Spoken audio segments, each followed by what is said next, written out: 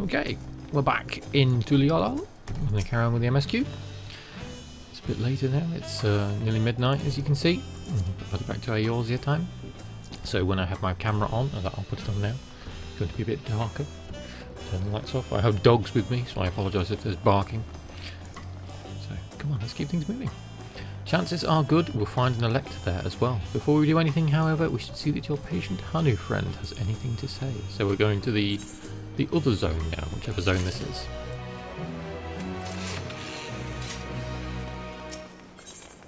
The helpful Hanu is waiting to answer your questions. I've been quite content waiting here, dining on the third promise's coin, but it seems you're ready to ask your questions now. So, what is it you'd like to know? The route to Okhanu, we go south through the Arch of the Dawn, then follow the road which runs along the Kozamalka River, is that right? It is. Be warned, however, my brethren tell me the recent storm has rendered the path even muddier than usual. The footing is quite poor in some parts. Far worse was the destruction visited upon our homes, though. Houses were torn apart, and several people injured, if not killed. Even our beloved festival is in danger of being called off this year. If you do still plan on going, I must urge you to proceed with caution. We'll be sure to watch our footing. Thank you. Now I'm worried for the Hanu. It sounds like they were hit hard by that storm. Anyway, if we're bound for Kozamalka, we should head over to the Arch. Someone said earlier on that quest acceptance sounds like London Bridge is falling down, and I can't get that out of my head now. Wing a protection scout. What does this man want? For a likely Dawn new hunt. Okay, so these are hunts. I'm not going to do them now. We'll do them later on. Mainly focused in MSQ for now. Oh, we're going to go in out the gate this time. We're not going north like this is what I did before.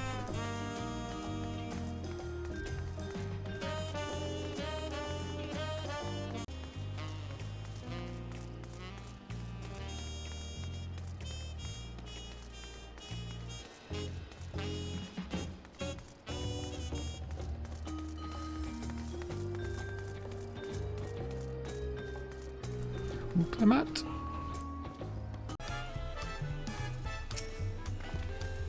Are we all ready to leave? Let's go. Then onward, Kozamalka. Open the way. The doors are already open. Is he going to open an already open gate? Or were they just guarding us? It's hard to tell. I sense we're going to get another big cutscene. Kozamalka, the land of rainbow terraces. It commands the gaze of all who visit without fail. Well, this is where Estinian was fighting that big thing. The big prongy cliffs. An endless torrent of water cascades over sheer cliffs to shape the wetlands below. To its relentless flow, all life must yield. Together with Wuklamat, we proceeded along the marshy trail, a road upon which the Dawn Servant and his comrades once traveled. Oh, pretty etherite. Looks pretty. This is where the benchmark was taking place, I think.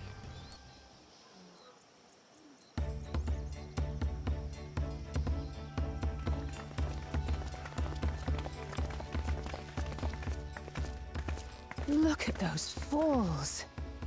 Even from this distance, you can feel the weight of that water.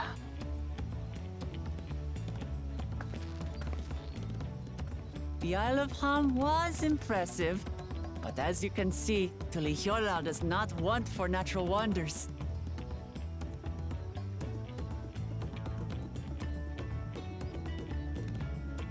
The ground is swampy, so watch your step. You wouldn't want to fall into a bog. I won't. I told you I've been here before. Come on. Okhanu isn't much farther.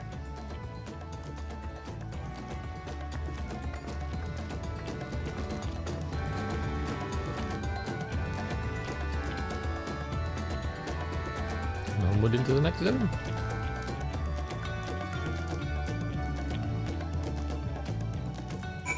Ooh. We're going to have a chat first. Alpha. Wetlands is an apt name. Much of the ground here is positively saturated. I'd just love to stand at the bottom of those huge waterfalls and bask in the majesty of it all. Pity they're so far away. I have a feeling they won't be for long. Right then, Krile. What does Krile want? There's no stopping the third promise, is there? A good thing she has Erenvel to keep her from getting lost. For all his grumbling, he's certainly there for her. Everyone should be so lucky to have a loyal childhood friend. Right, let's get moving. If we continue along this road, we should find ourselves in a village before long.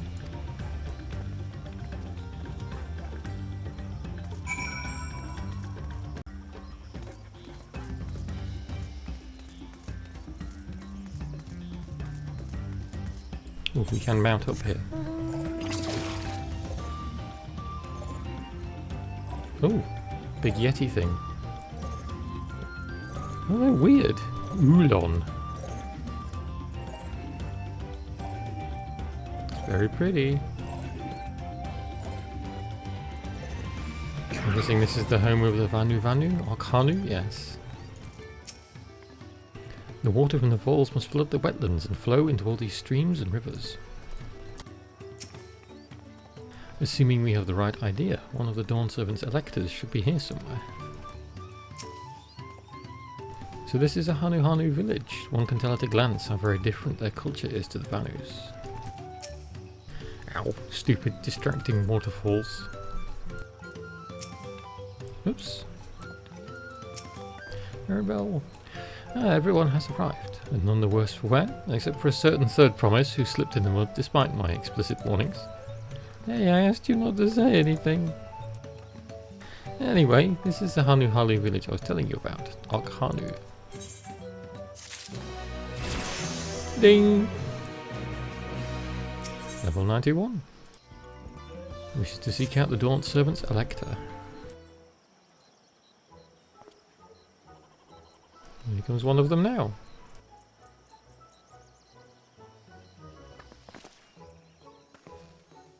It's like our friend said, the people are in no mood for festivities. I can only assume they're recovering from the damage wrought by the storm. Indeed. Well, let's do what we came to do and find this Elector. Which is going to be this person here, right now, and tell us to go away.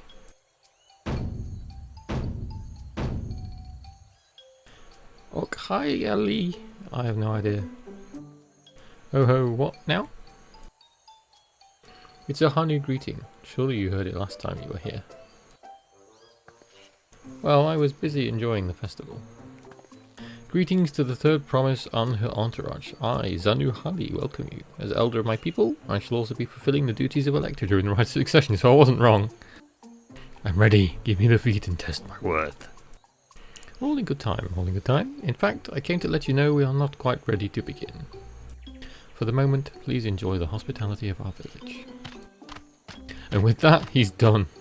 Not quite go away, but it wasn't far off. Right then, it helped to do some investigating and watching Pello, so let's take a look around here as well. Might I suggest a diversion of forces? For instance, Erenvel, Alize and Krile could concentrate on the southern half of the settlement. Meanwhile, Wuklemat, Bitter and myself will handle this northern half. Sounds good to me.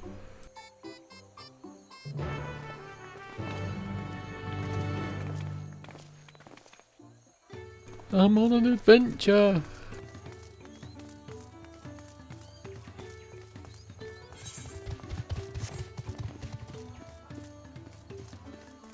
It doesn't look all that wrecked, to be honest, considering they've just been in a storm.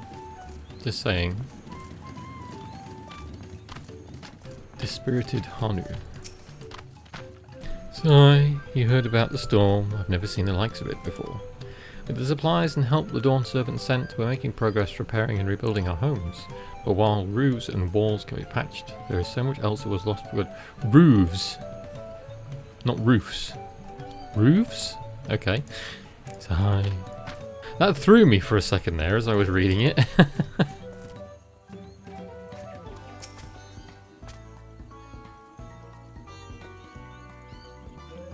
Oh, sounds like we've got to say Oho Kali to somebody, so I can see it in the chat.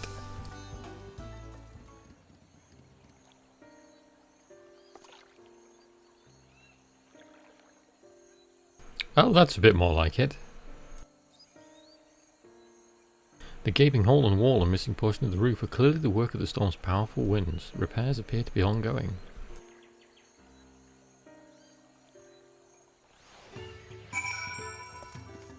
Diplomat's looking at it as well. A lot of houses are still damaged, and the Hanu I've spoken to are not their usual cheery selves. That storm broke more than wood and reeds. There must be something I can do to help them. I'm going to look around a bit more.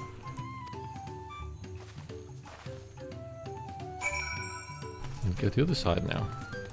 To the orb.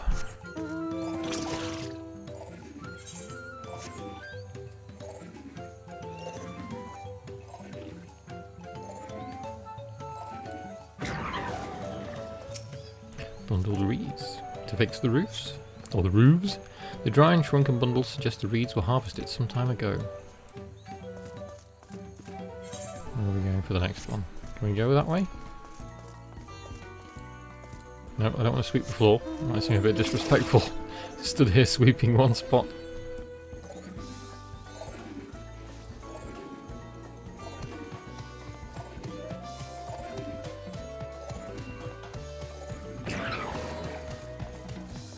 Time for a cutscene. Boat of woven reeds.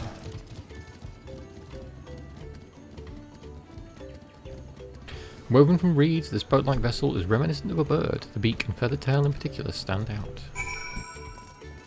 And now I talk to Alpha now. This boat must be woven from the same reeds I've seen gathered in bundles here and there. The plants hold both practical and cultural significance to the Hanu then. Ooh, link pearl time. Hello, can you all hear me? I'm told they're ready to receive us now. Come to the large building in the south of the village. On my way. We ought to hurry over too.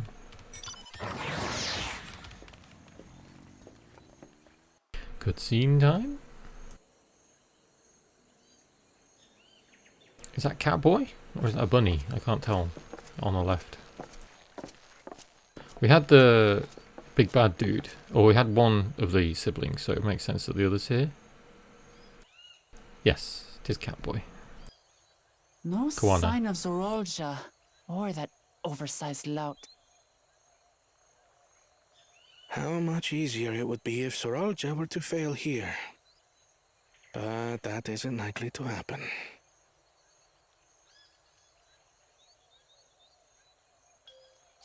Honored guests, I am Zanuhali, Elder of the Hanu.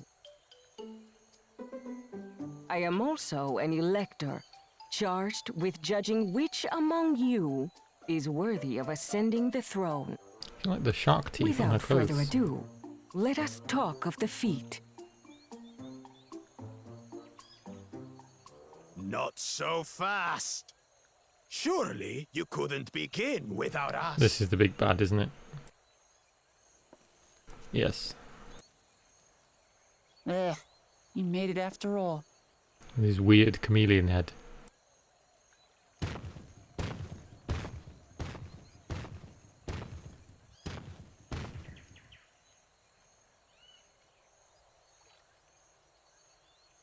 Peter is not happy. No need to fuss. There is no time limit for this challenge. Now, if you would allow me to proceed. It is here, in Okanu, where my people forged a bond with the Dawn Servant during our own chapter of the Tuli Yolal saga. In homage to those events, I have prepared for you the Feat of Reeds. Okay. Reeds seem to be of great importance to the Hanu. I wonder what this feat entails. Making something?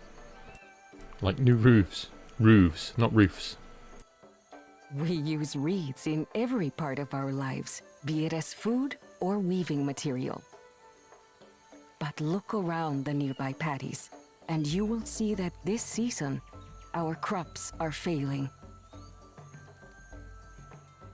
How fortunate, then, that my appointment to Elector coincided with this predicament. And to go and farm rice paddies?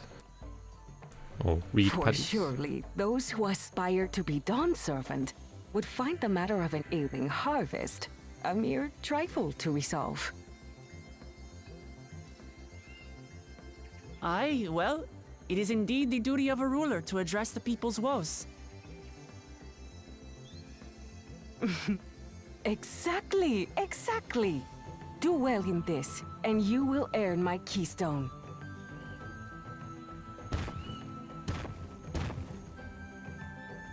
Why bother mucking about in the mud when we can take the stone by force?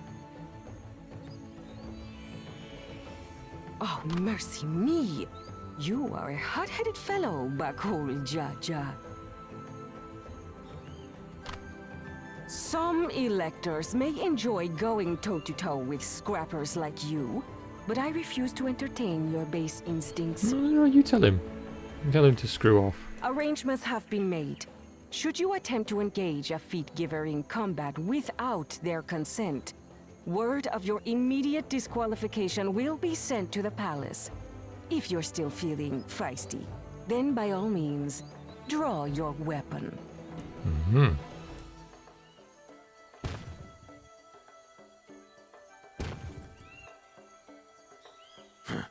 This contest is presided over by cowards. There's no sport in fighting you. Then we can return to the business of earning my keystone. The feat of reeds is begun. Claimants, I wish you the best of luck. There's only 3 of us. Catboy's going.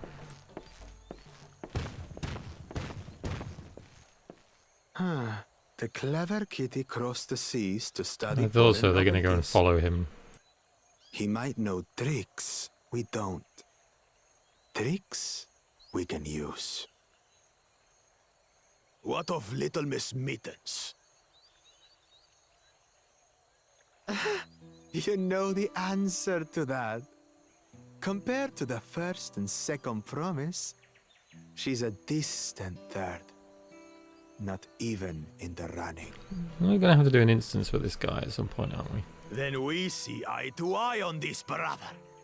Being Bakul Jaja so long with me has rubbed off on you.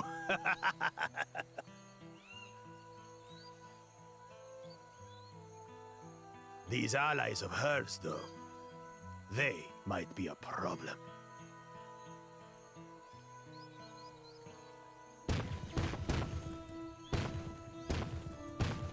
Going to be an interesting instance with that dude. Damn it, I'm just as qualified to be here as they are. I'll show them. Easy now. There's no time limit, remember? Let's keep calm and think things through. Right. You're Cry right. will come into the rescue. I won't win against that lumbering Vidrol by losing my head. Does.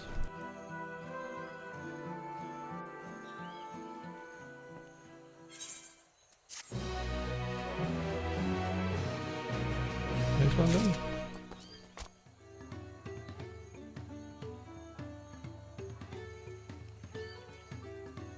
Cryle.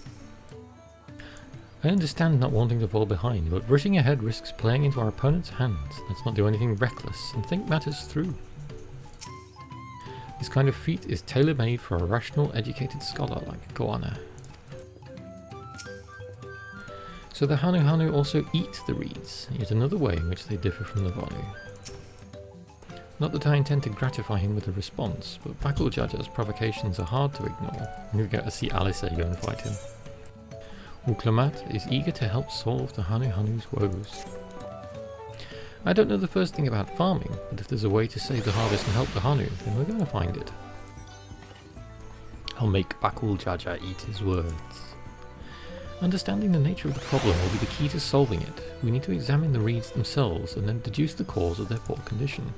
Erinville, will you take us to the fields where the reeds are grown? Of course, follow me. London Bridge is falling down.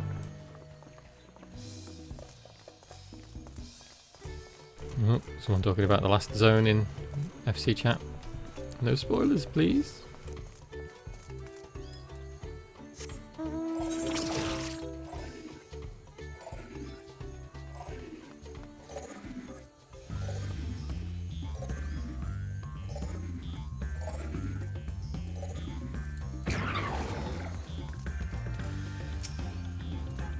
And now I thought these feats would have us battling dire fiends or similar.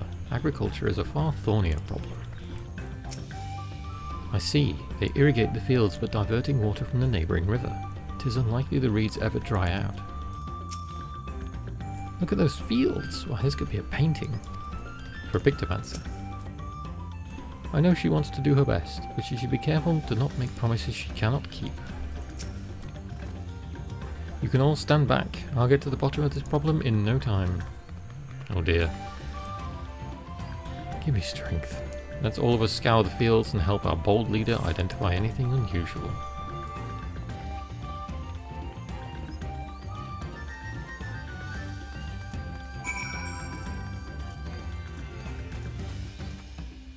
Is this where we're meant to go? Oh, we are going into the fields. Wilted reeds. As Anu highly described, the reeds appear wilted and unhealthy.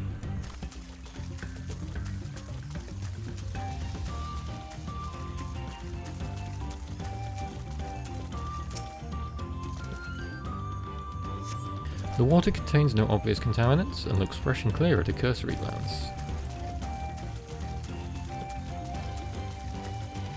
We're reading FC chat, the people zooming through levelling their Vipers and Pictomancers. The soil in the paddies is as one would expect, rich in colour and suitably moist, not dry nor flaky. It's going to be interesting when I do get queued for an instance, because there's so many people levelling DPS, doing it as a tank. It would just be an insta-queue. Lethargic frog, okay. A small frog catches your eye, strangely lackadaisical? Lackadaisical? It doesn't even bother to hop when it eventually scurries away. It just waddles away. It's over there.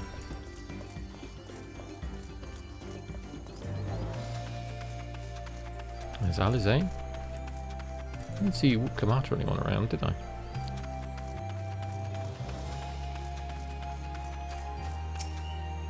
Oh, a water strider. A bit sluggish though. More of a water shambler. Alphadone. Naught amiss with the paddies themselves, as far as I can tell. There's Erenvel and Kryl here. There's Kryl. Let's see where Erenvel's run off to. Oh, he's in the marsh itself. See where Kryl's going to have an answer? What's Erenvel saying? Any luck? Seen enough? I'll call everyone together and then we can share our discoveries. I'm going to slow the text down, I think.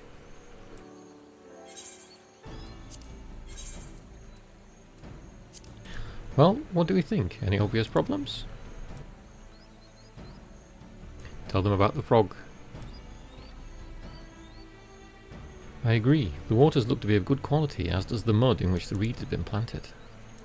The frogs and insects are unusually torpid. This suggests the problem is affecting not only the reeds, but also the creatures which live among them. Could something invisible to the naked eye be polluting the water? Back to materia. We would need an alchemist to know for certain. I'm an alchemist. I'm an omnicrafter. I don't have much to add about the fields, but something else occurs to me. When you were describing how creatures seem lifeless, I couldn't help but be reminded of all the listless villagers. So it's affecting everything. They've suffered a terrible tragedy, I know, but there is another reason for their flagging spirits, I believe. Go on.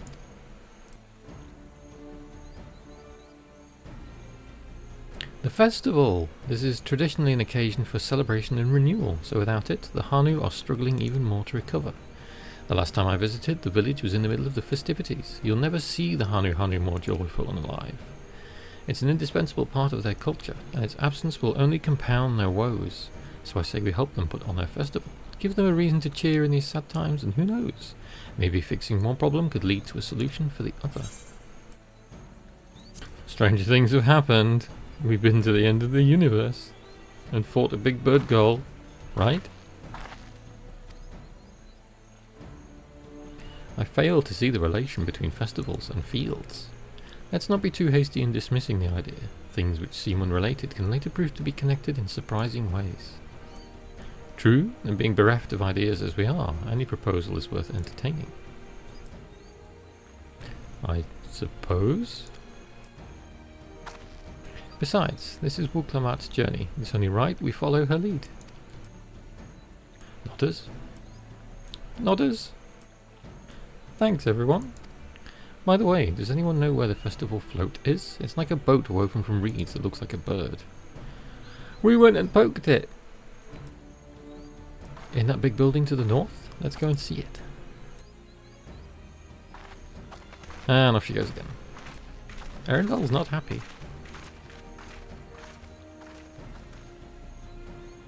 There's much less debate when I'm travelling alone.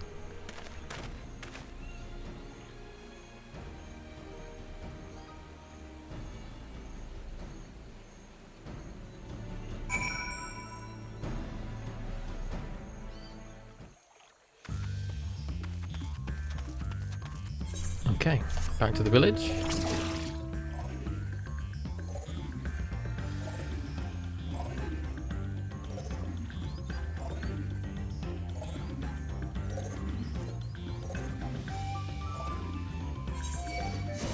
Oh, I'm being attacked by a tortoise thing. A tortoise, not a turtle, not a, oh my god, not a tortoise or a turtle, a tortoise. I'm really tired. It's showing, isn't it? Oh, is this the cutscene with the boat where everyone was stood? It looks like it. Oh, no. Let's talk to one of the characters first. Look at the size of that thing. I hope that they'd expect me to help carry it. The handles gave me pause before, but now I understand their purpose. I've never been here during the festival season, so this is all new to me too. What a charming float. I wonder what bird was the inspiration for its design. Yes, this is the float I remember. It does not appear somewhat damaged to you. We should take a closer look. Inspect the float. Oh no. This is when I have to go and gawp at things again. Well, it's missing an eye.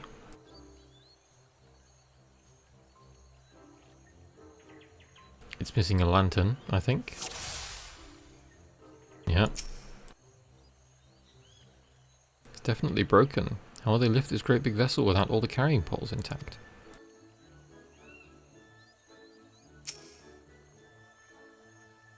Oh dear, one of the bird's eyes seemed to be missing a gemstone. Tail feathers? Yeah. These tail feathers have seen better days. I swear the colours were a lot brighter the last time I saw them.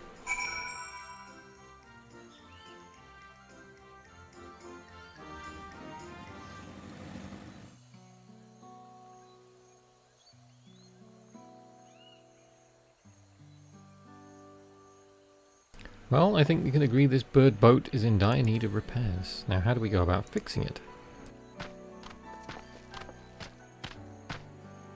What is going on here? We were admiring your festival float. It is a shame it's in such a poor state due to the recent storm, I gather. Yes, we had to leave it exposed while we ushered our people to safety. With this float in this condition, there can be no lifting of wings. No ihihana? I hope that's right. Ihihana, that's what the festival was called. I want to help you hold it. Have you not seen our village? Homes are ruined. We're struggling to make repairs and you want us to hold a harvest festival? I know how it sounds, but giving into misery never improved anyone's situation. A celebration of life and growth may help give you the strength to work through this tragedy. The role of festival leader is mine this year, and there's nothing I would like more than to lift everyone's spirits. We don't even have enough materials to repair the float.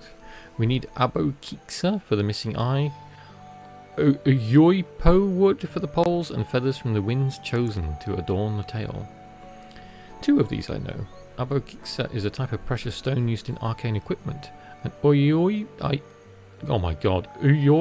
wood is essential for crafting ceremonial instruments. These chosen feathers, however. The winds chosen is the victor of a competition in which the contestants see who can blow a feather the furthest using wind magics. That's something of a problem right now. We Hanu Hanu are gifted at employing such airy sorceries, but expend a great deal of mana when doing so. We are soon exhausted by the effort, and having no reeds to eat will only make it harder. I think I understand. Your vibrant reeds go quickly and vigorously, so much that they stifle the development of nearby plants. They must be a potent source of the energies you naturally lack. They are indeed. Owing to the poor harvest this year, we've been left enervated, and if we cannot gather the correct materials as dictated by custom, we cannot repair the festival float. Oddly enough, we may have just stumbled upon our solution. The winds chosen would, by necessity, have a natural glyph for manipulating magical energies, which means any feathers taken from the victor should be high in ethereal conductivity. The float's construction also requires a stone used in arcane equipment, as well as a timber favoured for ceremonial tools. The demand for such specific materials must have an underlying reason. The float might also function as an arcane device, as a weapon for smiting the Hanus at a smooth brain bitter again. Pray continue, Alpha no.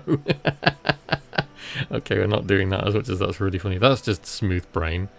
We'll do that one. The smart one. Precisely what I was thinking. This boat of reeds is in fact an arcane focus of some kind. So it like blesses all the land.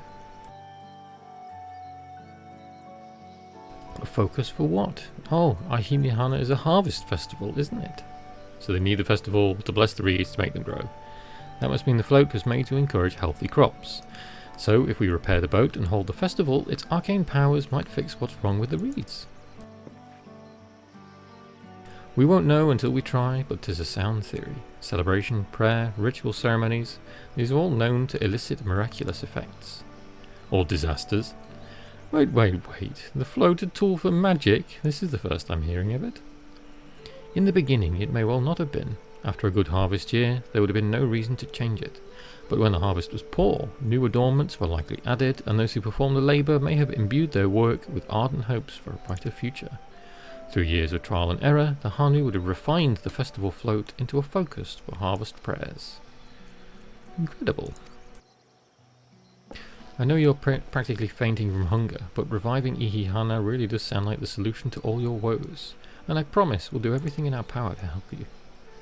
I'm still not convinced about this focus business, but I did accept your aid nonetheless. I will introduce you to the shipwright who's been maintaining the float these last few years. He's replaced both the eyes and the poles before, so he should know where and how to procure what we need. Then allow Alice and I to acquire the feathers. We will encourage the people of Okhanu to gather and vie for the title of Winds Chosen by sharing with them our own reserves of mana. I'll go with you. I carry some alchemical brews that may afford the same effect. So we're going crafting, because Bitter is an Omnicrafter. And those guys are going to go and play with magic. The three of us will visit the shipwright then. Nodders. Not without me. I've worked hard to fix the float as best I can, and the responsibility is mine after all. I've not introduced myself, have I? My name is Linu Hanu. Nice to meet you, Linu Hanu, and certainly, let's all go together. Friends! And we talk to Kyle. Thanks to Wuklamat, we found ourselves a promising way forward. Experience and knowledge are valuable assets, but there is something to be said for following one's instincts. Now I get foot gear.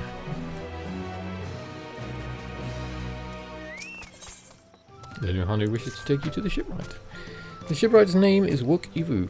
He's a Zabral who only moved to Kozomauka a few years ago, these names, but has since mastered our customs to an almost frightening degree.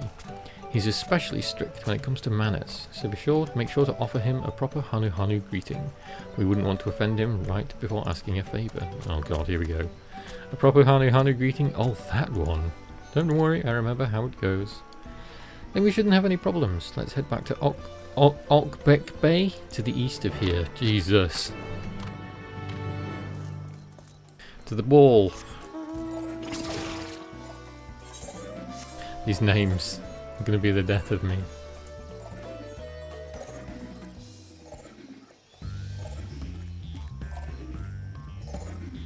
Did that just say, oh, you yub? These, like, names, seriously. I get they're really embracing, like, the South American culture, like Mexico and Brazil. This is crazy.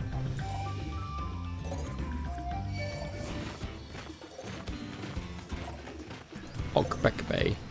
There's Linuhanu. I still have something chasing me. There we go, it's gone away. This is Okbek Bay, the village of all. Those who drift into Kazamalka from Tuliolal and elsewhere are welcome to live here alongside the Hanu. As for Wook Evu, he lives and works in the House of Waters High at the top of that large tree nearby. Follow me, but I should warn you, the climb up the stairs can be challenging.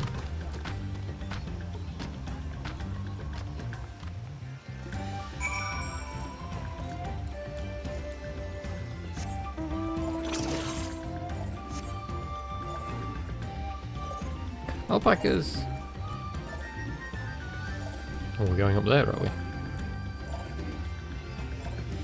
You don't have to climb up it because I can do it on a mount, except I'm not because I've just seen a green Orby, so I'm going to go and get that first.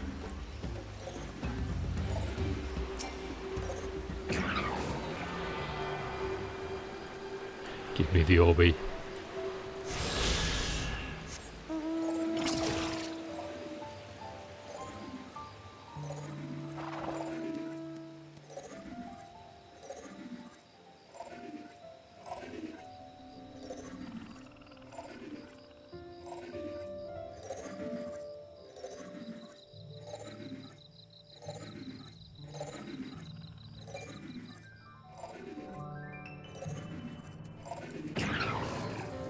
The new Hanu? Here we go. Oh, it's this dude.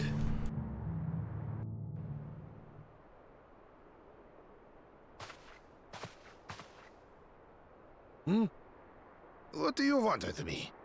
We need your things. Right. The greeting.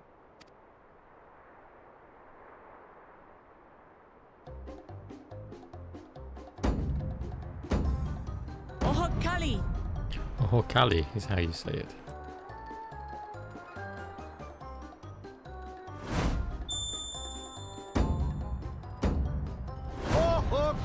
This is going to be the new Mandeville greeting, isn't it? Or Hildebrand is gonna come here and do that at some point.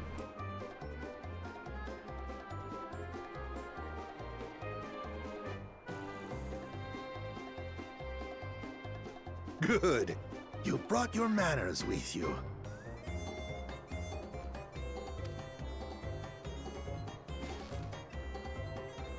When you know Kanu, do as the Hanu do.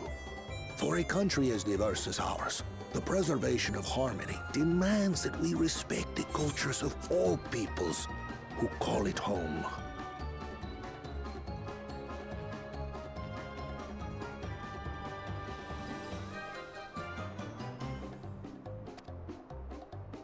Well, that explains your familiarity with Hanu customs. And you speak truth, of course. To live together means to learn about each other. Ah, I appreciate an open mind. In fact, I get the sense we've met before.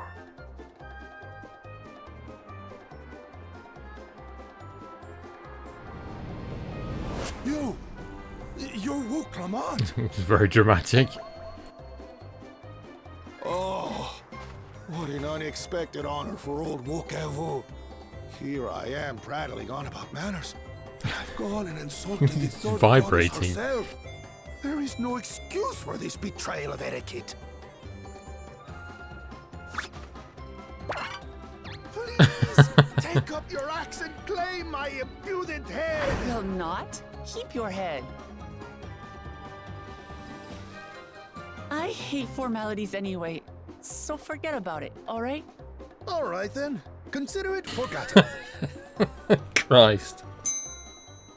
How prompt. That's one way of putting it. We're actually here about the Ihihana float. I wasn't far It's off in pronouncing bad it wrong shape, then. And we need you to craft new carrying poles and a new eye. I'm told you work with Uyuipo wood and a certain kind of stone? Abokisha? Abokisha, okay. That I do. But, well, I would like nothing more than to offer my services. I just used the last I had of both those materials. My lumber in particular went to fixing homes damaged by the recent storm. I'll need 10 days or so to restock. We can't wait that long. If you tell me where to go, I'll gather them myself. What? Send the third promise out on an errand like some common lackey? That's utterly unconscionable. A gross violation of social protocol. I told you not to worry about such things. All right then. I shan't worry a whit. This dude.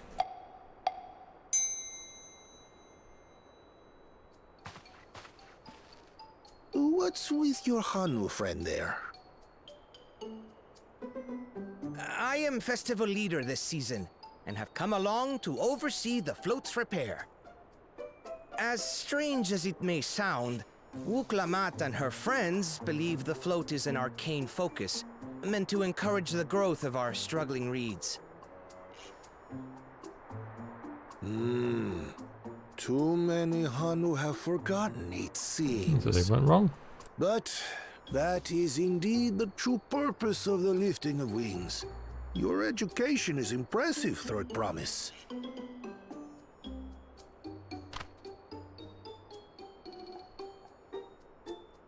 Well, maybe a little.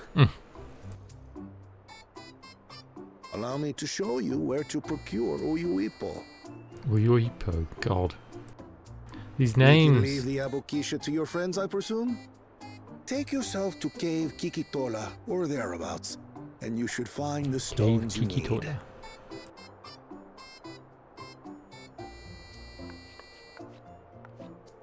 And Kryl and I going on an adventure?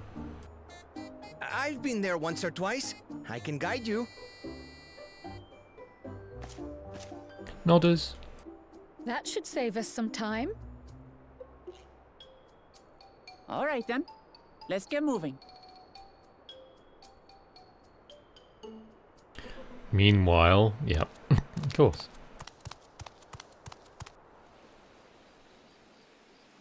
Look at him go.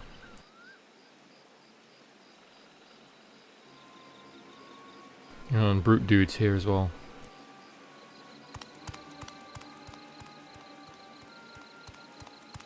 Chosen one of your rivals is making progress.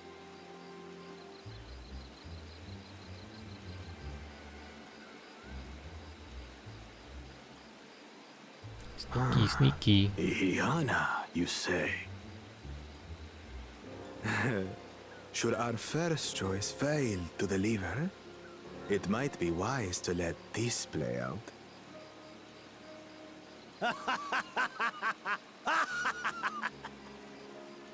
The third-rate promise is making herself useful after all. I'm not going over the fact that this dude looks like he's got cataracts.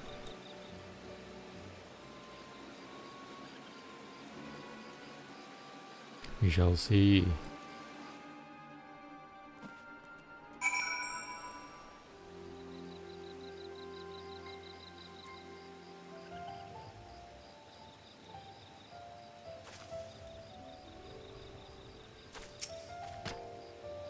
Cave Kikitola is southwest of Arkanu.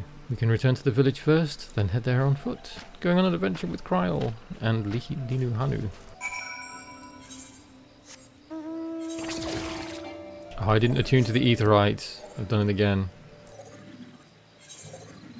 Go and do that first.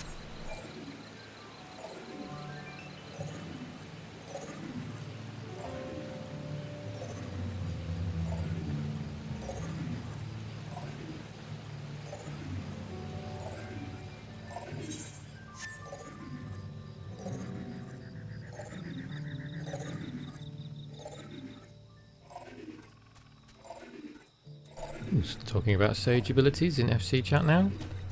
That's quite cool. Sage will be the next one I level, I think, because that is my healer class. I am going to main the story as Paladin though.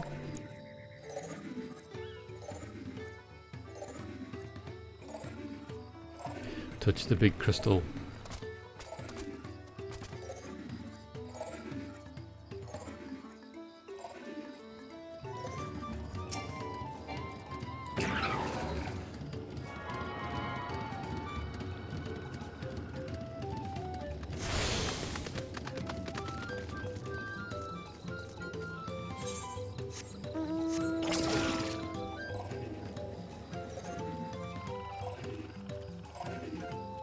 There's Kryl.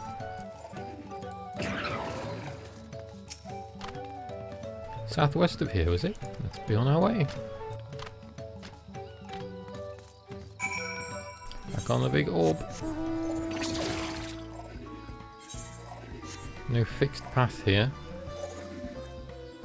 Just winging it into the woods. Oh, you yob. Boom, boom, boom.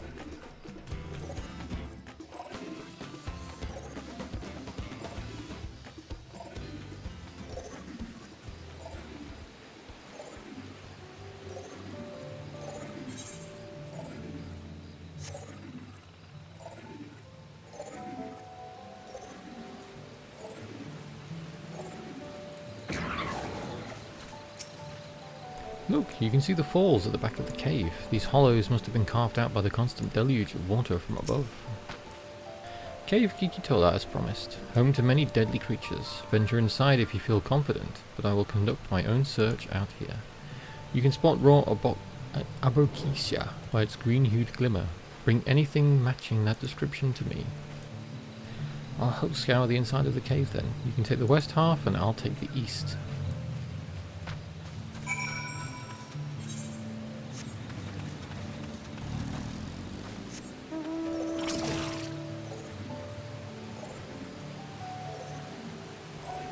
Glowfly. I can see a point of interest there with all the glowflies. Very pretty. There's an Orby. We're going to get the Orby first. I figured there would be one in here. I'm not going to lie, I was looking out for it.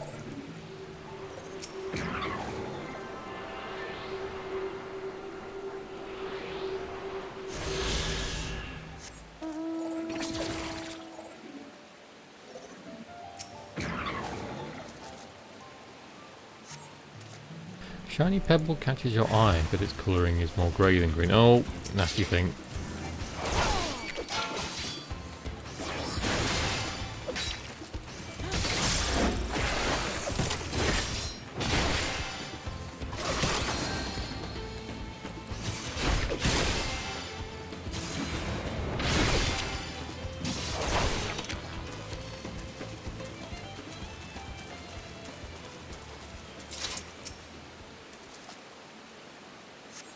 You find a chunk of stone glowing a distinct shade of green. This seems like the exact kind of mineral that was being looked for. That was quick. And then he had to put down one silly little frog.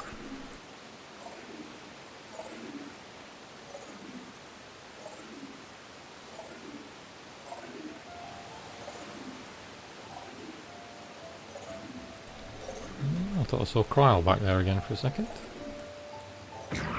She is there.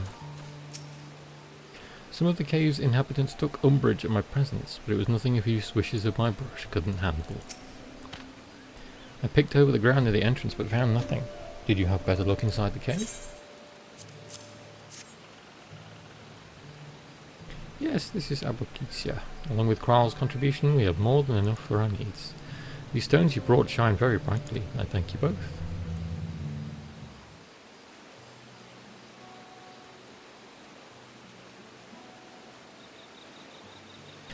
He would have been happy to know we were putting things right. Truth be told, a good friend of mine was meant to be festival leader for this year's Ihihana. But when that bug storm hit, he did not survive. It fell to me to carry on in his stead. That was why you agreed to Wooklamart's request, despite your initial reluctance. Yes, it hurt to hear, but she was right. Though I must mourn, I cannot let my grief consume me.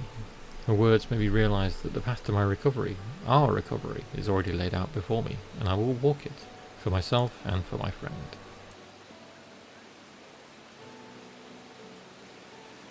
Thank you for sharing your story with us. Please rest assured that we've taken your plight to heart. I'm certain our companions are procuring the other materials as we speak. Everything will come together, and Hanu shall host a splendid, uplifting festival. That we shall.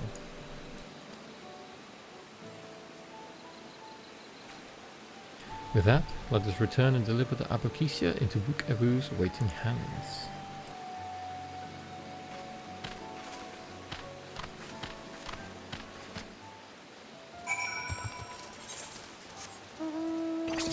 Where are we going? Oh, all the way over there.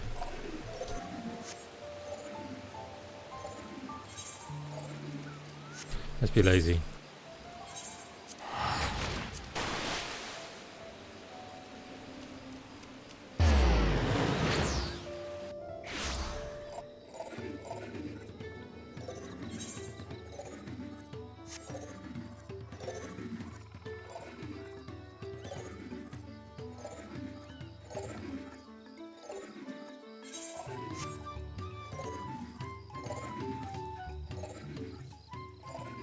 Uyuyub.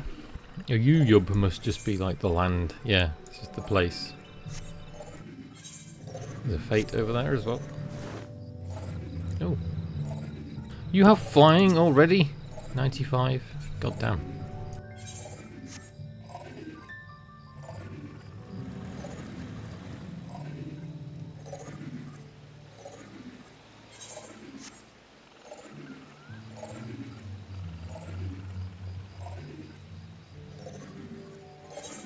Alpacas! Oh, I have to get back up the tree, I see.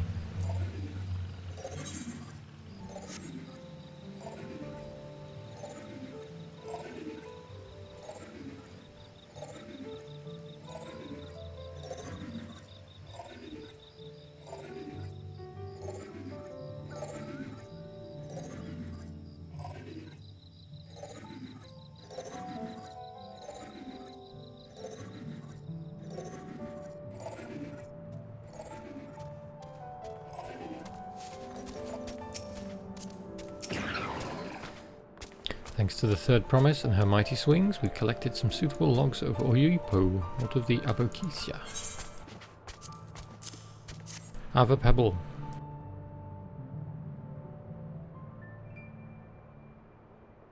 Yes, these are excellent samples, a goodly quantity too.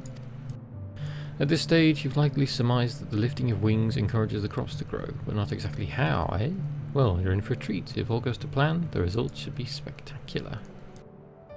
Now, to get to work crafting these pieces for the float, I could use an assistant versed in the arcane arts to enhance the Oyuipo's conductivity. Step forward, Kryl? Yeah, then I'd be delighted to help.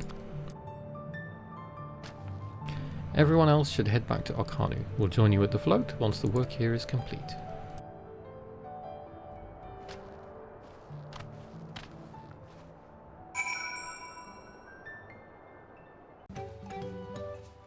Okay, it is a new day. It is Saturday. We're going to begin again. Carrying on with Wuklamat. Gathering the Oyupo was a trial in and of itself. At first, Book Evu criticised everything I did, and then he suddenly yelled, "I've spoken ill of the third promise and must punish myself," and proceeded to slam his head into an Oyupo tree. I told him not to worry about it, again, and it was like snuffing out a candle. He's an odd one, that's for sure. At least we've seen to the poles and a new eye. Now we just have to wait for the feathers from the twins.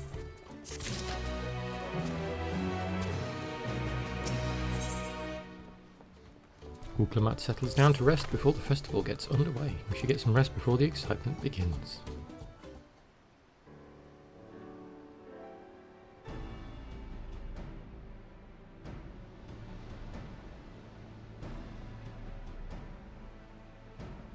Over there by the float. Isn't that the third promise? Then the rumours are true. She's trying to complete the feat of reeds by reviving Ihihana. The festival is a prayer for healthy crops, but does she honestly believe that will be enough to save our harvest? The second promise, meanwhile, barely glanced at the fields before leaving Okanu altogether. Maybe we asked too much of our young claimants.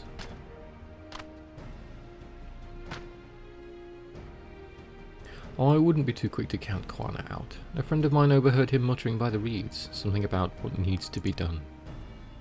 Is that so? Perhaps we'll get to see another of his innovations firsthand.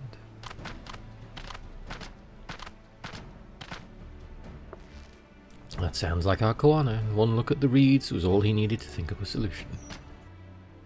Be that as it may, our own solution is nearly ready. Indeed, as soon as the others get back, our long-awaited festival can begin. There's the twins and Bunny Boy. It took some doing, but we managed to gather competitors to vie for the title of Winds Chosen. The winner was only too happy to donate his feathers. You should have seen it. He called forth an incredible gust that sent his feathers sailing for miles. We had to turn ourselves, but it's more difficult than it looks. Poor Erenvel's twirled in the air for a moment before landing on his foot. I am a gleaner. Magic is not part of our training. As for us, we bought the wood and gemstone replacements crafted by Wook Evu. All that's left is to attach them. Notice, has it been decided who will ride the float? Papa was the guest of honour last time I was here. I remember being surprised they could even lift the thing with his hulking weight on top of it.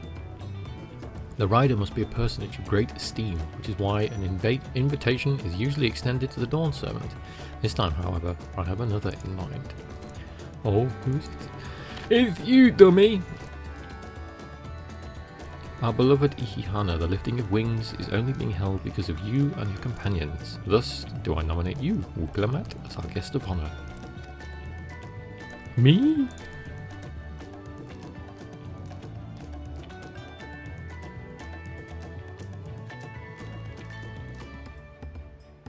This boat won't make me seasick, will it? I don't think so. Motion sickness, maybe. Then weigh anchor. I can hardly refuse a request from one even more enthusiastic about the festival than me. I will be delighted to ride your float. Thank you, Wuklamat. I have roles for the rest of you as well. We'll be carrying the festival float in a slow procession towards Kozanoi. Oh my god, Kozanaukai, where the sacred likeness of Kiksai is ensconced. Oh Jesus. What I'd like you to do is clear the path of dangerous wildlife so that the procession can move along unimpeded. Consider it done. You expect me to sit still until Wook Evu is finished with the float? Let me come along and help with the clearing. As you know, I'm not much for fighting. I'll stay behind and assist Wook Evu with the repairs. If you aren't sure where you need to go, the path I spoke of begins at the south of the village and branches off to the east. That will lead you across the bridges to the stride of the sun. Then we shall see to clearing it end to end. Nodders. And the bridge is falling down.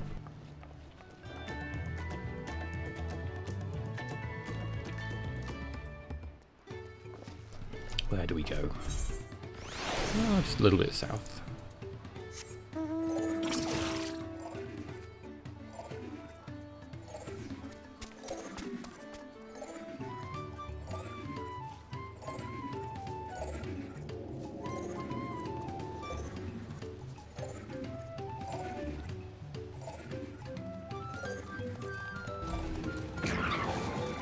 Here's friends.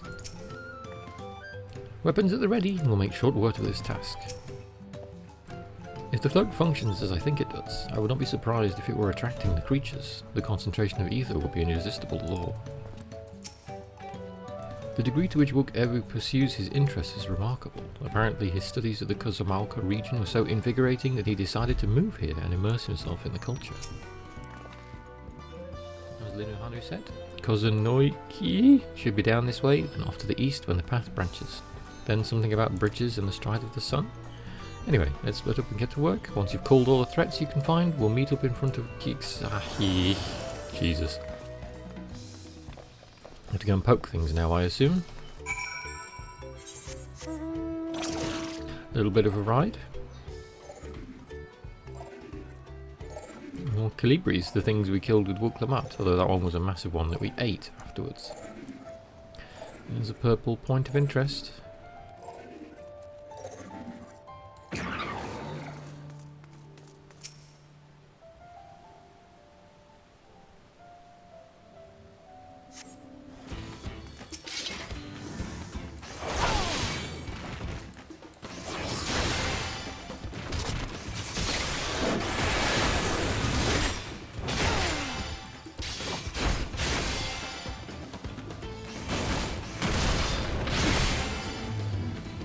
That's one.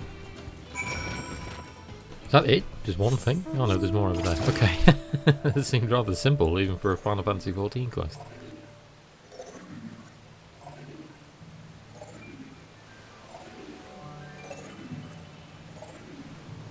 That's a good thing. I could have been doing dungeons as well. Oh, there's Kryl with a turtle. I told you, you don't need to watch over me anymore. Oh, bless her. She's learning. Here's the next one. We're going to clear a path so we eventually see them all. And there's going to be one big bad that's probably going to be a duty at the end, I'm guessing.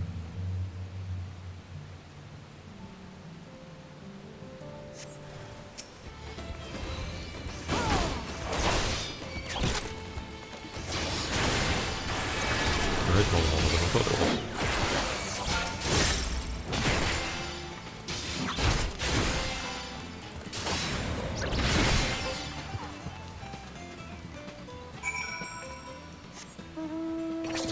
Onward. Does want us to go this way for an Orby.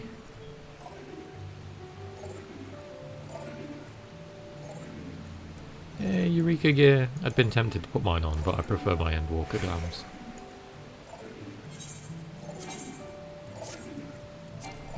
Oh, we can't do glamour plates here because it's not in the safe zone. I do have the Eureka gear as a glam. That's one down.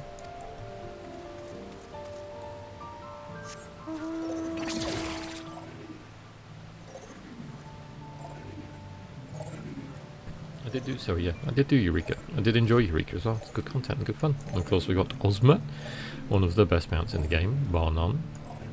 There's an Alphino with his Norliths out.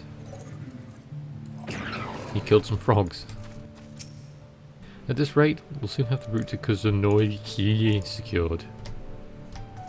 Our next point is just over here. Didn't see Alize though. She found some trouble.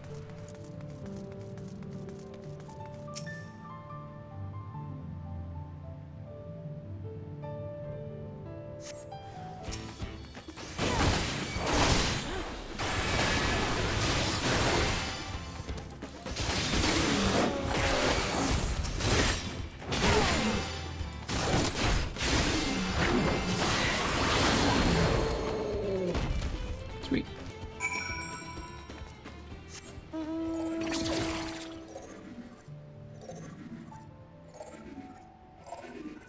There she is. She killed a curl. Now this is my kind of busy work. She's obviously bored.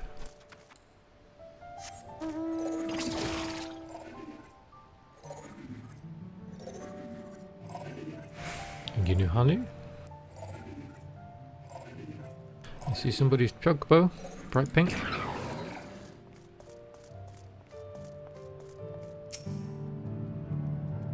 And big totem.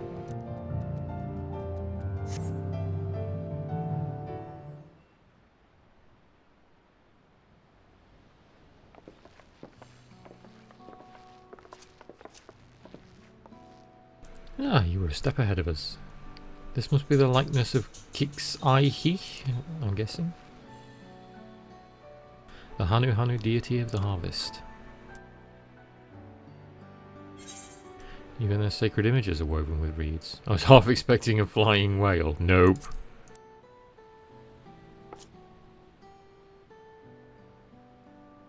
Not the Bismarck.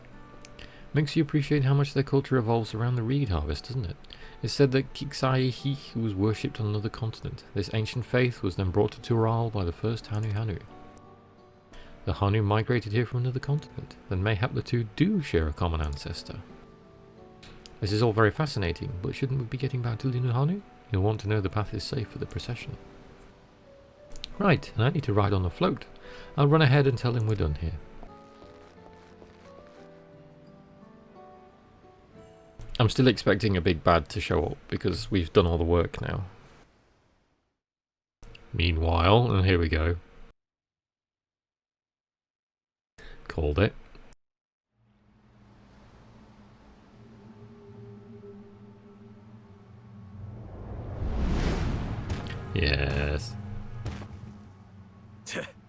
not sure we heard you right, old man. Why don't you say that again?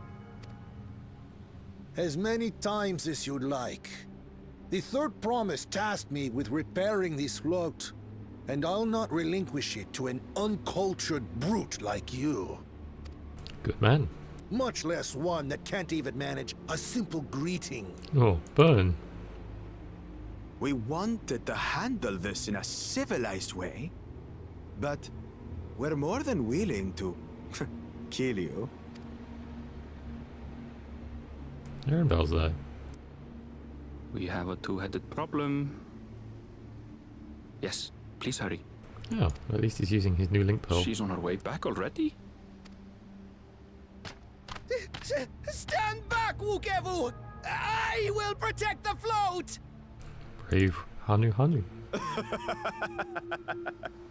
Are you trying to be brave, little bird? I could never have repaired the float alone. Not properly. But thanks to Wuklamat and her friends, we can hold Ihihana again! This is a priceless treasure! And as festival leader, I would die to protect it! Very well, if that's what you want. In comes Wuklamat.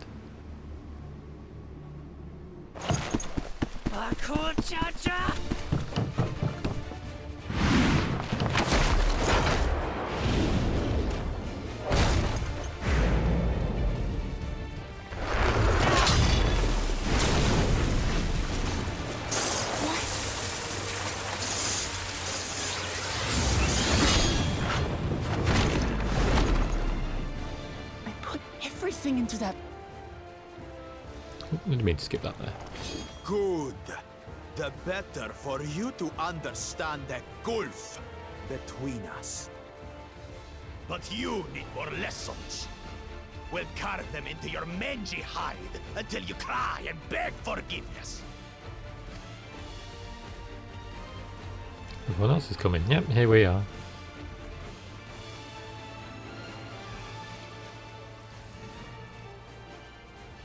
Your brilliant plan was to steal the float and take the credit. The so-called blessed siblings are nothing but cheats. Go Alize. Your scorn is sweet music. Come, weaklings. We'll crush you each in turn. Or all together, if you like.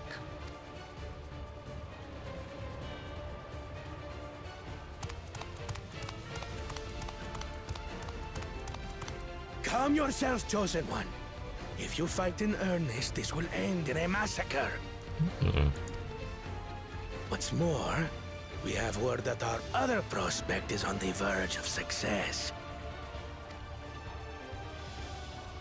What else is he doing? Then it would be foolish to expend effort sweating nuts. Isn't he like the boss of the first dungeon? From what I was seeing on Jesse's thing. Lucky for you. Eh?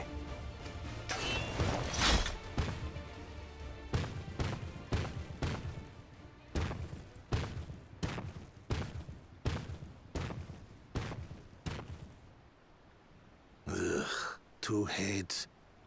I see Mamuk still clings to that loathsome hope.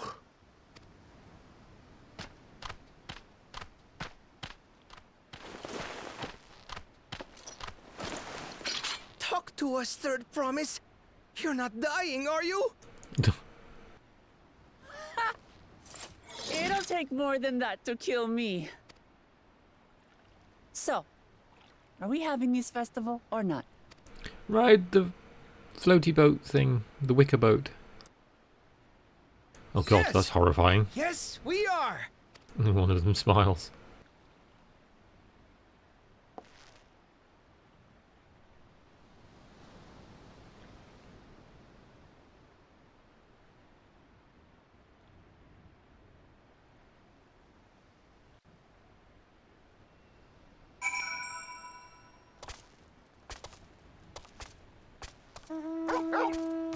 Nuharu.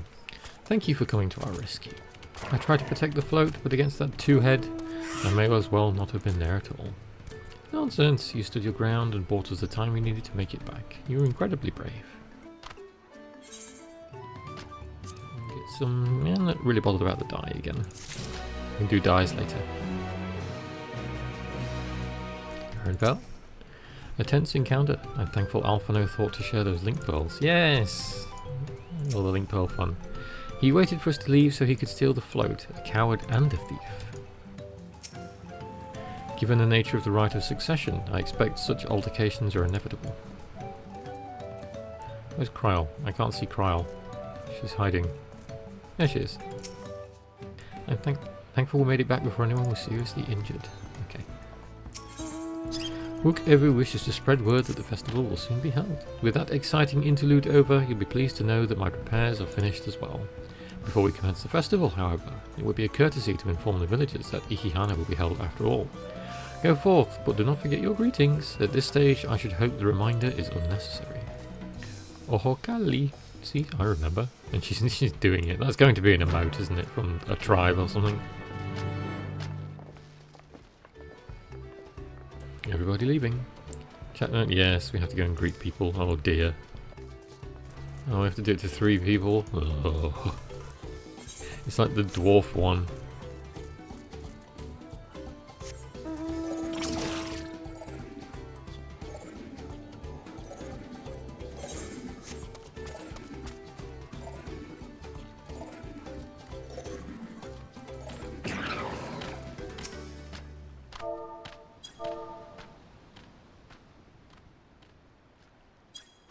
Oh, golly.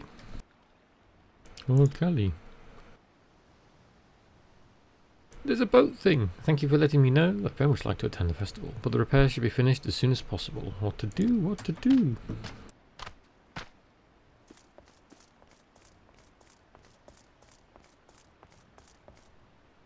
I'm reading FC chat as I go around. The good part yet. Oh dear.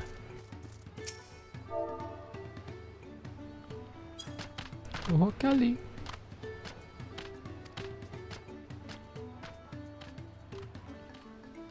The festival is about to begin. What do you expect me to say? Besides, of course I'll be there. Cleaning up the storm's aftermath may have been hard on us all, but the lifting of wings is a tradition, and a joyous one at that.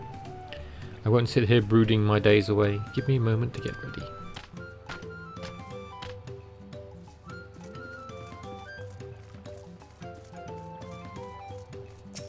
Last one. Oh, golly.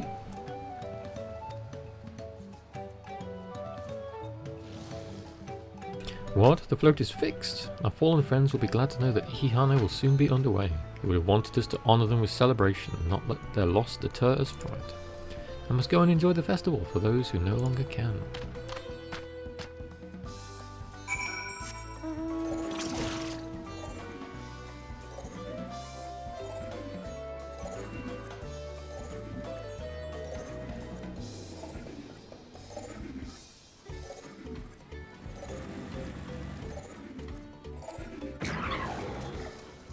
Back to the boat. The Hanu were pleased to hear their festival was going ahead, I imagine. Nodders? That is well. Once your friends return, the lifting of wings can begin at last. It's got 2 eyes now.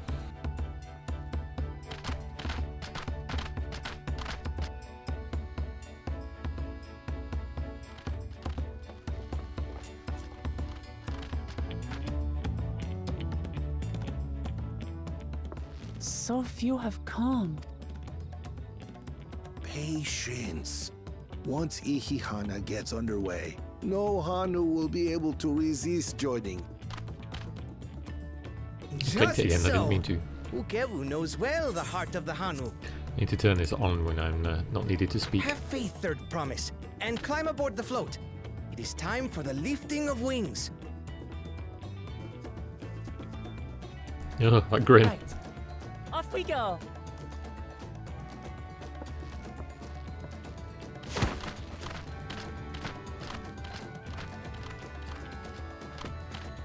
Ihihana is a prayer for bountiful harvest. But this is not its only meaning.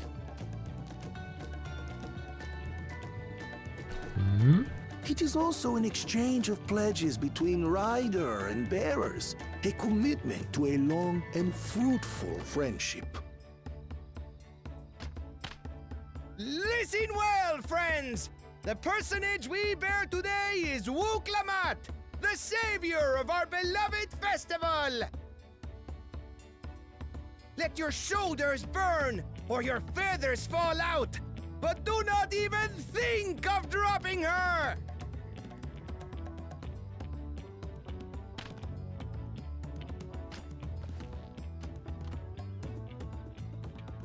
Quick flex before we pick her up. Ready and...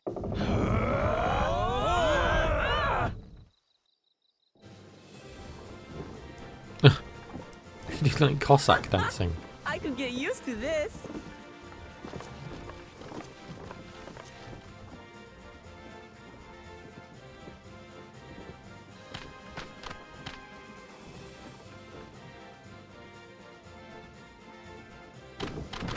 Will empty bellies stop you from joining in the fun? Come and help us carry the float!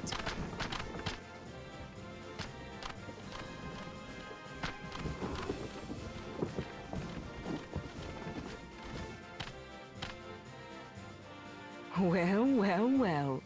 To see the day that Dawn's promise would ride our boat again. We've not had the honor since you were here, Gulul Jaja.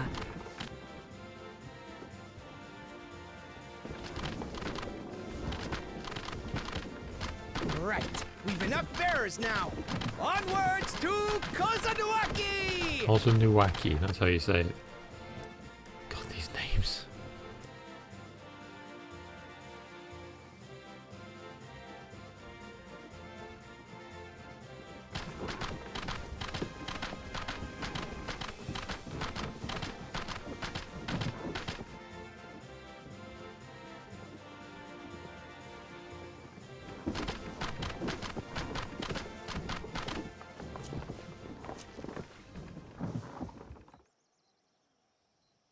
Bird?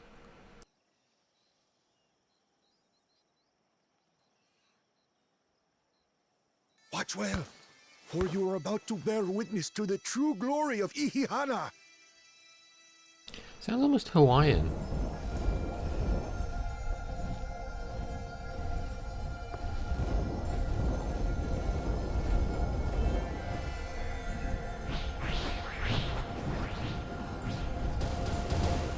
It's almost like a primal summoning. On our life force, concentrating and amplifying the energy.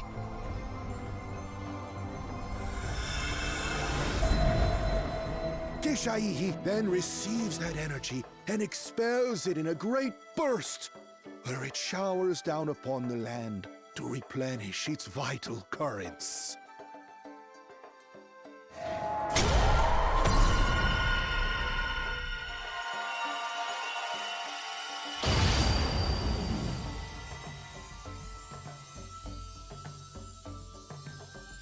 Like the end of Dalamud.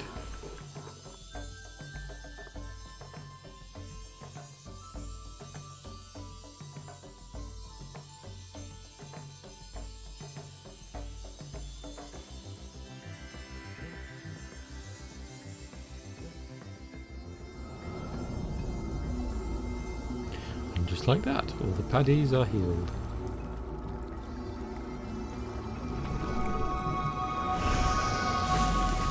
Yep. Now we have corn. Or wheat. It worked. Like a literal charm. The float really was helping the reeds. That was amazing! To think that such a thing was even possible!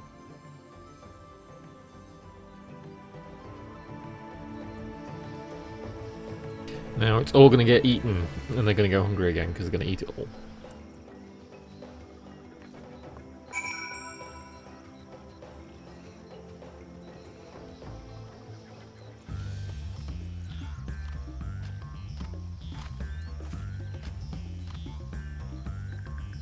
Sorry, I'm reading FC chat. Turn my camera off for a sec.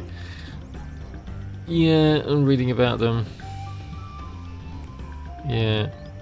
Yeah.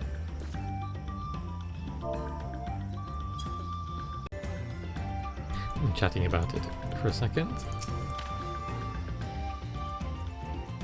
Should I have left the float behind like that? Oh, I was so excited to see the reeds. Nothing to worry yourself over. My brethren had been swept up by the festival fever. Last I saw, they were taking turns at carrying poles back on the way back to the village. Please feel free to look over the fields and enjoy the sight of what you've accomplished.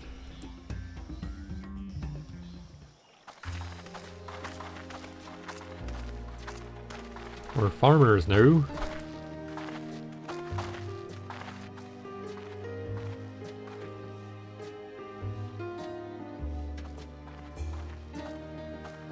Oh, that one didn't grow back. Or half of it didn't. Some of them still look a bit sickly. I imagine even the harvest magic has its limits. If the Hanu continue their festival tradition year after year, though, the entire field should eventually recover.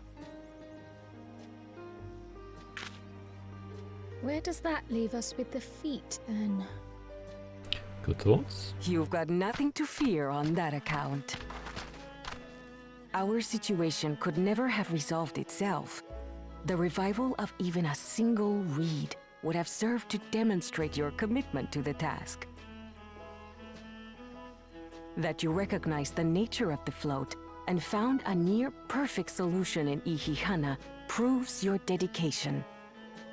What's more, I don't think I've seen the festival produce such impressive results since I was a mere chirper. We have been lax in maintaining the float, diluting its magic and reducing Ihihana to hollow theater. Discord ping.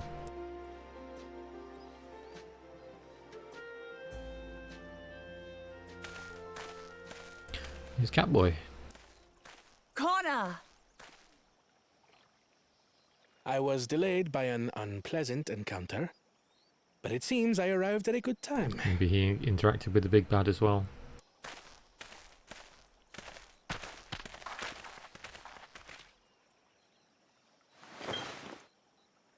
Alchemical bomb.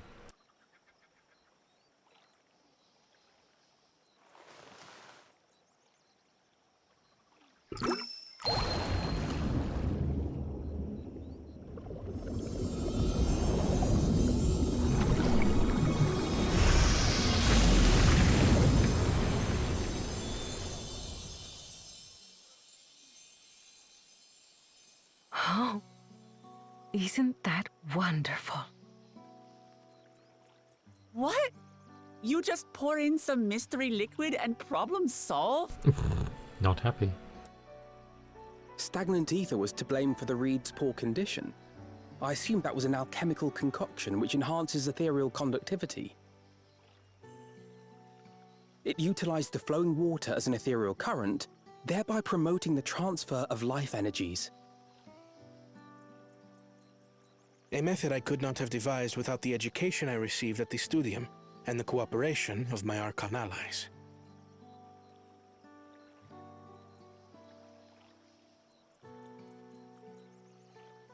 Archon allies?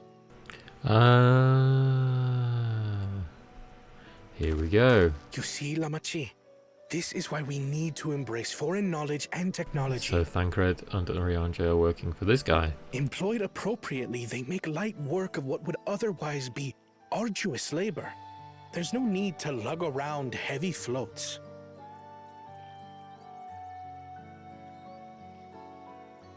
Well, you always were the clever one, brother. Your approach was no less effective, Wuklamart. It achieved the same result. Indeed it did. And you enjoyed the festival, yes? I did. It was so much fun. Having visited your village before, I thought I knew everything about it. As it turns out, I knew very little. About the reeds, about Ihihana.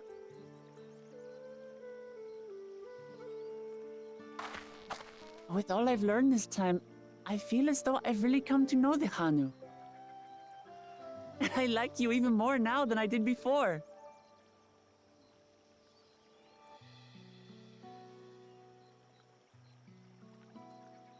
The feeling is mutual. And it's not just you who had a lot to learn either. I'll never look at our float the same way again. The two of you have exceeded expectations. Come forth and claim your stones. Oh, that grin.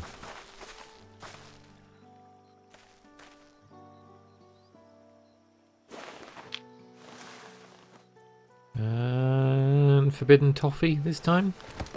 Not forbidden cherry drop.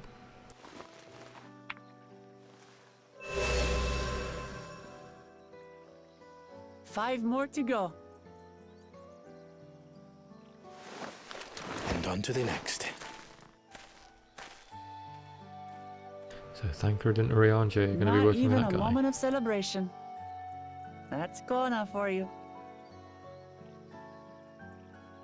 The third promise? You must join us for Ikikana next season. As Dawn servant, of course.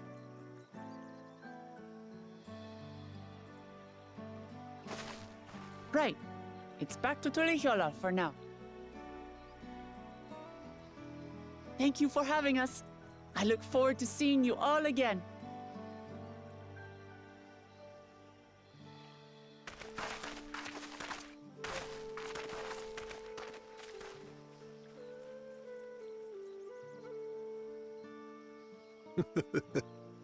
These are interesting times indeed. Now we have food to a feast. Ooh, the DLSS is giving a nice depth of field on that shot. Graphical updates. Oh dear, now what? Ween Mile. The concoction was brewed by Kona himself. It's a test vial, but it should contain the same reagents.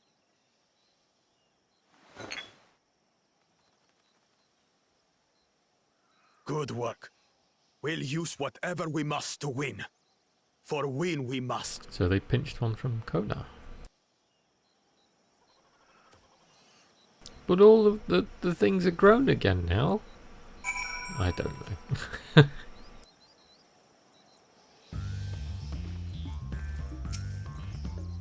Where's Bakul Jaja gone, I wonder? And what did this follower mean by the other prospect? I'm curious as to who these Archons the second promise mentioned could possibly be. I wonder. That makes 2 out of 7 keystones. So far, so good. While Kona seems a decent sort, he strikes me as a man who likes to keep others at a distance. My journey has just started and already I've met so many wonderful people. Evu for one, he's a bit eccentric, but everyone could stand to be as respectful of other cultures as he is. And Linuhanu, it warmed my heart to see him honour his departed friend through Ikihana and to help others do the same. I can't help but feel excited thinking who else I might meet in the course of the contest. Come on, let's head back to the Last Stand Dawntrail version. I hate that name. Right, Etherite, back to the main city. To Tuliolal.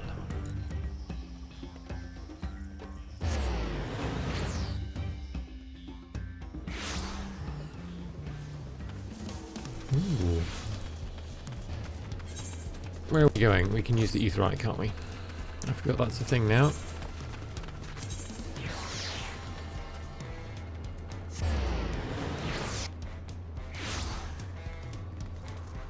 Here we are. And up. When Wuklamat declared her intention to save the festival, I feared where it would lead us. I'm glad to see my concerns were unfounded. Travelling with so large diverse a group is unfamiliar to me. If she could see me now. Oh, like his mentor? The Hanu's festival must be as central to their traditions as the sun drop dance is to the Vanu. I've not forgotten our obligations to Wuklamat, but it's moments like these, when we can immerse ourselves in the cultures of others, that fill me with anticipation for new experiences this venture will bring us. I noticed Zoralja was not at the Hanu village, yet in a contest like this one, 'tis only a matter of time until the claimants are pitted against each other in direct competition. I pray we don't cross with Bakul Jaja at the next feat, but even if we do, we've made a good start on these challenges. Hopefully we can keep it up. Look at us! The contest has barely begun and we already have 2 keystones. Surely even my talented brothers aren't doing this well. We can only hope. Sweet! It looks like I have a twin behind me. But Aura, she's got the same hair. Uklamat is eager to attempt the next feat.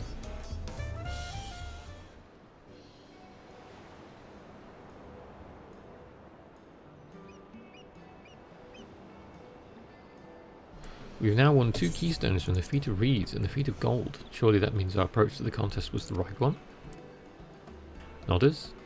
So it would seem. By continuing to retrace Galil Jaja's journey as presented in the saga, we should find the remaining electors in turn. Then let's visit the giants next. Like Kryal said, the fact that they were searching for the Golden City might mean they know something useful. The home of Yokhoi is in the upper reaches of Okapacha. Unless you're keen on scaling the cliffs, we'll have to take the long way around, through Kozamalka. This route will take us close to the Moblin village, which is another important location in the saga. Since we'll need all the keystones eventually, it makes sense to pay them a visit while we're passing through. So we call on the Moblins first then. Let's head there right now. I'm afraid right now is going to be a problem. Gate closed or broken? Oh, the storm. The flight of Wee Wingless, the great stairs leading to the Moblin settlement, collapsed in the storm. Gated content. What are we to do then? There is an alternative, but it requires preparation. Until it's ready, you could rest at the cabins or see more of the city, whatever you prefer.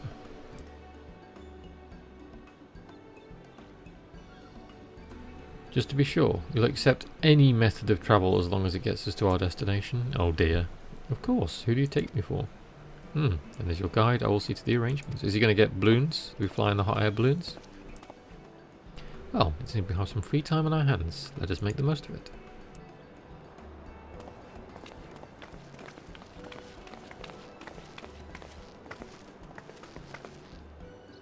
I need to get my axe repaired. I nicked the blade pretty badly when I took a swing at Bakul Jaja.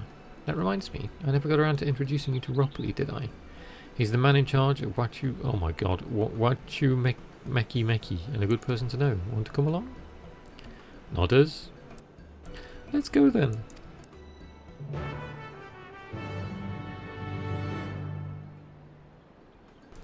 I think I will hang on from doing this one just now, and I'll go back to the village back there, and I'm going to do some ether currents. So I'll pick this up in a minute.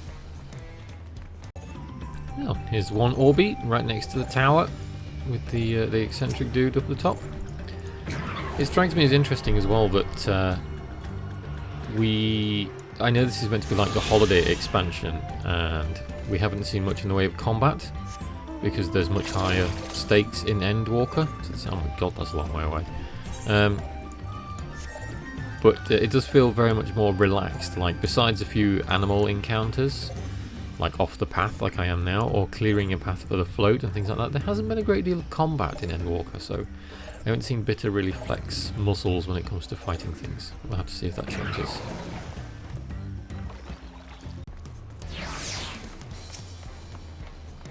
Ready? The markets of Wachu Meki are to the east, the other side of Bayside Bevy. Oh, we've got her with us again. So we are going to use Aetherite this time.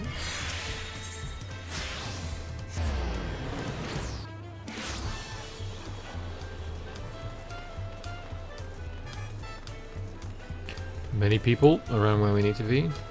And Ropley. Oh, it's one of the Palu people.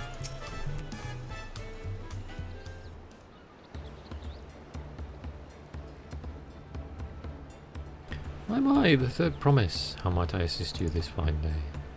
Well met, Ropley. I need to buff a nasty nick out of my axe blade. Here, have it. Yes, it's been chipped quite terribly. Trying to cleave rocks again, were we? Something like that. Think you can fix it? You stand among Tyrell's most prestigious gatherings of artisans and ask this question. 'Tis child's play. We'll have it repaired for you in 2 shakes of an alpaca's tail. Good to hear. I leave it in your capable hands. Who's your companion, if I may ask? I am Bitter, warrior of light. This is Bitter, a great adventurer I recruited from across the salt. I brought her here to meet you, actually. Thought she might have reason to visit Machu sooner or later. Then allow me to introduce myself. I am Rupley, humble representative of this grand centre of trade. A pleasure to meet you, Bitter.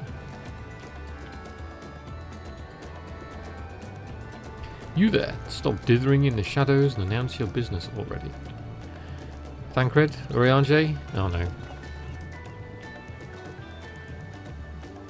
I've seen that man somewhere before. I recognise them. Where are they from? Oh, they were on the boat, that's right.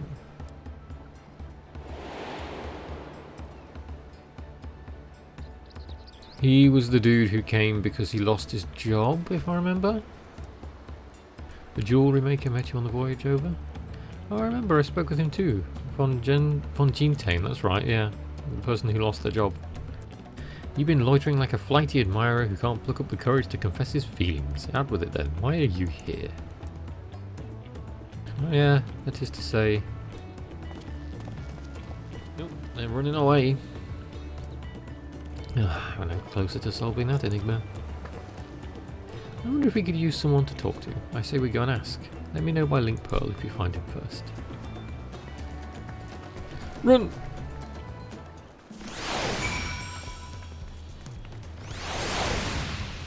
They were way over there.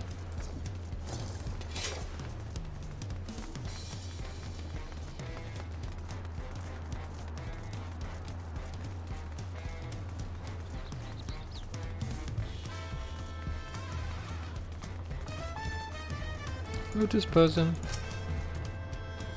Hi.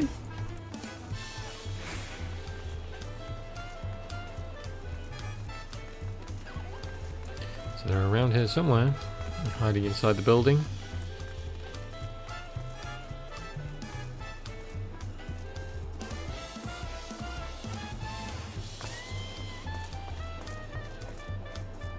I anticipate where it's going to be a crowd of people, so they can't be that hard to find.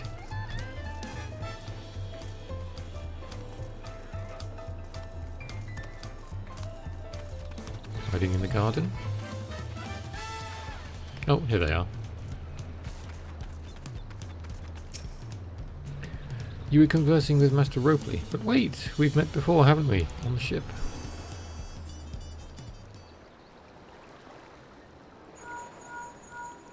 He's here.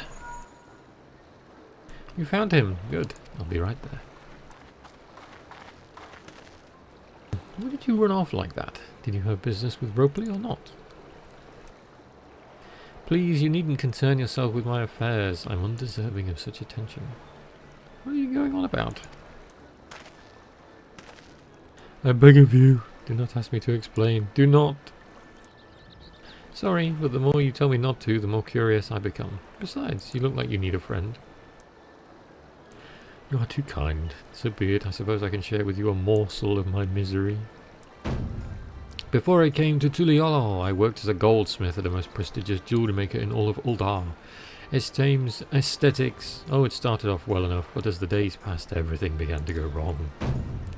Compared to the masterpieces of my talented colleagues, my products were lacking, mediocre. I lost all confidence. Crippling doubt had possessed me, and any veneer of bravado I tried to put forth soon cracked beneath its weight. Thus did I take ship, hoping to find a fresh beginning on new shores. Yet as you witnessed, I lacked the courage to even approach a potential employer. You stand before a man wallowing in the wreckage of his ill-spent existence. Alright then, you offered a morsel, then served as the full course. You must have really wanted someone to hear your story. If you like, I could try to give you a few words of advice. Then you have experience with my predicament, of feeling terribly inadequate compared to your undeniably superior peers. Oh, that's going to hit home. Well, when you put it that way.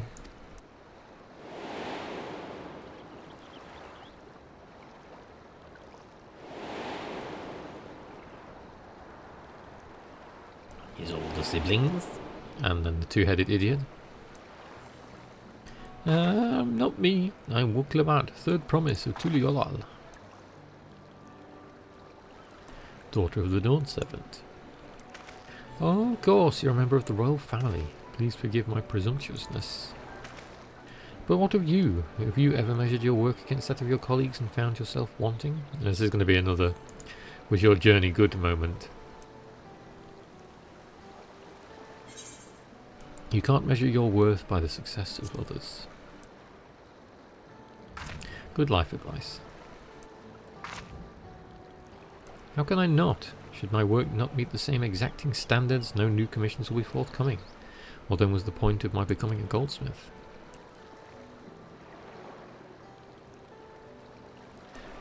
Looking back, it was my father who inspired me to take up the trade. His exquisite creations brought radiant smiles to the faces of his clients, and I admired him deeply for it. But in the course of striving to be as the great goldsmith as him, I lost sight of my original motivation. All I ever wanted was to spread joy through my craft as he did. Perhaps I will give this one last try. Thank you both for reminding me of what is truly important. Daughters. Bow. And off he runs. Yeah, there we go. No walking. What is truly important? Concern.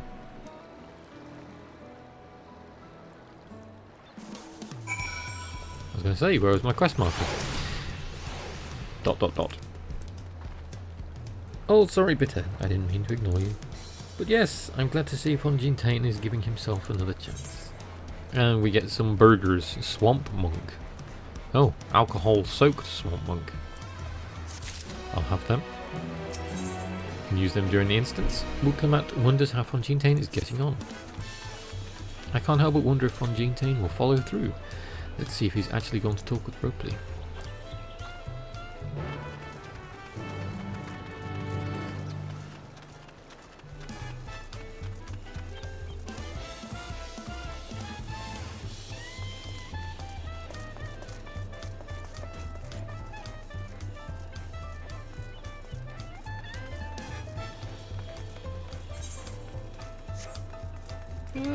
Eureka gear. They make me want to wander around in mine again.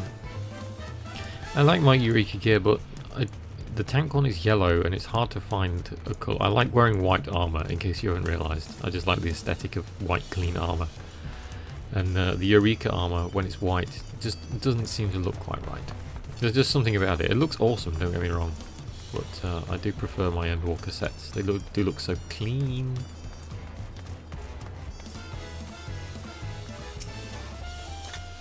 It was kind of you to come, but you needn't worry. I found my courage.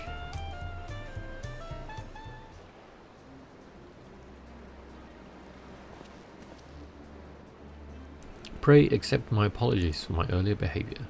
My name is Fontaine, and I am a goldsmith from Uldar in faraway Eorzea. I realise this is a bold request, but I should like to continue practising my trade here in Wachumeki. I hope I got that right this time, if you will have me. I only ask for the opportunity to bring happiness to others with my creations. So that's what it is about. You were looking for work. Consider yourself hired. Wachumeki is always in need of skilled craftsmen and women.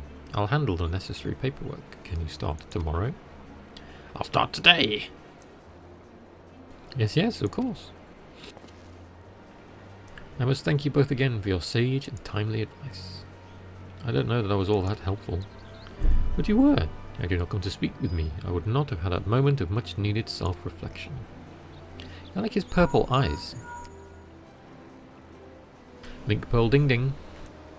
The arrangements have been made. Come and meet me at the entrance of High Tide Harbour. We're on an adventure. I almost forgot. Do you have my axe ready, Ropley? Ready and waiting. Behold the sublime touch of a Wachumeki artisan. We can't see it, but it's done.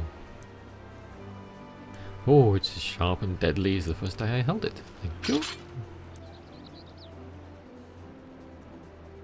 Well, good luck to you, Fontaine. Let me know if that doubt creeps back in. I'd be happy to talk you out of it. As for us, we should head to the harbour. Wouldn't want to keep Erenvel waiting.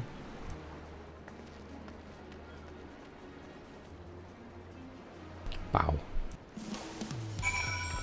Where are we going? Ah, the short way away.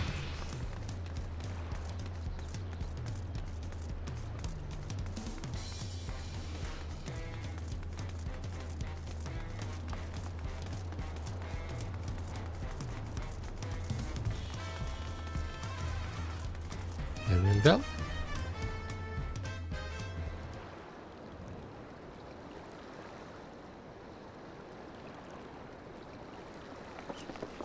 Enough with the secrecy. What's this big plan of yours?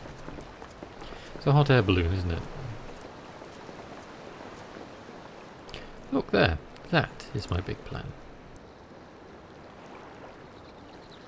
Oh, no, we're going sailing. Oh, it's that thing. What is that? Isn't the thing from the thing from the first dungeon? That's a Punutiys? She'll be pulling our boat upriver. Erenvel knows his animals. How do we know she won't thrash about and sink us instead? They're gentle and timid creatures, for the most part. She's unlikely to cause a fuss unless you give her reason to.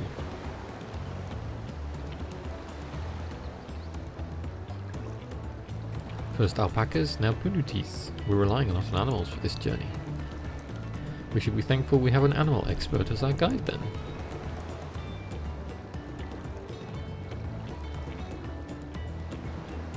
No. Bunny Boy does not like compliments. But did it have to be my old nemesis? Another boat?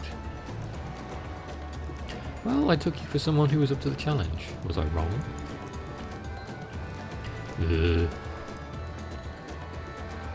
Long ago, when fighting still raged between the clans, the inhabitants of the Kuzamalka rode these riverboats to move swiftly through hostile territory.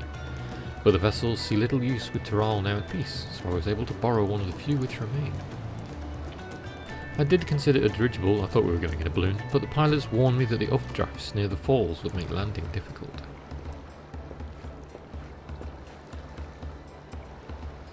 There's a lot of them. You said borrowed one, yet there appear to be several on the water.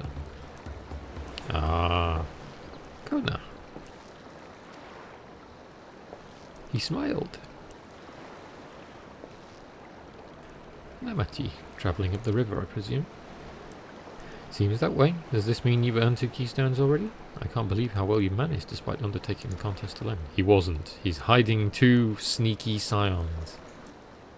I was never alone. I have my own entourage with me since the beginning. Yeah. My friends, it's been, well, not that long. Shock. Thancred, Orianjay, what are you doing here? Escorting a promise, the same as you. He looks different now. I'd heard much of the incomparable Archons during my time at the Studium. As soon as the contest was confirmed, I thought who better to recruit to my course. I contacted the Scholarch, who arranged an introduction to these 2 gentlemen. The second promise had specific requirements. They who would be his assistants must both prove in survival skills and mastery of the arcane arts. Thus did Thancred and I receive the summons. My own studies concentrated on technology which our people could readily use, such as inventions born of magitech or clever engineering. Where magic was concerned, I covered only the foundation. Knowing you 2, I expect you had other reasons for accepting the job? For few, the nation of Tuliolol spans an entire continent. Depending on who wins the throne, the world may be plunged into instability once more. He really does look different. Ever have we striven to preserve peace? Where is our place, if not here and now? We did our due diligence, of course, and made sure of who we were working with before agreeing to this endeavour. He's even more opaque than Orianjay at times, but is surprisingly... That's quite enough of that. We'll be on our way. Wait, I have one question before you leave. Kona and Wuklamat are vying for the throne. As Kona's entourage, does that mean you'll resolve to defeat all his opponents, including us? Oh, We're sworn to do all in our power to win this contest for Kona, even if that means competing against our own comrades. We intend to hold nothing back and expect you to do the same. And we won't disappoint you.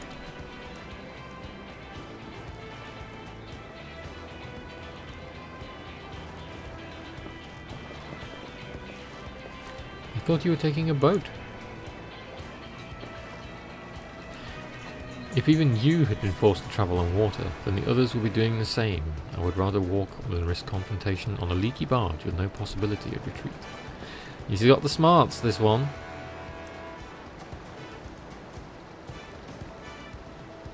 Sorry, I was drinking. It's true that I can't stand boats, but I trust the route Erenvel has chosen for us. Ooh, he really doesn't like compliments. Leave the handling of the Punutiys to me. Should other wildlife attack us, however, I may have difficulty keeping her under control. Do your best to draw them away, as far from the front of the boat as possible. Some combat, finally. Then we shall remain on deck and stand guard, although it may be wise to have at least one of us sit up front with Erenvel, just in case. I'd like to stay on deck. I'm eager to put my pictomancy to the proof, and I'll take any chance to show you that I can hold my own on the battlefield. Then Kryl will stand on guard with Bitter. Nodders. Then I'll keep Erenvel company then. With my blade, I can respond more quickly to threats than Alfred. Thank you. If a fight breaks out, I'll try and stay out of your way. Then I shall endeavour to provide aid where it is needed. I can do that as well.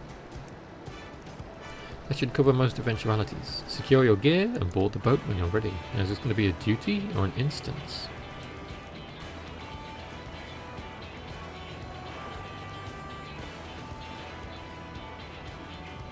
Oh. Yeah. Let the hunt begin. Chameleon dude grinning. Oh, it is a dungeon. Oh my god. What is it called? I don't want to know. I assume we can do it as like a trust, because I think I'm going to do that first for story. Kona decided the river route was too risky, but I wonder how the other claimants are planning to travel. As Kona said, once we're on the boat, there'll be little room to fight and nowhere to run. We must be prepared for all manner of threats. This should be a good opportunity for you to see how far my training has progressed. We can't stand here all day debating the dangers ahead. We have a contest to win. We'll take this smaller boat to board the big vessel with the Punutiys. Okay, so we'll do it as a trust first. And we intrepid. Oh, she can go as DPS. Okay. Yeah. Okay.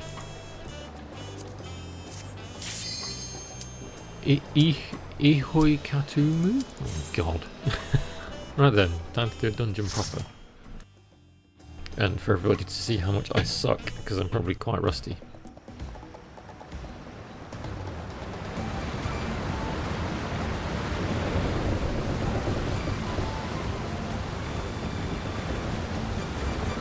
So the big bad is on his boat as well, with some caged animals.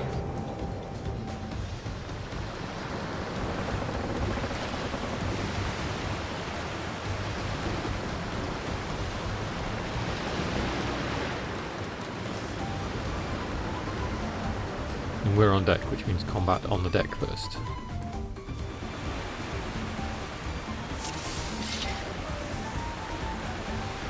There was a boat like ours up ahead. Could be Zorov-ja or Zizit Baku-ja-ja. Forget who else on the river is right now. We have company. 30 things.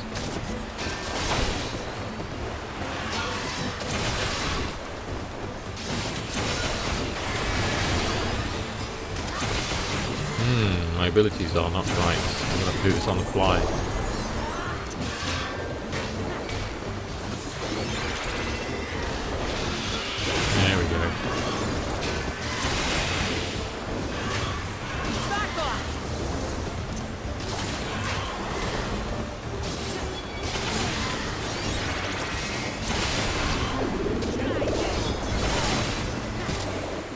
I don't even have my tank stance on, that's how bad I am.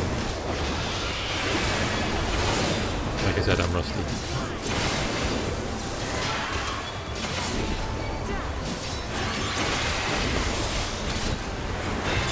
Oh, Alize is fighting one on the front as well.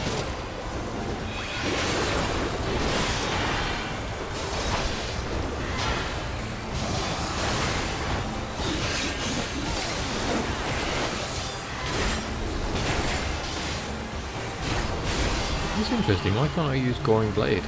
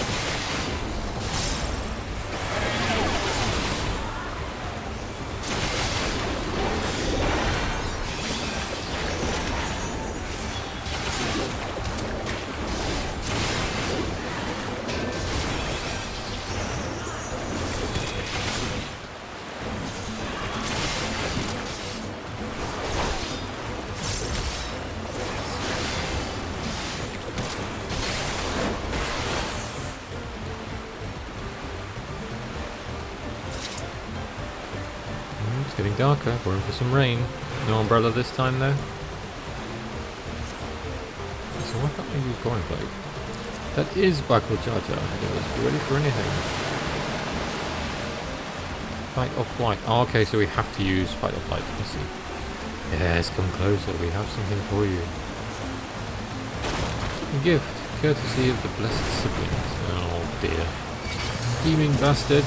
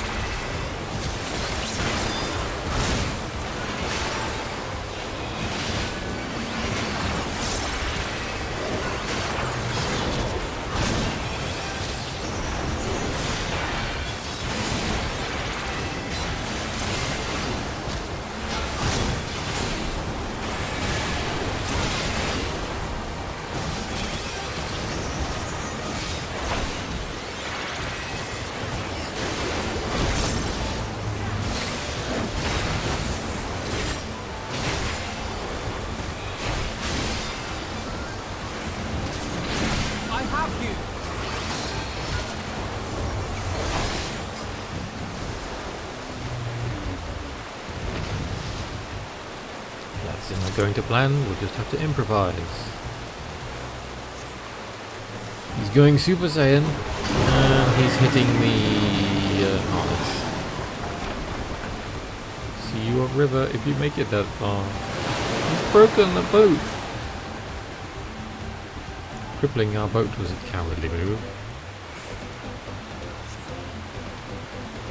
Erenvel, we're losing speed. I can't command the Punity like this.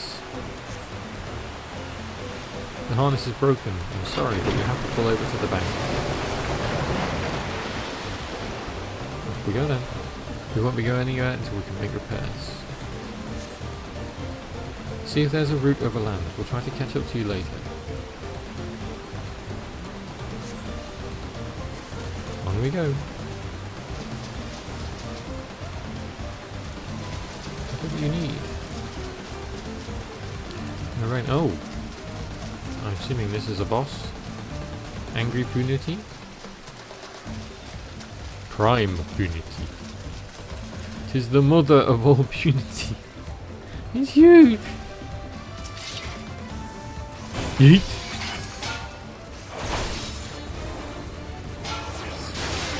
Hold still.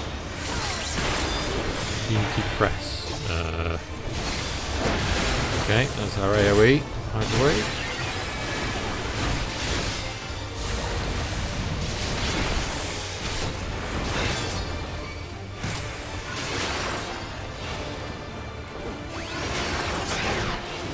Resurface.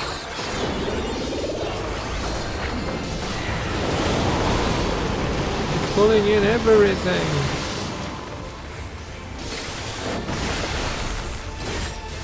One big area. Oh god.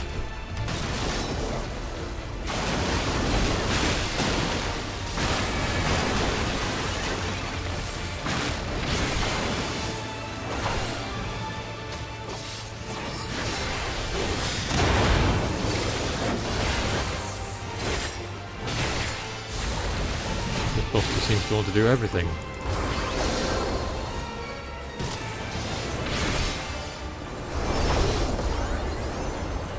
Song of the Punity.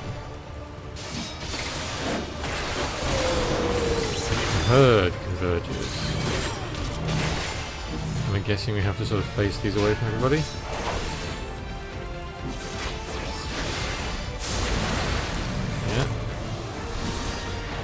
Oh, now they're all coming in.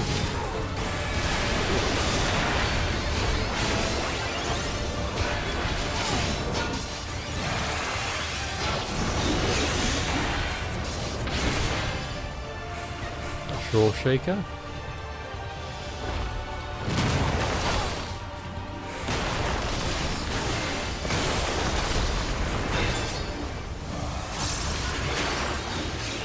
Time for the big sucky again.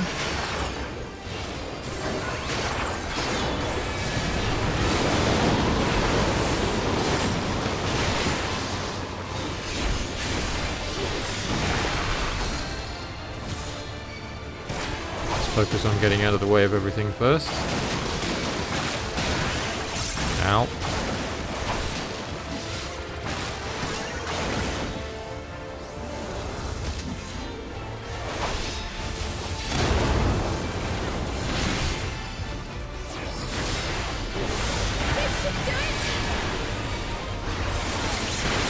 I was waiting to see a limit break from Trial then after she yelled.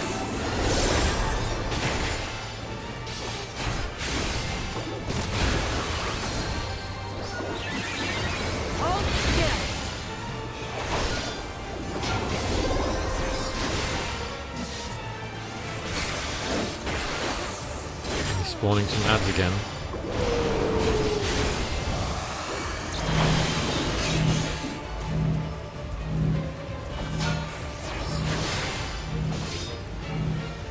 There we go. I'll never look at the Punity the same again. The such monstrous lungs the creature had.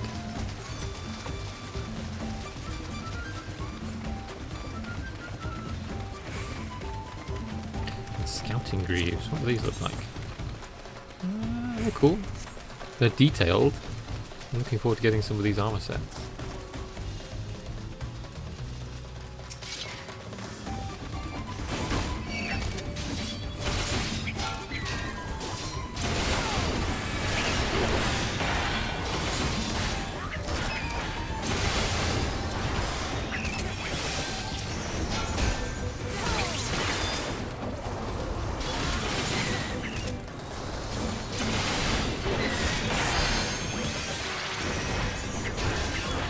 The one add-on I used for this game was the one that compresses all your abilities down, and I do miss it. Much less clicking.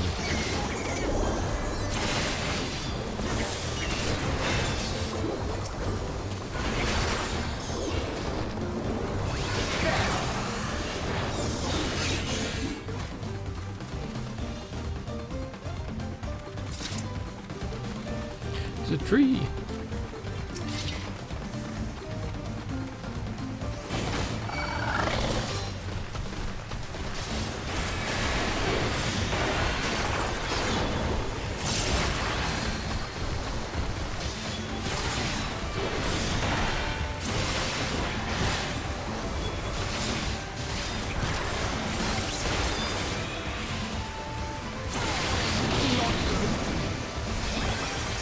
Damn, I don't know what Alpha I got hit with there, you got clapped.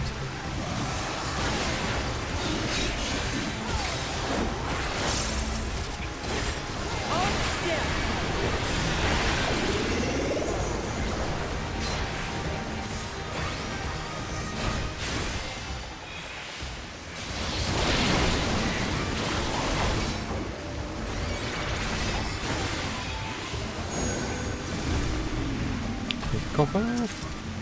Ooh, now we got something defending. Of a ladder. 650, that's not bad. That's what I'm using at the minute. 660 at the moment.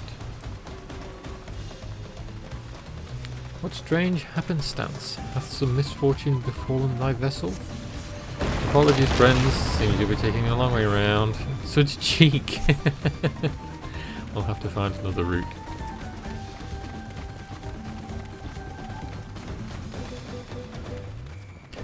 Oh, it's puddings.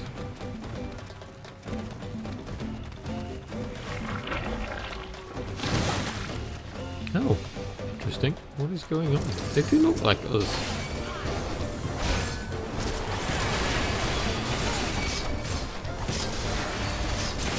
Mimiclon.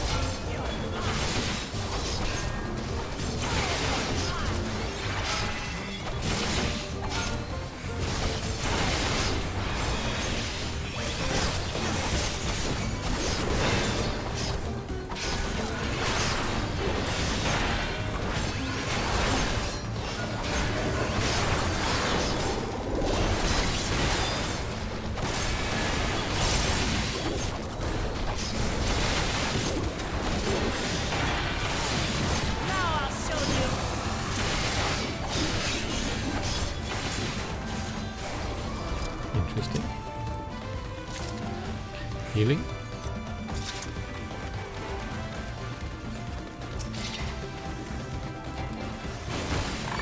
The music's cool in here.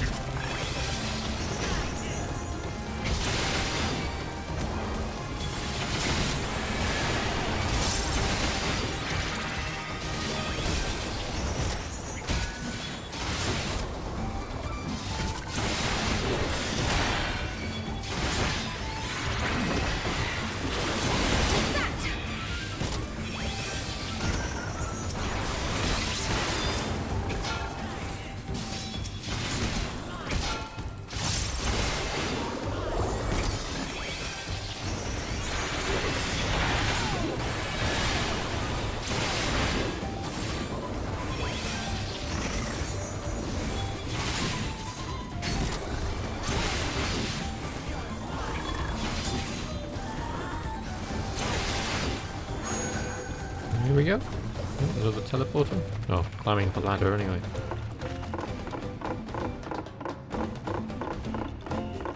Second boss.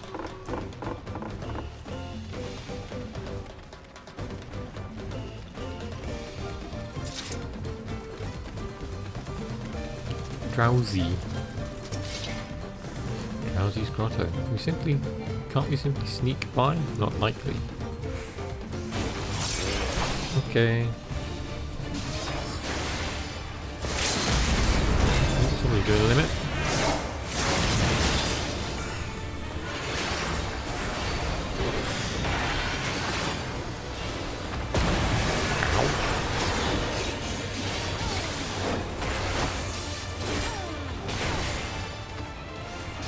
So.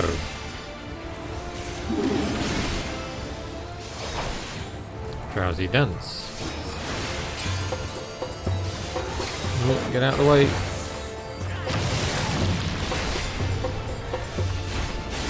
My tentacles are going to slap in a certain way.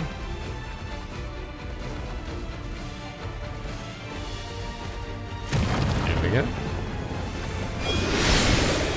Drowsy dance invigorates the roots. Oh god. I think this is a safe spot still. Oh, just. And sneeze. Meanwhile, all of my teammates got absolutely slapped.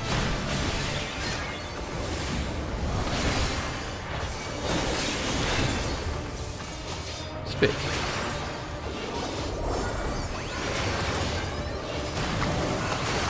Oh no. What now? He spat something up.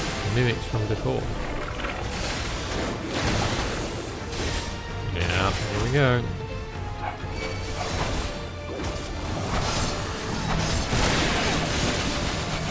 Come over here.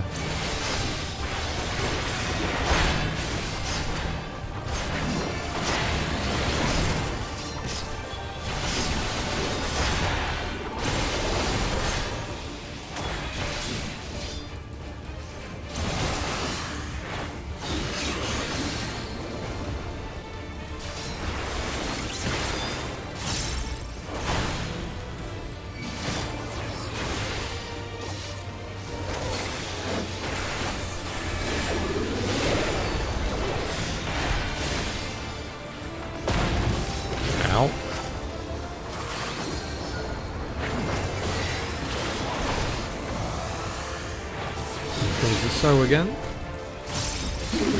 The mechanics are fun.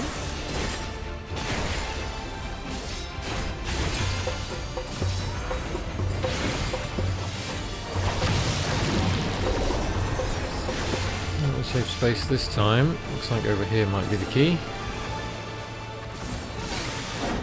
Yep. Change. Over here. Looks okay.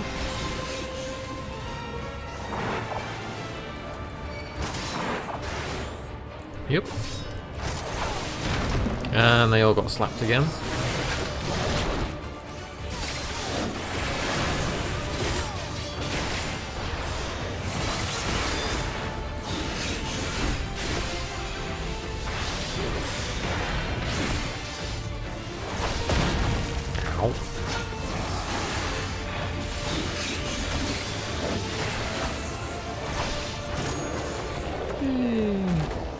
Oh no! Oh, they're using Phoenix Downs. That's cool. To redeem myself. Hope you get Kryl. I can't res you. Get up, Kryl! That was close.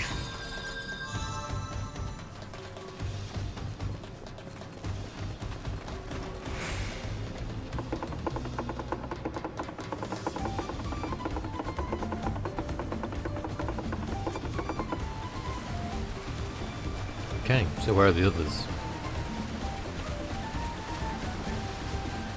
I wonder if those things were mobs. I wonder what they were. Oh, okay. Question answered.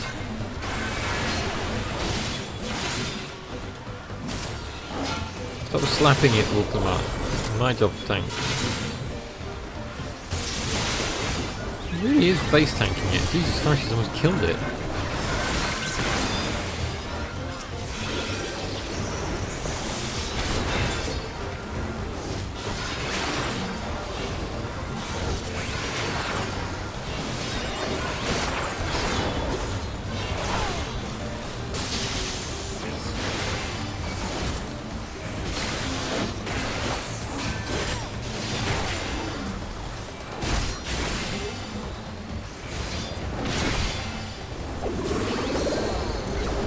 Nice. Lots of dead things. Somebody's been through here. These creatures were killed. Some territorial dispute.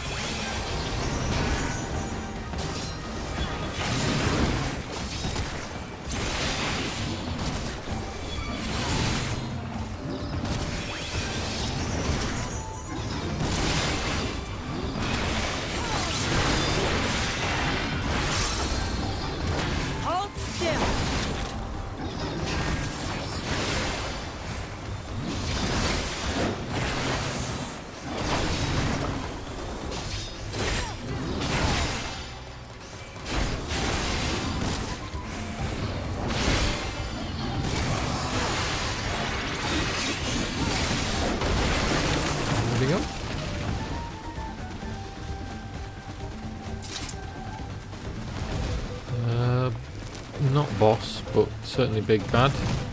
I'm guessing that's the end boss. Because it just took off.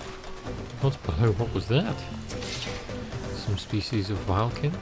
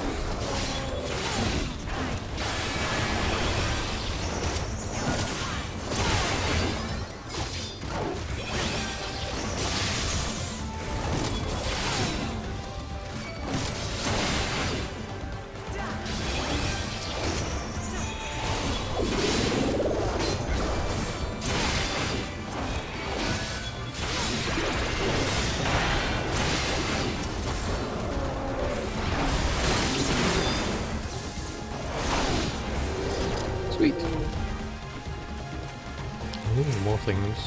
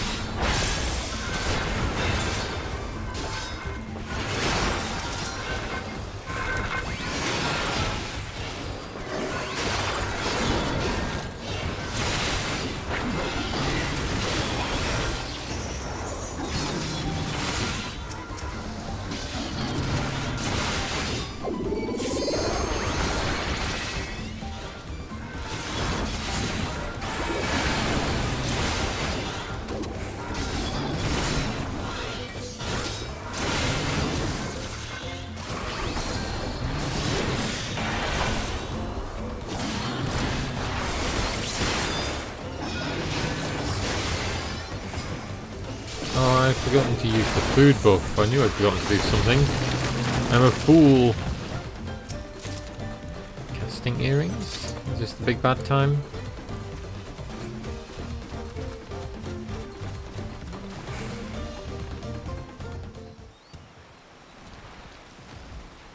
Oh, it's nomming on things, on a worm.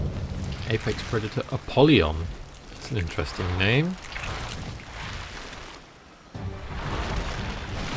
Apollyon is Greek. Interesting to see that kind of name in this environment. Ooh, this music's cool. It's the Violkin we saw earlier. My axe for a giant boot. Right, let's see what this one does.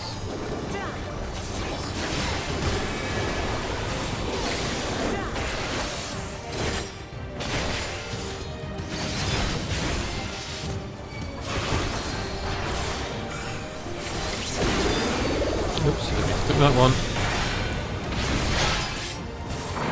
I'm out of touch and I need my proper UI. I want my shortcuts back.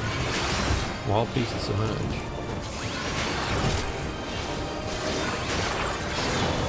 Oh, they're helping. I assume they're probably not going to be helping for long. High wind.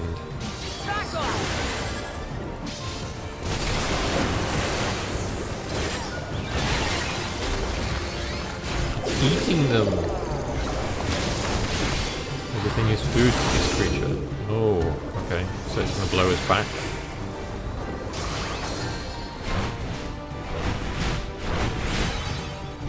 Okay, I see.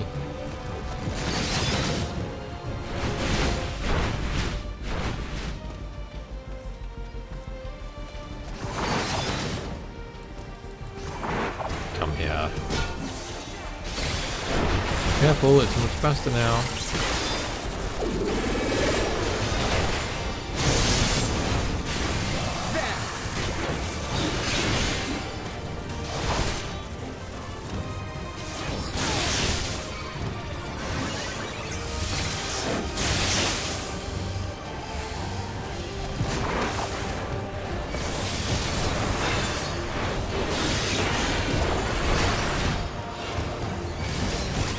Sandworm is there as well.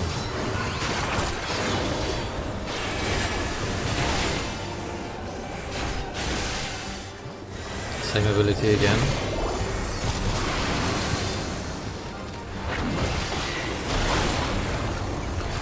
It's feeding again. Where is adaptations? So it's taking abilities. Yeah. Oh, now I kill people. Okay, so after that people have to stack on me. Oh!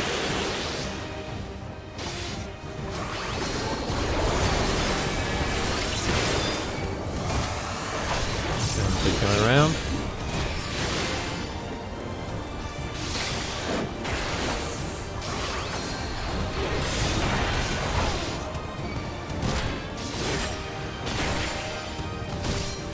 Ooh. Oh Christ.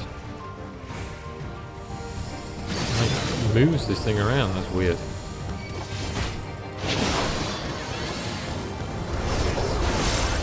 And it's doing it again. Let's stick with everybody. Oh god. Oh, I got clapped with that.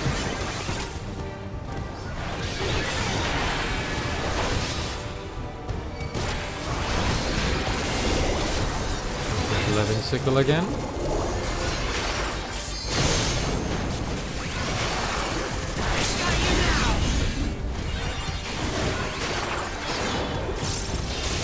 Stick with Alpha now, he knows where he's going.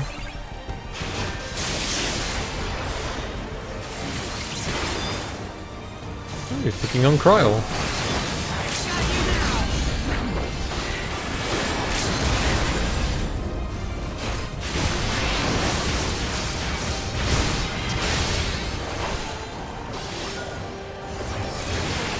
Go, ding.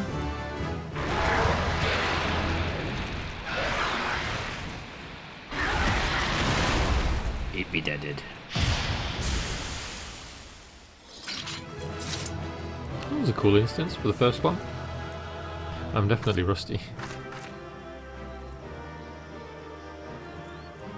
And Erenville and Alizé catching up? No?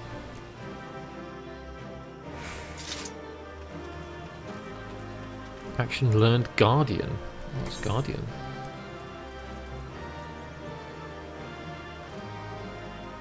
Expression.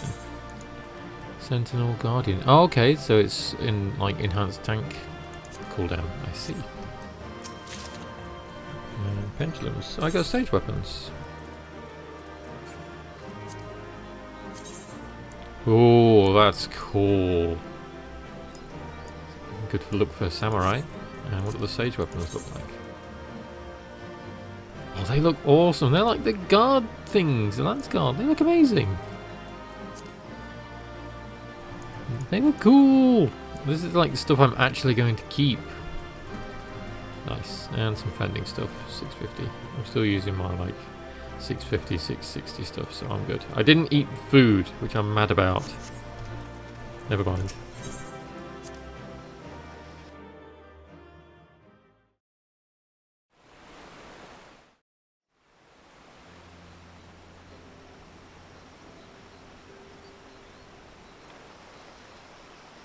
Rainbow water. This is as far as we can go on foot, it seems. We'll have to head back and see about fixing the boat. Oh, clicked too early. Oh, no. Here they come, they fixed it. Hey! Everyone alright?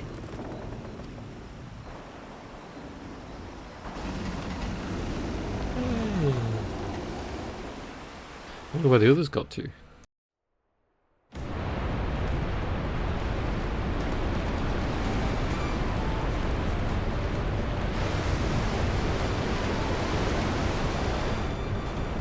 was worried we might not catch up to you. Those caverns you traversed were dug by the Yokhoi in their search for gold. Remnants of their excavations can be found throughout this region. While I appreciate the lesson, O wise guide, are we all landing this boat anytime soon? Here comes a seasickness again. Our river journey is almost over. For proof of that, you need only look ahead.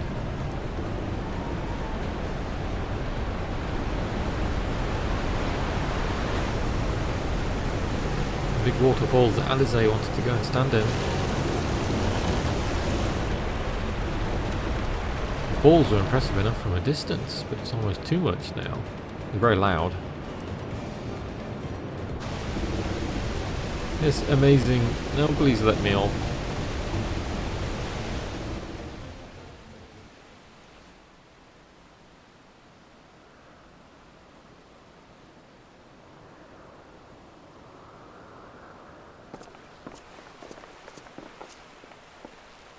Not happy. No more boats.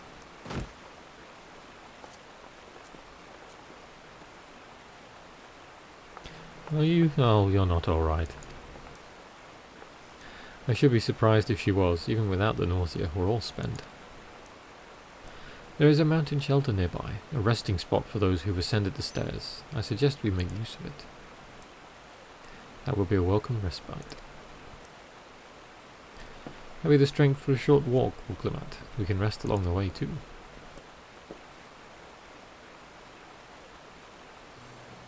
Damn it all. A promise is meant to lead from the front, not mule and moan like a sick kitten.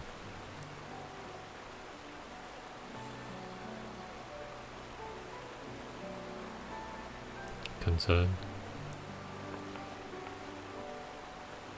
Uklamat.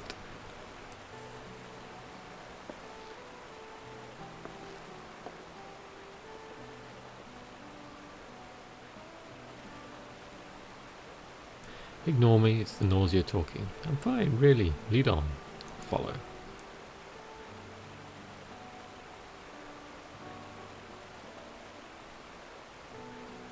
Very well, but if I might say one thing. Just because you're a promise or a claimant for the throne doesn't mean you can't be seen to struggle. You needn't bear this burden alone, so please don't hesitate to talk to us. We're always willing to lend an ear.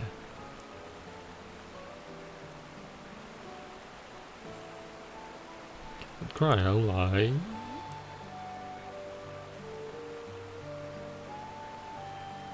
Concern. Everyone's allowed to be weak sometimes. Leaning on others is a skill all leaders require.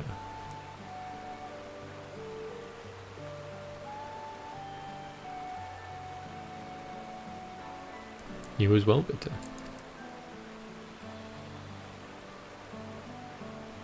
I've always believed this is my problem alone, but perhaps you have the right of it. Nodders? Nodders? Nodders? Nodders? Can we get 6 nods? No, Erenville.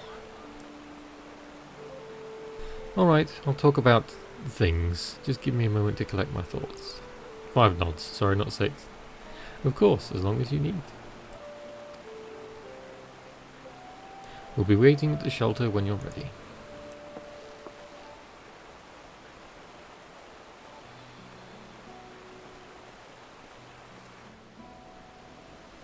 Ween Mile. Yes, no? Or we're going to get to cutscene. We didn't see what happened with the others. Oh, no, never mind. Right then, back to it. I've long felt that I could never tell anyone when I was confused or hurting, that admitting to weakness would be shame to Papa's name. But if you say you're willing to listen, then there are things I'd like to talk about. Come on, let's catch up to the others.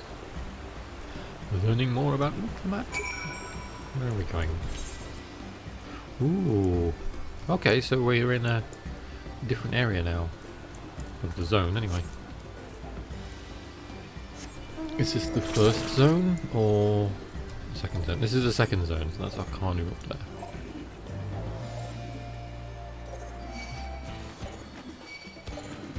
All the monsters are chasing.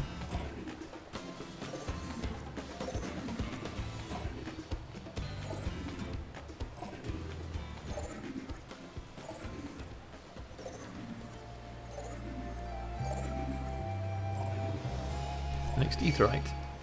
And probably some more Orbeez to go and collect.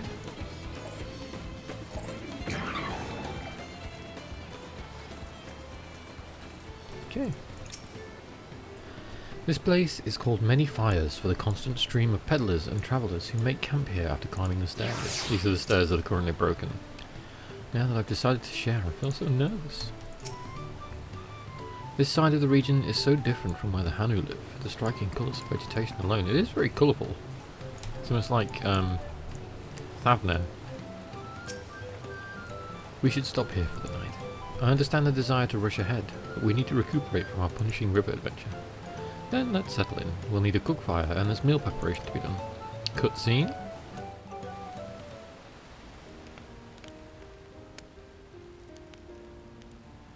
Oh, the same music plays I've when been you're talking meaning to to Hithro. ask, but how does one become the adopted child of the Dawn Servant?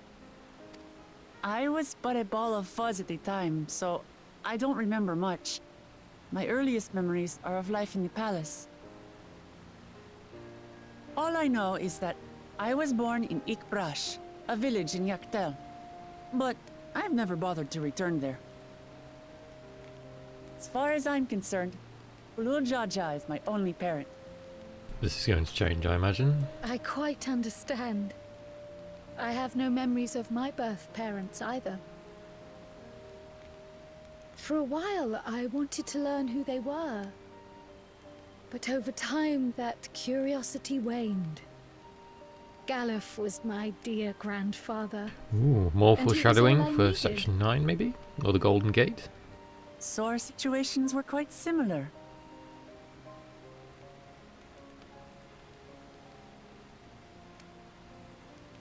Even though Papa already had a trueborn son, he raised me and Kona with no less love.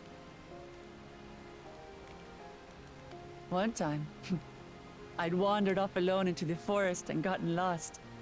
Before I became a meal for some beast, Papa dropped everything and came to my rescue.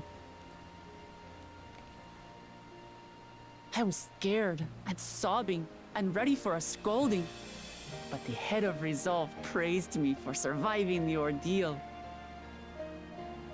I did still get haven't my lecture heard from that the head head of talk reason, yet. though. He went on and on about the dangers of the jungle and all the horrible ways I could have died. Growing up, Papa was kind and patient, but a tyrant when it came to training. Now, of course, I realize he was preparing me for my duties as a promise. For all the good it did. There's so much I failed to learn about my own country. Whether it's alpacas or Ihihana, You can't know I everything. hardly know anything. I've lived such a sheltered life, yet convinced myself I understood Tural and its people.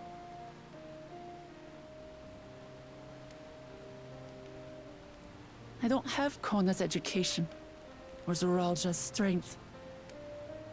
I'm all bluff and bravado, not fit to bear my title. Can't measure your worth by the success of others, or we've done this again. Same line. Don't compare myself to my siblings, you mean?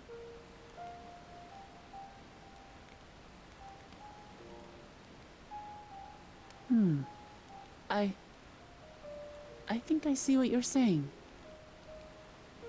My reasons for joining the contest have nothing to do with my brothers. It's always been about the Turali and what I can do for them. You said it yourself. How important it is to properly know something. To hear the voices of others, empathize with how they feel, and think how best to serve. In so doing, you'll come ever closer to being the person you wish to be. I like this motif in the background. I'm sorry, everyone. I've been a fool. From this moment on, I'll stop trying to be the promise I'm not. I won't feign strength to hide my weaknesses. Step by step, I'll learn all there is to know and love about Tulihyolal and my fellow Turali. There's a little motif of another It theme might in the not be the background there. smoothest path, but it'll be a path of my own making. I will find the City of Gold for all of us, along with the answers you seek about your grandfather, Kryl. I swear. It's like a little hint of the Endwalker theme. I appreciate it, Footfalls. Wuklamat. But you needn't take on that burden as well. Galuf Baldessian dedicated his life to protecting people from all manner of threats. As his granddaughter, I wouldn't wish to endanger others for the sake of a personal investigation. So let's just concentrate on winning the contest. We have a shared goal, and, if at all possible, I'd rather we enjoy the journey.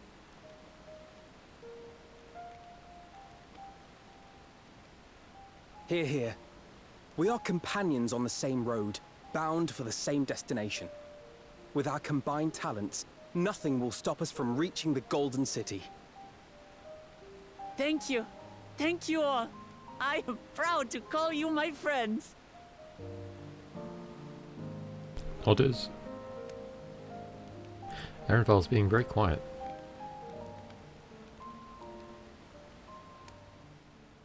There's still something going on between the two of them. Oh, Ween Mile. This is Kona? Yes. Thank you. Thank you all. I am proud to call you my friend. Oh, they're only just around the building. They seem to be enjoying themselves. Are you sure you don't want to go and say a word to your sister? Nay, there is no need for that. But what of you two?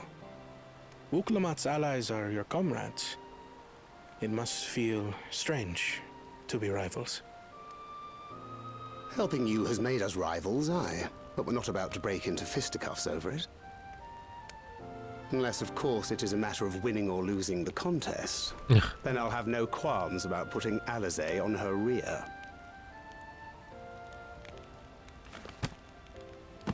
Despite our long history, never have I been given the chance to test myself against our companions.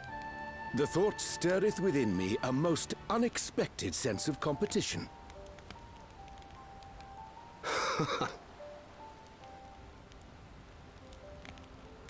Lamachi has surrounded herself with distinguished figures indeed. One of the Studium's finest graduates, the head of the students of Bardessian. And then there's Eorzea's vaunted champion. If she's half the hero you say, then the odds are stacked against us. Not that I've any intention of bowing out.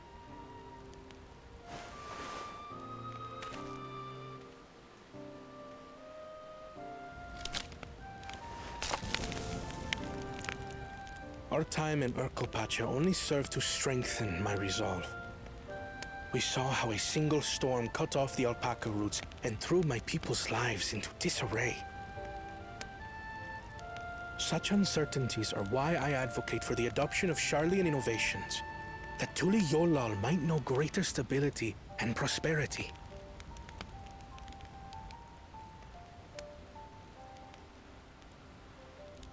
Thancred looks Our so much nation better. can change for the better. And I will be the man to change it. Well, it's a start. I imagine your experiences on this journey, all the things you'll hear and feel and think, will That's help a good you line. refine that approach. How very Heidelin.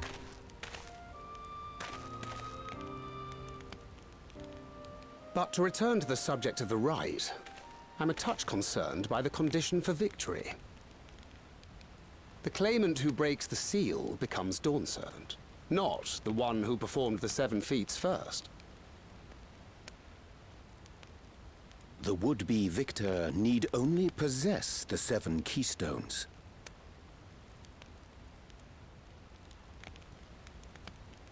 That is correct. As the contest wears on, we must brace ourselves for greater conflict. So there's going to be coming to a head somewhere. And Thancred doesn't look too pleased about that. Ween Mile. This is the blue dude. Not Goral Jar Jar, the other one. Him, yeah.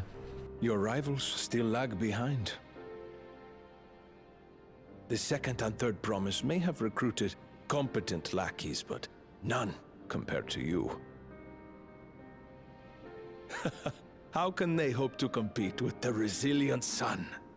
The only child ever sired by a two-head.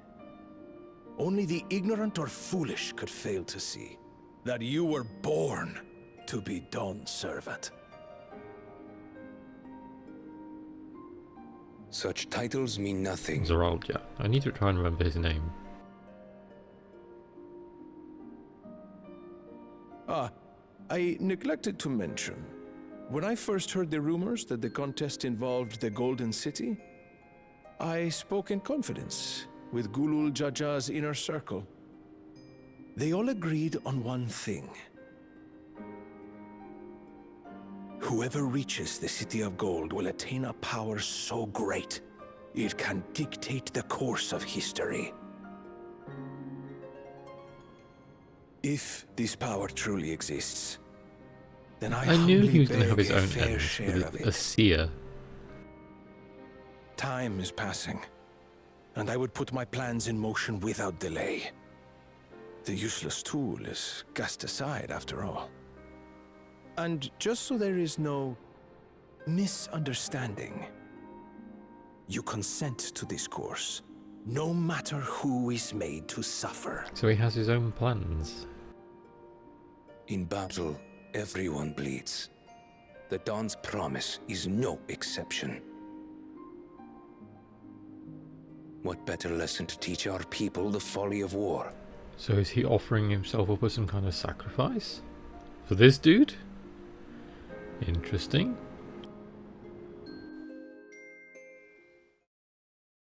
Interesting. And back will Jar Jar.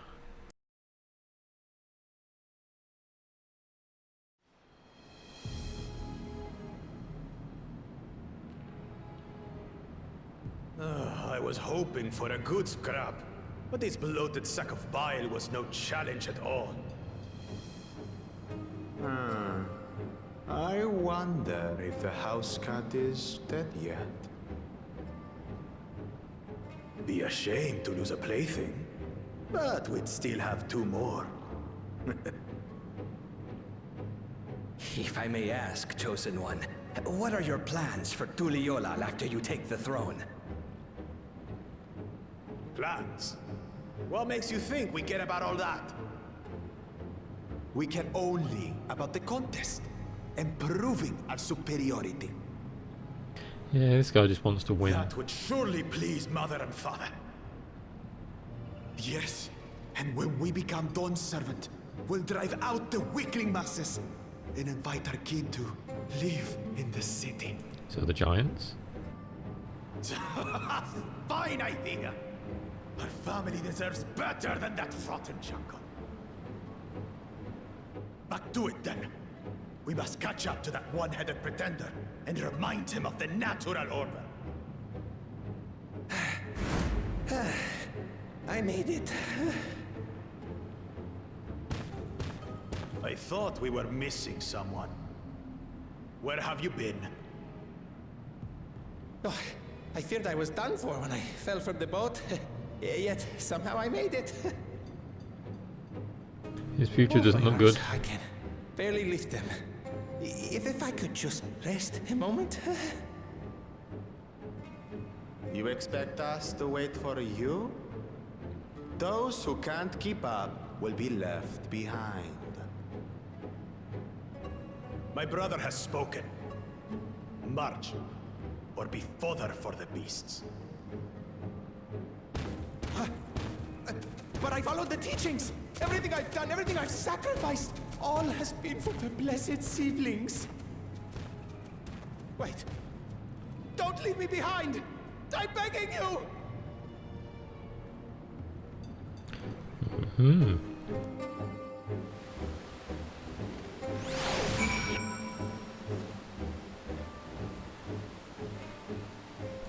Okay.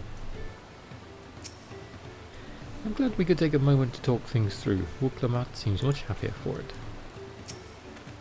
It is good to see Wuk-Lamat more sure of herself.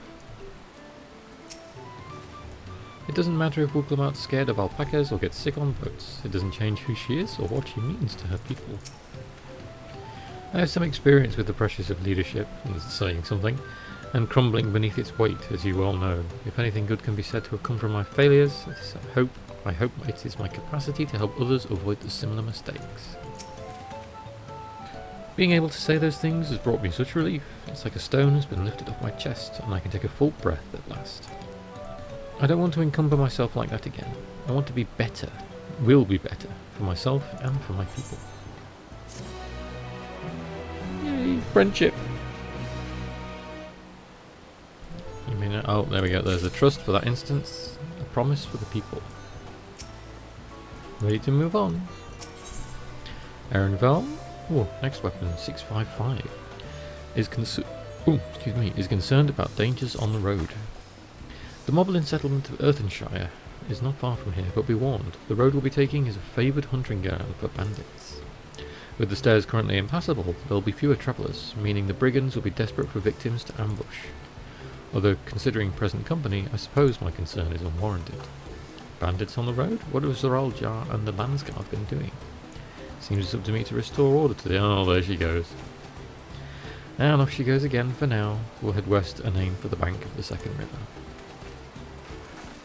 What weapons are these? Ninja? That's not ninja, is it? Oh, it's Viper. Ultimate Viper weapons? Twin Fangs. Interesting. I didn't realise they'd done Uwu weapons for Viper. Who knew? Another aetheryte to attune to. We won't forget this time.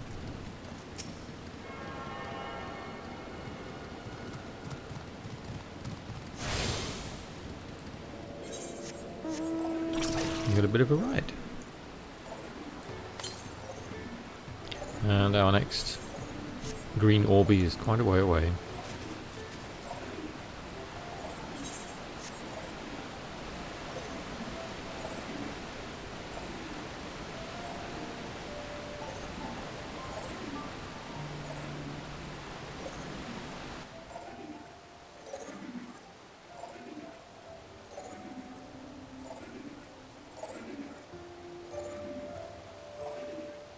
It's still very pretty here, although I am playing a lot at night time.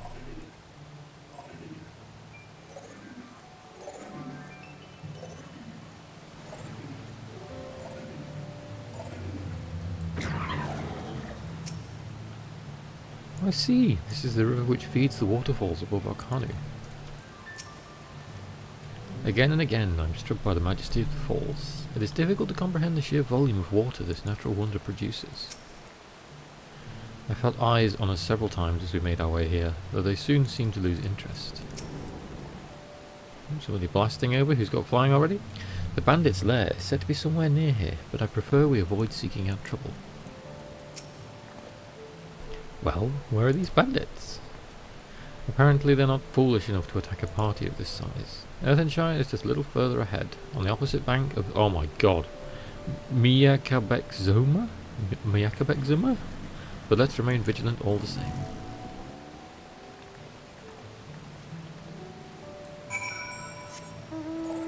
I see an Orby. Stop for the Orby.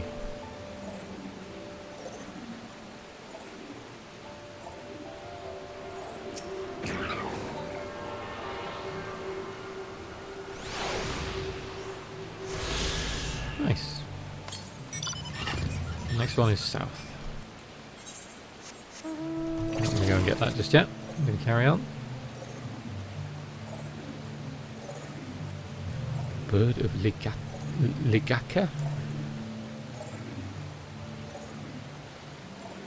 Oh, it does look pretty up there.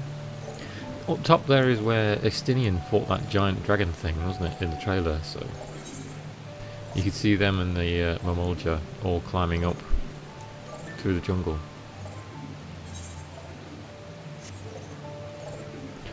Iguanas? They're all going to come running? Yep.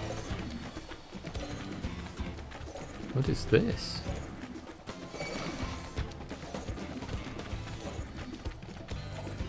And this is a moblin set, not a goblin settlement, not a gobbo. A mobbo? Do we call them mobbos now? Are they going to call themselves mobbos?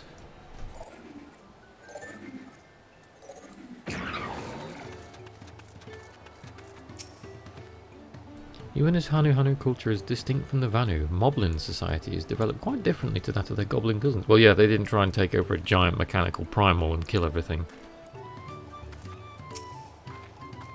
Not another claimant in sight. Does that mean we're ahead or behind? Goodness me, it's like the entire village is made of pottery.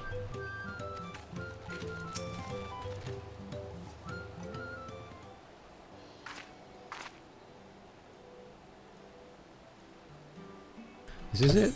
The village where the layer pots from the Tulial saga took place. Earthenshire, Adelshire. Might the similarity be a cultural inclination, I wonder? The settlements themselves couldn't be more different though. This shire appears custom built to resemble pots, while the other is a repurposed town. There's a mobbo. Welcome to Earthenshire. Do I have the pleasure of happy greeting the third promise and her retinue? That's us. We're looking for the Dawn Servant's Elector, if you happen to know who that is. You are exchanging tongue flaps with her right now. Readerrock is the Elector you seek. Well, that's helpful. We can cut straight to performing the feat. As much as Readerrock would like to do just that, we have a much more pressing worry. The storm which hit our village shattered the cliffs and dropped rocks onto our brain cases. Many help hands for the Potsworn were injured. This is no time for feats or metal tests. I'm sorry to hear that. After learning what the storm did to the stairs, I feared you'd been caught in its path. Not to change the subject, but what are the Potsworn? Goldsmiths contracted to work for the Moblins. The word comes from the pot-like workshops where they practice their craft. The Moblins provide these Potsworn with tools, materials, living quarters, everything the artisans could possibly need. This allows them to concentrate on producing what is widely known as the finest gold and metalwork in Tyrol. This is unacceptable. I was promised no distractions. This must be one of them. If this is the best they can offer, I should have never left Wachumeki.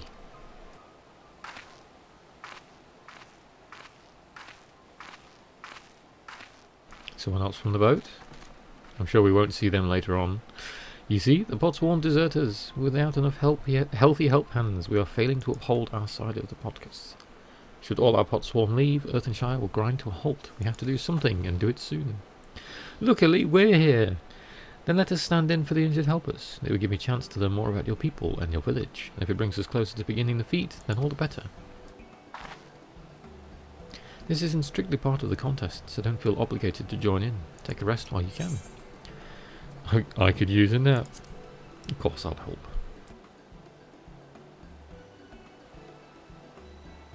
I was hoping you'd say that. I wasn't actually sure I could do this on my own. We'll all help. I doubt any of us could just sit around and watch. We'll take every help hand we can get. Readerrock truth swears that once the Potsworn have their perfect workshops again, we will commence the feat with all haste. You and the third promise can assist help hand Rakarok. Thumbs up, nodders. You other four follow Readerrock. There are other help hands in need of hand lending. I'm going to have to start talking like a goblin at work. I do sometimes, just to wind people up. It's quite funny. I really appreciate you pitching in. I meant what I said at many fires. There'll be no more feigning strength, no more playing at being an invincible promise. If there's one thing I've learned on this journey, it's how practiced you are at aiding those in need. And I mean to make the most of having such an incredible mentor at my side. Nodders? No? Oh, just smiles. Now, let's find this Rakarok fellow and see what we can do for him.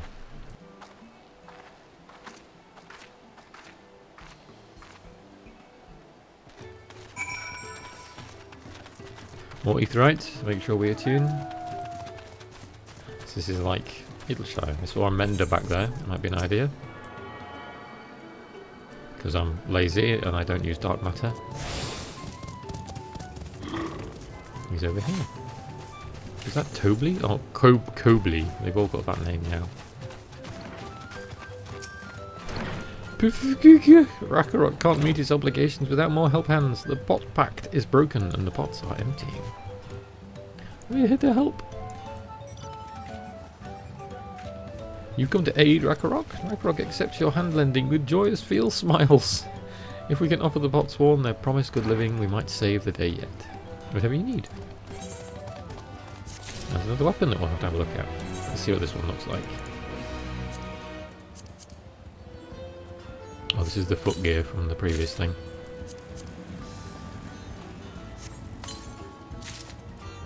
Ooh, oh, this is the one I saw on the market board. It's got like the crest on it. Yeah, it's cool. It's not quite up to the shininess of my relic weapon or the Hades weapons, which are my other favourite ones.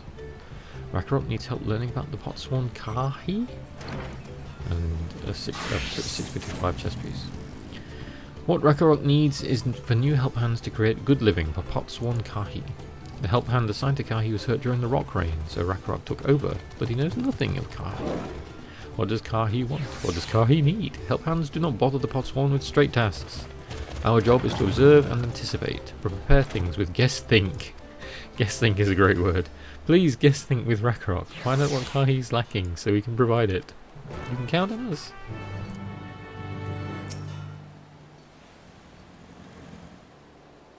Guess think. This is where Kahi worked, is it?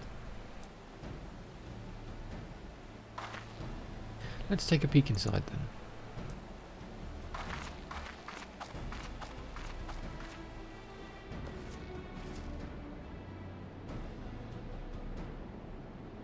The cat boy. That must be Kahi. It'd be a lot quicker if we could just talk to him, but that's not the way they do things around here apparently. So they just like silently run around them? We'll have to leave him be and try our hand at some guess think. This is where I have to look around again? Yes.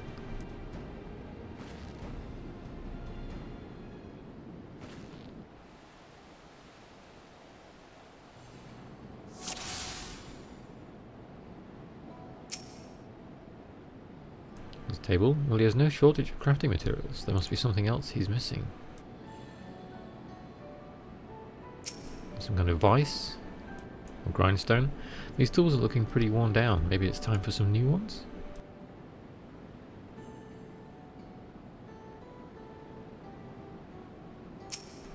He's not eaten. He's barely touched his meal. That dish is meant to be eaten hot or it loses its savour. A giant fried egg pizza omelette thing. Nothing in the fire. And then looking at him himself. He's upset. He must be boiling sitting so close to the furnace, and there's no airflow to speak of. How could anyone work in the stifling heat? So our man needs some fans, or an open window. Or a person to sort out his fire.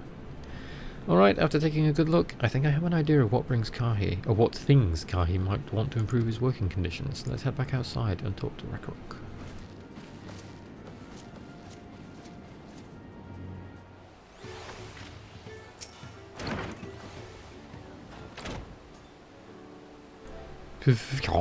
You made your observations? What did you guess think? I love that word.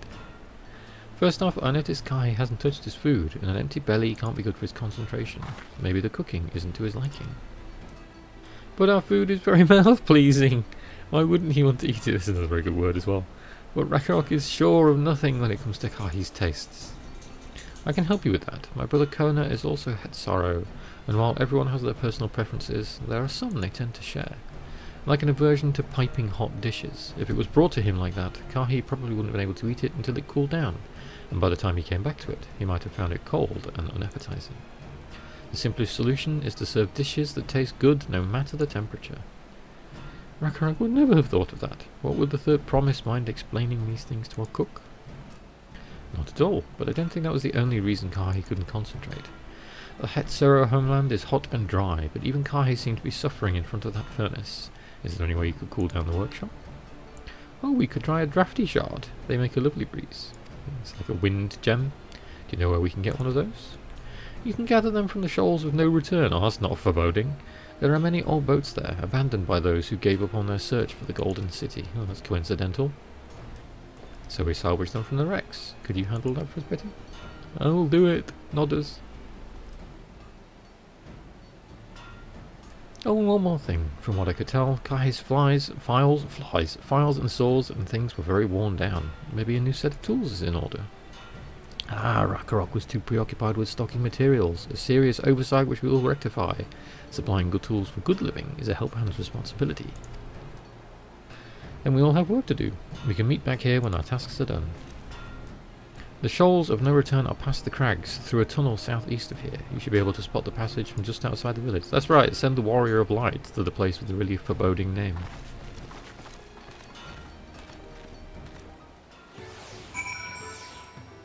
Okie dokie. Look around for a tunnel from the vantage point. Oh, not far away apparently. Oh, vantage point. We have to go high. Is there a thing we can go up?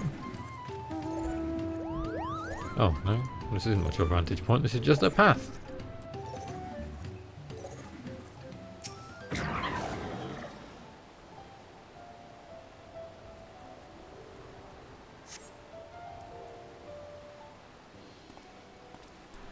pier. Oh, there's Kona and Thancred. You're bitter, aren't you? What brings you out here? Explaining things? Ah, the issue with caring for the pot swarm. When they approached me with that same problem, I suggested they commission artisans in Charlian instead. The quality of craftsmanship will be guaranteed after all. However, the Moblins did not care for the idea. Surely it would be more effective to engage in a uniformly trained collective. I cannot understand their fixation on individual contracts. Perhaps the custom will make more sense once we begin the feat of pots. Until then, we've been deemed unfit to assist in the matter of help hands, and are instead tasked with tending the injured. We were on our way back from procuring herbs for Orianche, in fact.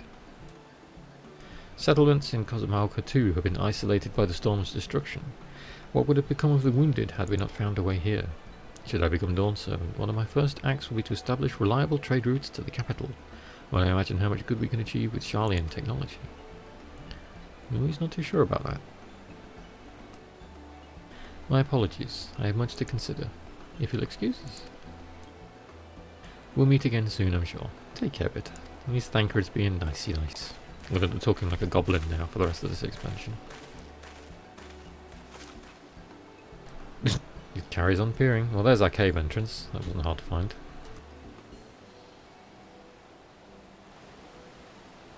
You spot the tunnel opening. Head through the passage and recover the drafty shard.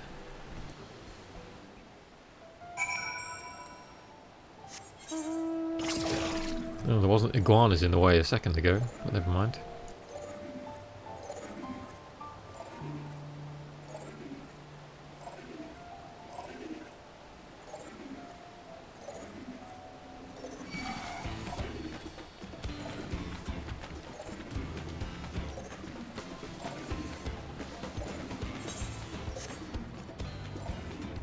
Still the matter of that dude who left. I imagine he's going to come back when we have helped the Moblins, the Gobbos, after we've prepared all their stuff. Oh, there's an Orby, and we weren't looking for it. There's a carbuncle underneath it as well.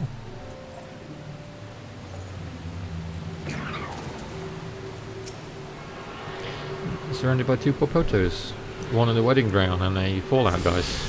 Fallout thing. Fall Guys crown. Oh my god. I'm getting tired again.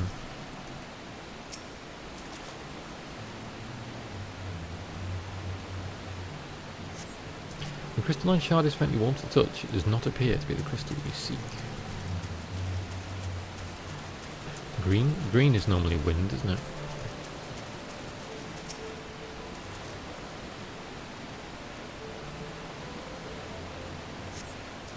This crystalline shard seems to emanate the soothing whisper of wind. There we go. That's the drafty shard. Next to a giant Marlborough. A Terali Marlborough. A Marlborough. And back we go.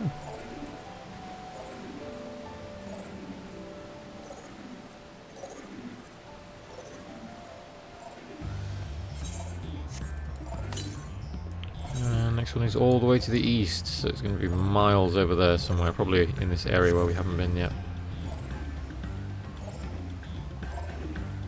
I think once we have uncovered this whole area and we've finished this, I will take time and I'll get the Orbies and do the flying quests for the zone.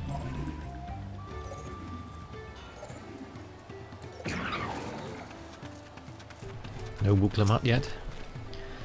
Oh, is that a cool breeze Rakarok feels? It's an earth shard or a wind shard. Wind crystal thing. A chocobo. I still haven't got my chocobo out yet. Not too much combat. Dancey dance. Yes, thank you for finding a drafty shard. Rakarok will add it to the new set of tools he brought. And I come bearing good food tidings. The cook has prepared a feast fit for the most discerning Hatsaro, and it's on its way even as we speak. Nodders? Let's go in and see what Kahi thinks of our efforts.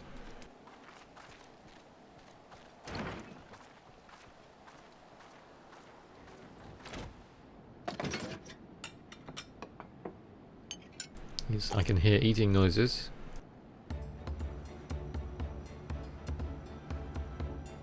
That's a smile. I was wondering what occasion called for me to receive so many visitors. A fine meal, new tools, and a welcome source of cool air. Now I remember why I signed a pod pact. And if those tools are the new crafty ones that we get when we do crafting again. I'm grateful for your kind considerations. Allow me a moment or two, and I'll reciprocate with a piece worthy of a pot swan.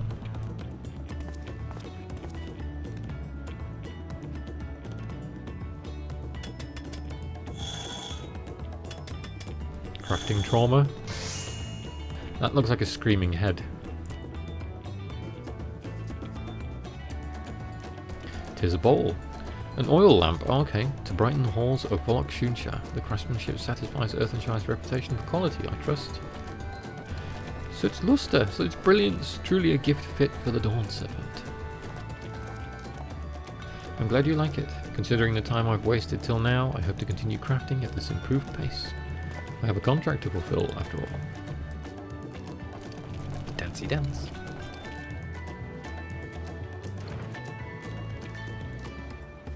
That's Kona. Forgive my interruption. Lamati, I'm told the Elector has deemed the crisis past and is prepared to task us with defeat. That's great news, thank you for letting me know. He's being amicable. So this is the craft of a potswan. It is indeed a masterful piece. Thank you for your words of praise, Second Promise. I drew inspiration from Cosmalca's natural beauty and sought to capture it in my work. I wondered why the Moblins did not simply build a workshop in the city, and now I have my answer. Even Charlian goldsmiths could not easily replicate such exquisite artistry. One cannot create great things if one lacks creative impetus. Tuliolal, fortunately, does not want for inspiration. Anyone wishing to know the basics of a craft would do well to study it there. I was raised among Hetsaro more traditional than most, and the shared ingenuity of Tural's various peoples was eye-opening. Ooh, a little tch. You lived as a traditional Hetsaro? I have few fond memories of nomadic life. That's why he wanted to leave, so we're learning more about him as well. Yep, Better's curious too.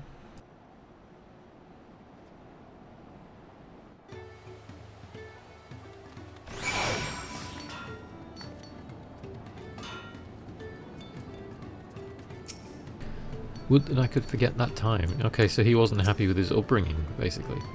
I tried a serving of the dish we prepared for Kai. It was so good I had a second helping.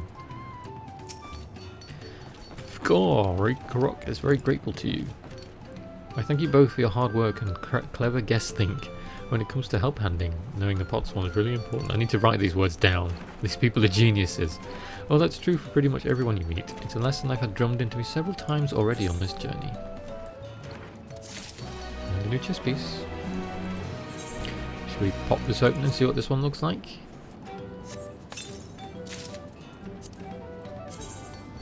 Ooh, I like that. Can we dye it? We can dye it twice. Oh, that's cool. Look at that. And the second colour would be the armour itself. Okay. I'm liking it. I'm liking it a lot. Doesn't go too badly with the existing thing. Tempting to dress up again. We'll see. Kona has details to share concerning the forthcoming feat of pots. The Elector bids the claimants assemble in the large building on the west side of the village. I will head over after finding Thancred and Urianche. Also, I ran into the Levier twins on the way here. I took the liberty of directing them to the venue. Oh, he's being very amicable. We're rivals. It's not his job to make sure I know the feat is starting, but even now, he's conscientious to a fault. Anyway, let's not keep Ridderrock waiting.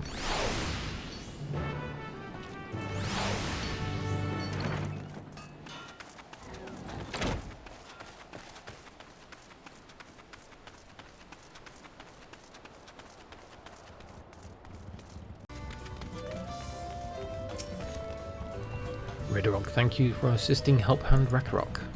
She will announce the feat once the other claimants arrive, so please be patient a while longer.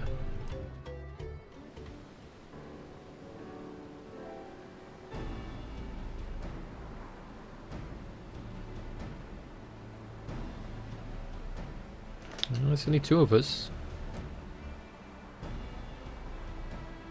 I'm happy to report that we were able to convince one of the Potsworn to stay. How did you fare?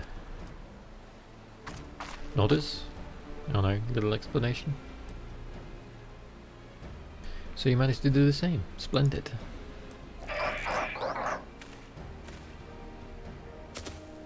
Oh, here's the sun. Welcome to Earthenshire, First Promise. We support your plans for salt crossings and the new Potsworn they will bring.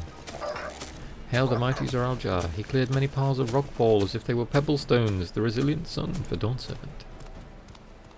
Zoraljar was clearing fallen rocks. I'm surprised he would volunteer his time for anything unrelated to the contest. Thinking? Oh well, we meet again. Is this the twin? Oh no, it's the ugly dude.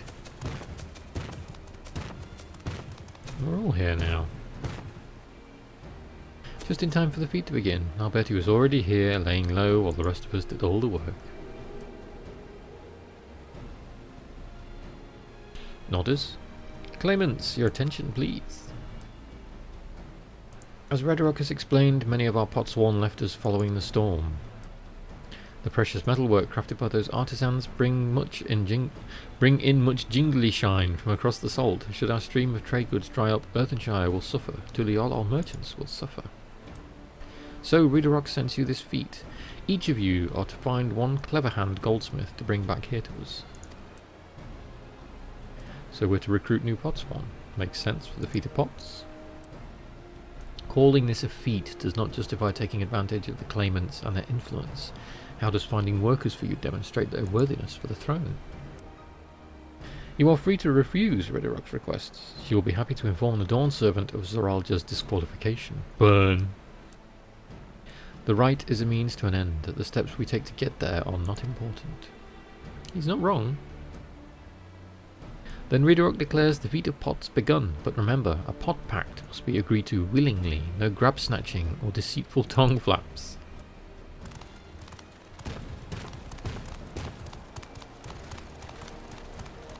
This guy.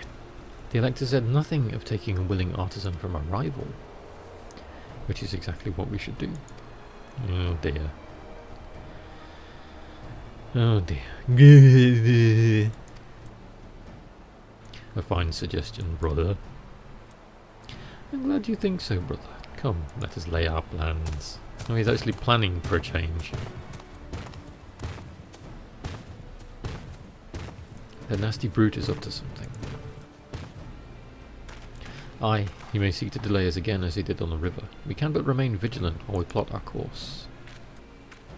What do you think, Muklamat? Have you any candidates in mind to satisfy this feat?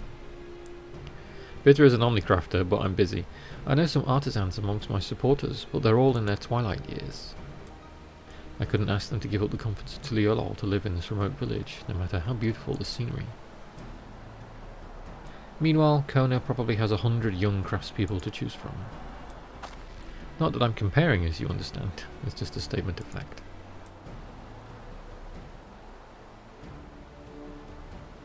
I suppose we could try asking around Meki. It seems a logical place to start. Back to Tuliolol it is. Wait, does that mean we have to take the boat again? Etherite. Oh, brainwave or... Oh, no, I can't do it. I can't stomach another boat ride. So we have to go in her stead. You said I should share my burden, so I will speak plainly. The truth is... She gets seasick. I get really, really sick on boats. I live on a boat, if you're unaware of that, so it doesn't affect me. Wuklamat, this is hardly news.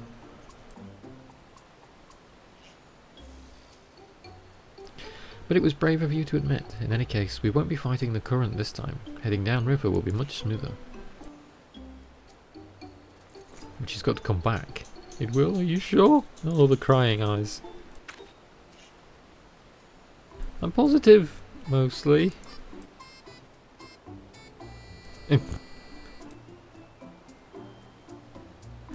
Stampy stamp.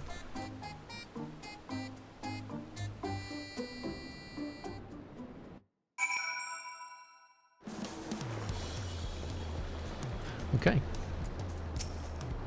What obstacle will Bakul Jar Jar throw at us next, or will he try something more direct? Did we mention the pot sworn in our care required a constant stream of encouragement in order to craft?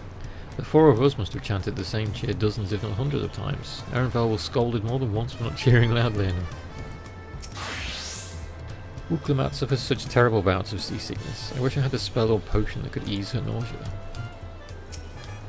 I procured many unusual items for clients, but meeting the personalised needs of a pot swarm is not an experience I'd care to repeat. Oh, it's actually brought us back to Tuliolol. We didn't have to do it ourselves. I need a moment, upriver or downriver. Ihukatumu is too rough for me, god. The nausea is a bit more bearable now that I've stopped trying to hide it, but I'd still rather not set foot on a boat if I can help it. Alright, I think I'm ready. Let's see if Master Ropley can help us recruit a pot swarm.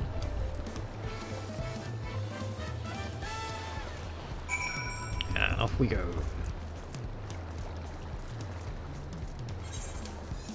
A little bit of walk.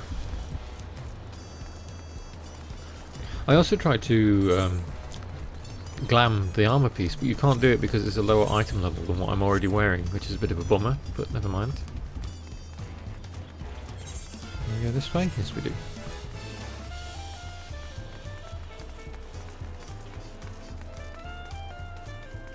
All the smooth jazz again. Lovely.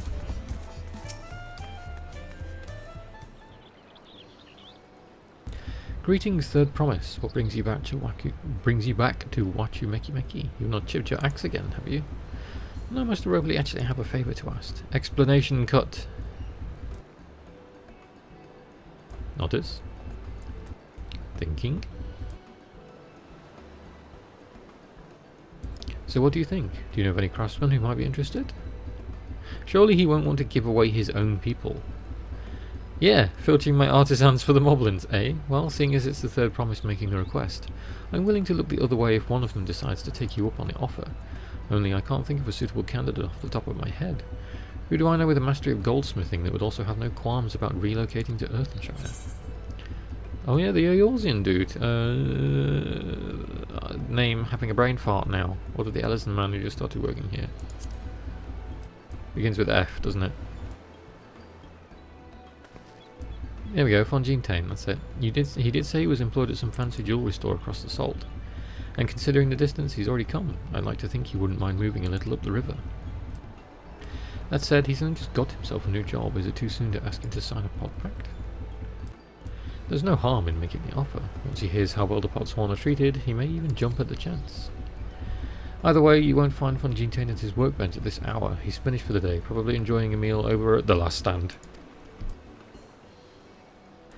Then maybe we should go and talk to him, just you and me, since he knows us. Wouldn't want him to feel intimidated by having to deal with a crowd of new faces. The two of us can handle this. Take a rest at the cabins if you like.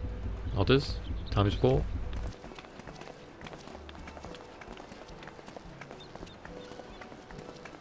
Right, let's go and see a man about a pot. No running this time.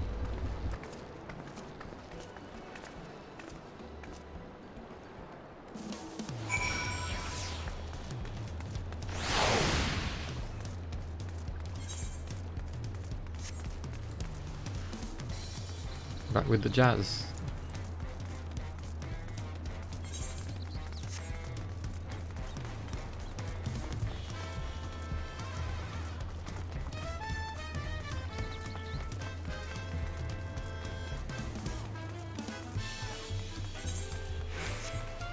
He's going to be downstairs and inside by the looks of it. I'm not foot tapping to the jazz, honest.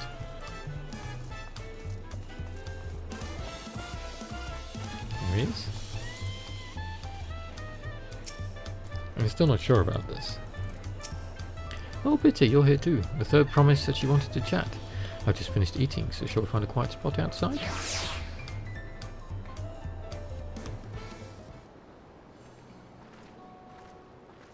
On the beach.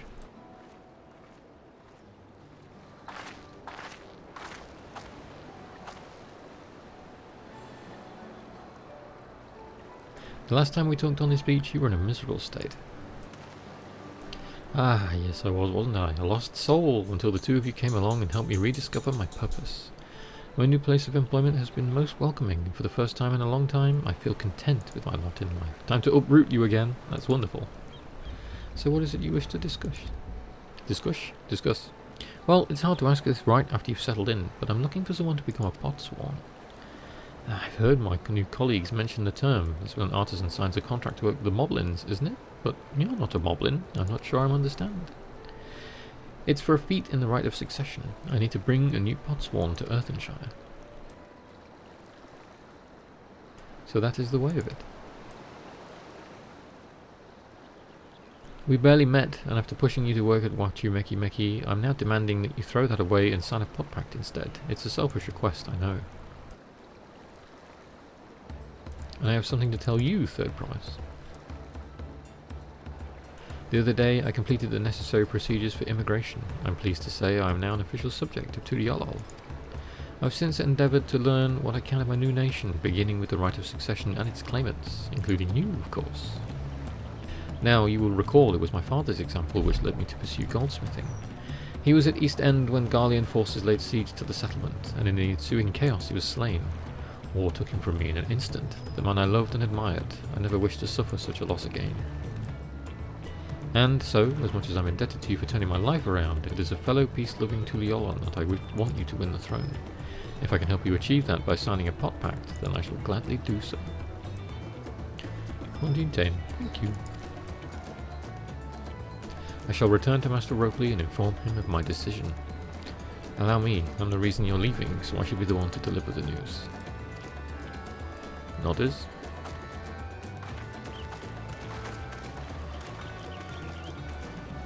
Pleasure. Oh, it's this dude. Perhaps you don't remember me? I'm Brooke Everett. Yeah, you're the owner of The Last Stand. I'd like a word if you don't mind. You're Wooklamat's ally from across the salt, right?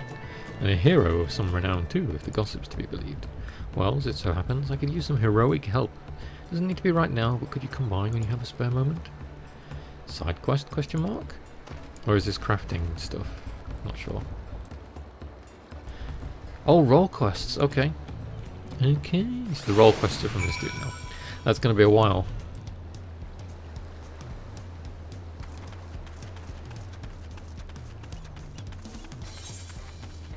And back we go.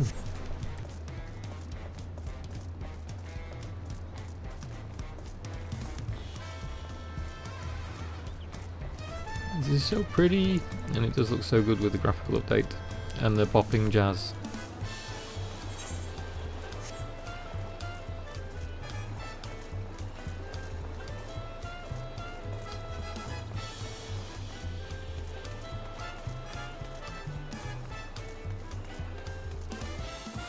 God, my tongue is on fire. Spicy food. All the people here at this. It feels ungrateful to leave so soon after Master Ropley granted me employment, but surely he'll understand. I do this for the future of Tuliyolol.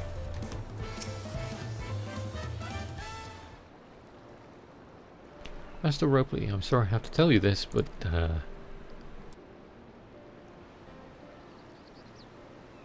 Von Gintain has agreed to sign the pot pact, yes? While it is a shame to lose a capable goldsmith, to have one of our own handpicked to serve the Third Promise is a great honour for Wachumeki. I appreciate your understanding. Of course, if you happen to know any other talented artisans, regardless of their expertise, I hope you send them my way. Could even be yourself, if you're so inclined. Nodders, this is going to be the thing, because omnicrafting, I'll keep that in mind. Though my time here was brief, I will not forget your kindness, Master Ropley. I am blessed to have these workshops be my first home in Tuliyolol. Come back to us if the Moblins cut you loose. You'll always have a job at Wachumeki. I expect you'll want to leave for Earthenshire as soon as possible. I'll go and pack my things. That was easy-ish. Oh, Link Pearl. What became of Von Gintain? Were you able to find him? We did, and he's agreed to become a potsworn. We'll leave when he's ready, but you still have a little time. Splendid. We shall meet you anon. This dude's going to get kidnapped, isn't he? It just occurred to me that he's going to get kidnapped on the way there. I had plenty of reasons to win the contest, but now I have one more. Fontain's putting his faith in me, and I won't let him down. Nodders. Leg gear this time. You may now unlock deliveries for Wachimeki Meki. Speak to Ropely and pursue new endeavours as you progress through the rite of succession.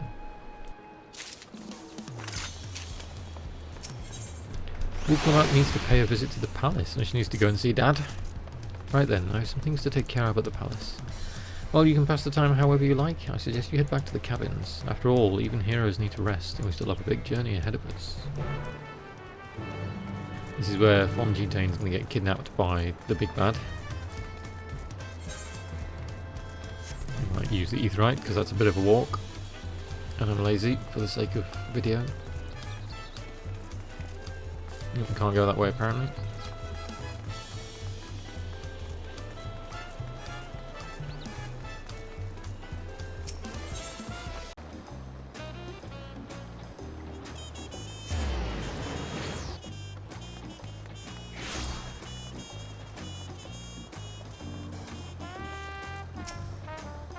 Welcome back, madam. You've had a Landsguard messenger most anxiously awaiting on your return. Bitter of the Third Promise's entourage, I've been all over the city looking for you. The Dawn servant summons you to the palace. You are to present yourself to the gate guard stationed outside Sunperch at your earliest convenience. Oh, and one more thing. You are not to mention this to Wuklamat. Or are we going to fight him, like in the cutscene in the trailer?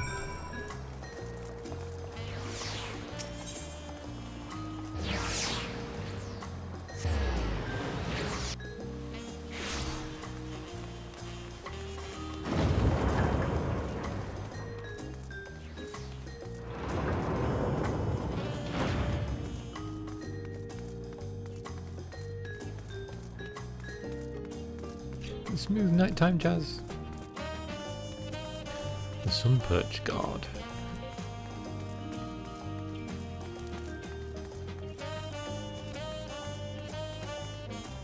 Oh, it's a duty, so yeah, this is going to be a fight, isn't it?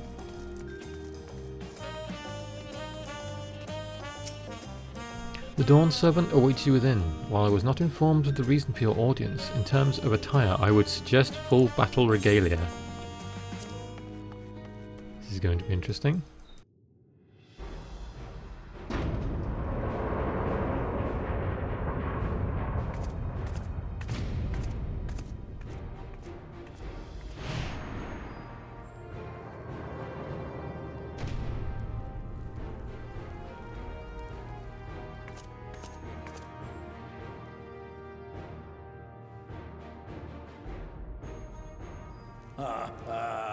Forgive me these sudden summons. When I learned my daughter's champion was back in the city, I couldn't resist the opportunity.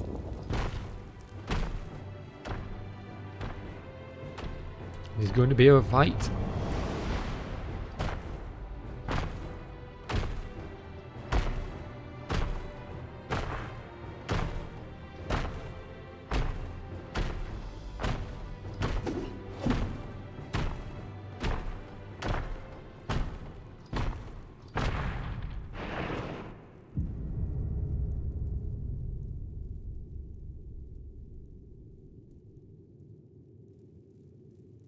At least she's happy about it. And they call me head of resolve for good reason. Old as I am, I have not lost a battle worthy of the name since the day I took the throne.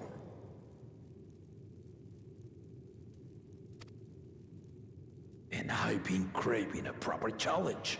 The Lance Wielder, Estinian, he fought well enough, but our bout was ended before a victor could be decided. Judging by the sailor's gossip, you are a warrior of renown in your homeland. Yet I wonder, with all your deeds done and victories won,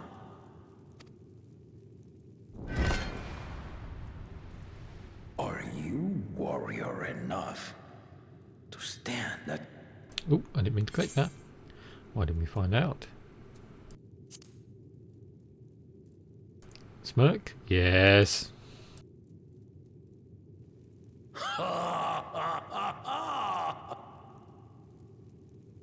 A spirited answer. Why not indeed? That's a good look.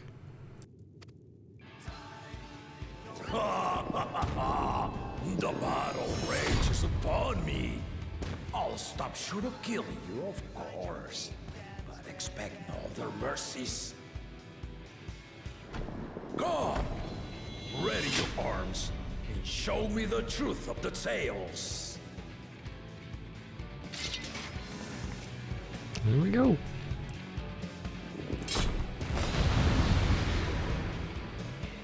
Let's see what abilities this dude has. I'll show you how. I'll show you all how out of practice I am as a paladin. Yeet! Give it your all! I want a fight to remember!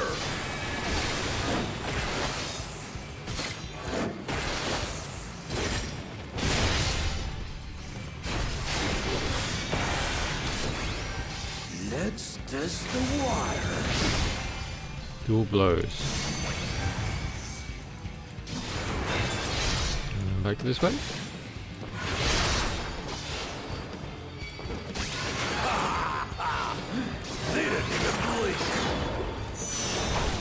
Steel strike. Oh, just missed that one. Have you ever fought a viper? So he's classed as a viper. Good to know. Let's see how you handle this.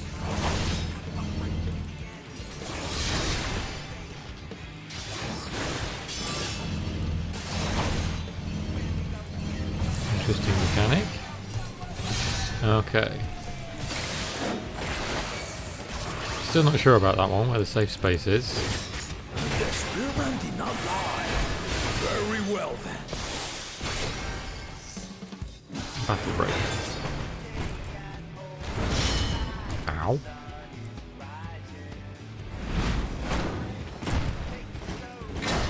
Resolve and listen, kingdom. All right. Because his other head's still asleep.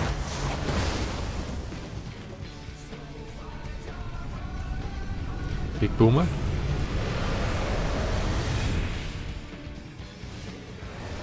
No, I wasn't in that.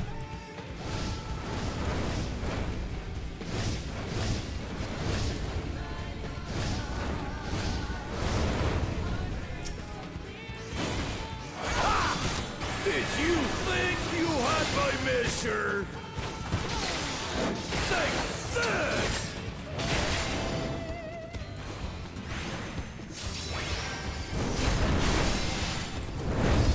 Yeah, I wasn't in that. I wasn't in that either. Yeah.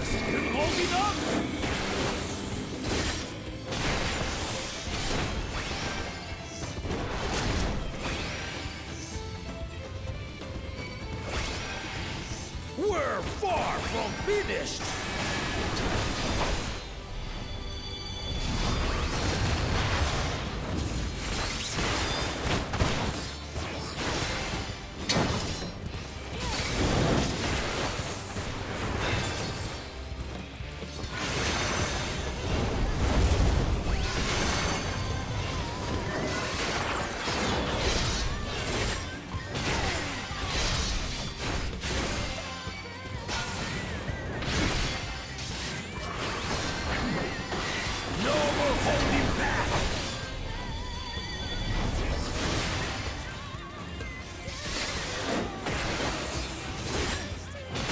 Stay alert!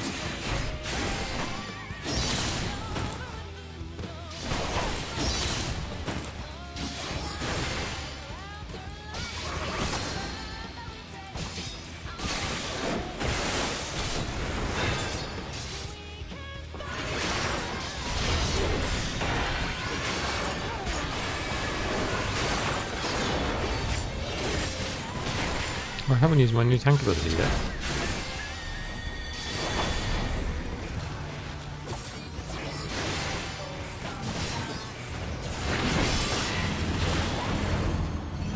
Do we stand behind the blades? Is that the trick? Yes, by the looks of it.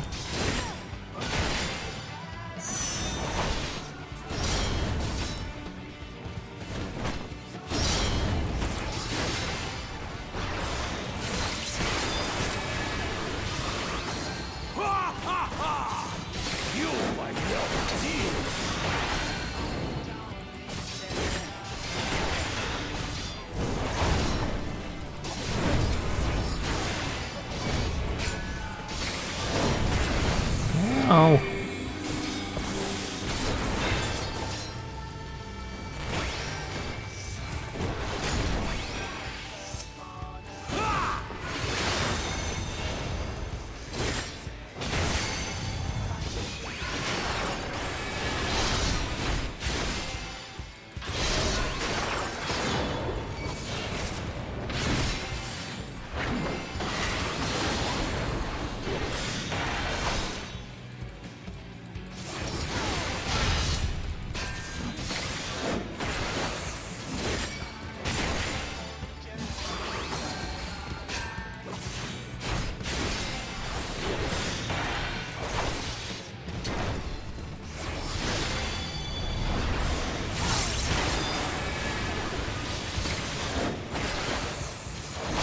What's he doing? Stand behind the blade?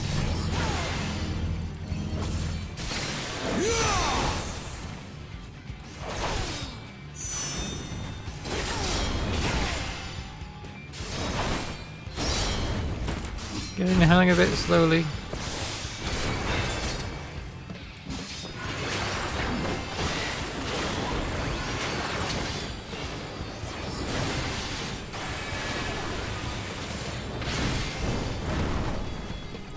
Stay well out. Ow! Well out of the way of these. I thought I was, but never mind.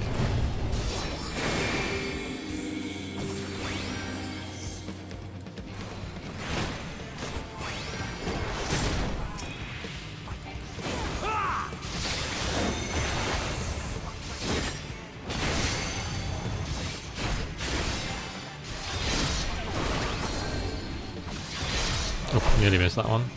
You really are formidable. I faced a giant bird at the end of space. Nothing can kill me.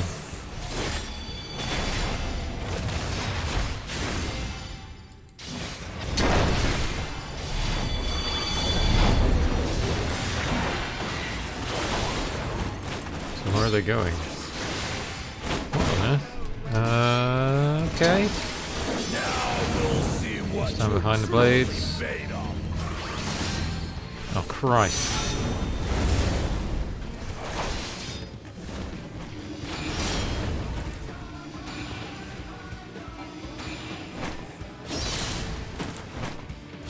Ow. I managed to heal through it. That was rough as hell.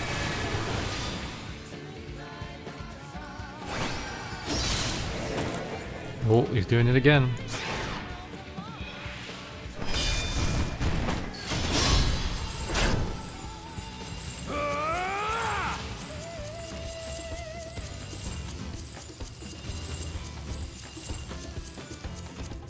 I wasn't ready for that. I was having a drink. I thought there was going to be a cutscene, not a quick time event. You've shown me more than enough.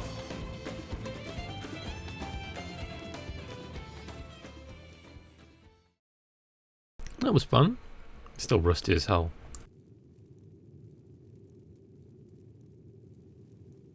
I brought my full strength to bear against opponents before, but you are the first to withstand it.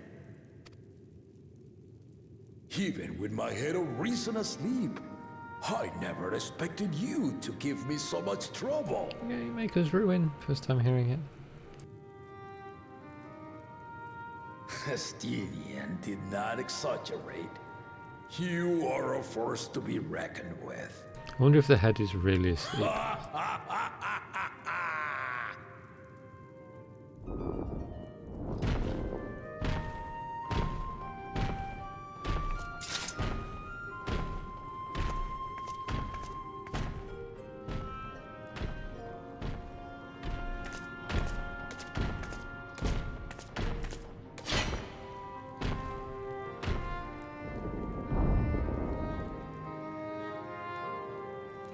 Now, a confession. I said I'd crave a challenge, and that was no lie. But I had another reason for calling you here. I had to judge for myself if you were fit to attend my beloved daughter. Concern? In some respects, she is much like me. hard-headed and prone to rush into danger. But one with your adamant defense could shield Lamati from those who would do her harm.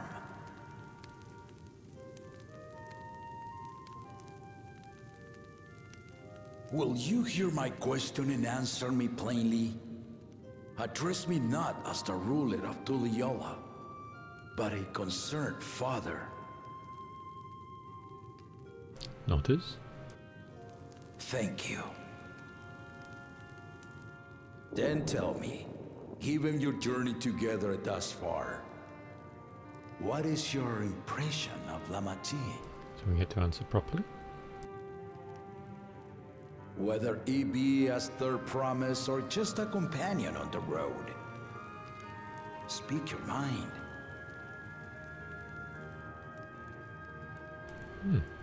What do we get? Oh, she's not ready to rule. Harsh. But true.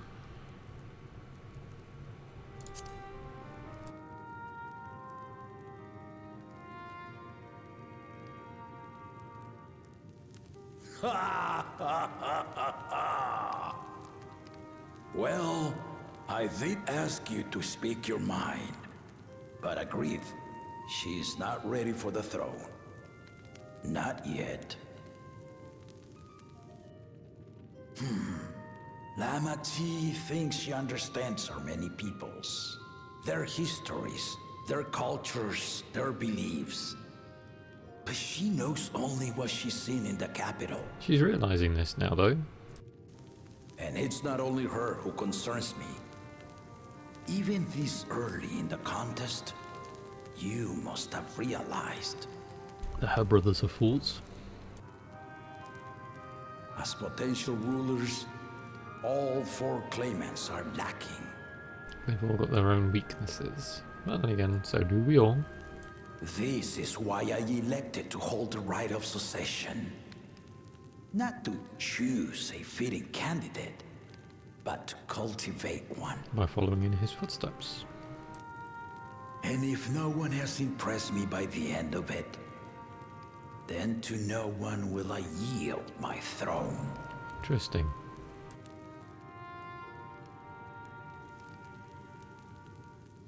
As a parent, I pray that my children rise to the occasion. With outsiders dragged into my game, I am also hopeful that the different perspectives you and your companions have to offer will inspire them to grow. I imagine you in particular have traveled many lands, know many peoples and cultures, loved them and been loved in turn. And again, has your journey been good? Guide Lamati as you think best. Walk at her side and, when needed, push her to walk ahead. Notice. I knew it.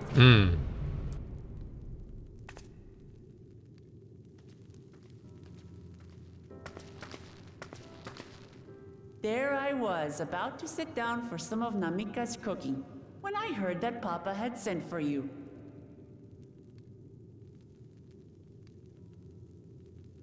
You were dueling behind my back, weren't you?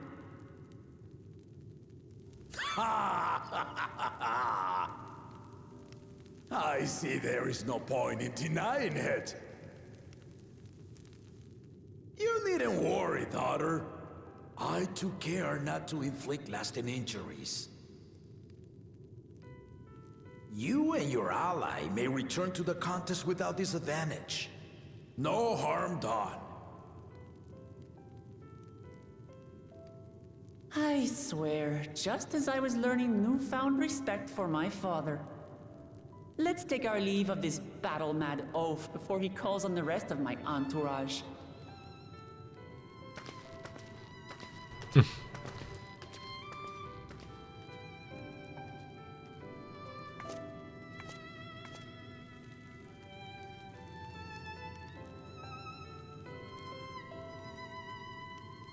watch over her, champion. We've been told.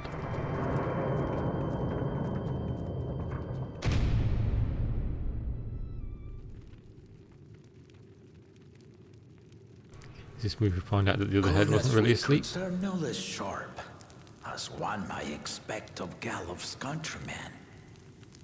They saw the flaws in our claimants from the outset. Thank you, Norianche.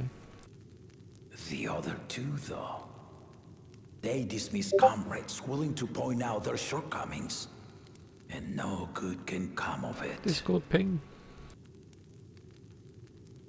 Yeah, the other two, they're doing their own thing. They aren't listening to anyone. That was a cool cutscene. Right then. If he had his way, Papa would keep dueling until the day he dies. Even now, I only know 3 people who didn't need to be carried away after their bouts. Saraja, your lance-wielding friend Destinian, and yourself. You really do live up to your fearsome reputation. I'm curious though, did Papa want anything else from you?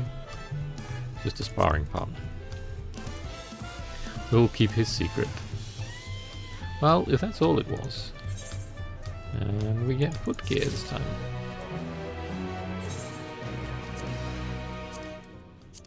I'm going to open these coffers now.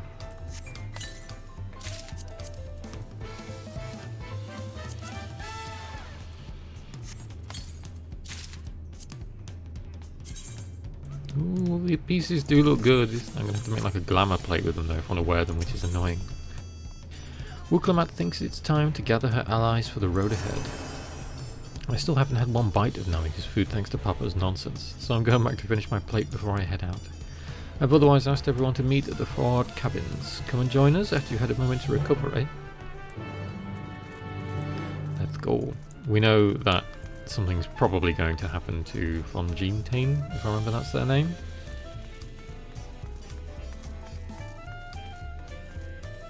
Do I have all of these armor pieces now? I think I'm missing gloves, aren't I? Once I've got the gloves, I might make a glamour plate out of it for fun. And we need to go down. Yeah, so we'll use the etherite.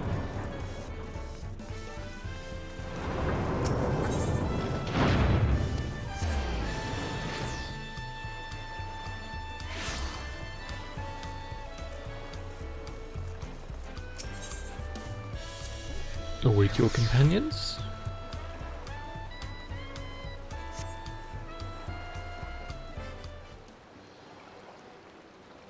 There's an Alphino.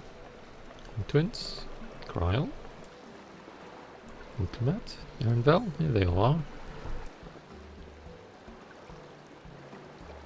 Nodders.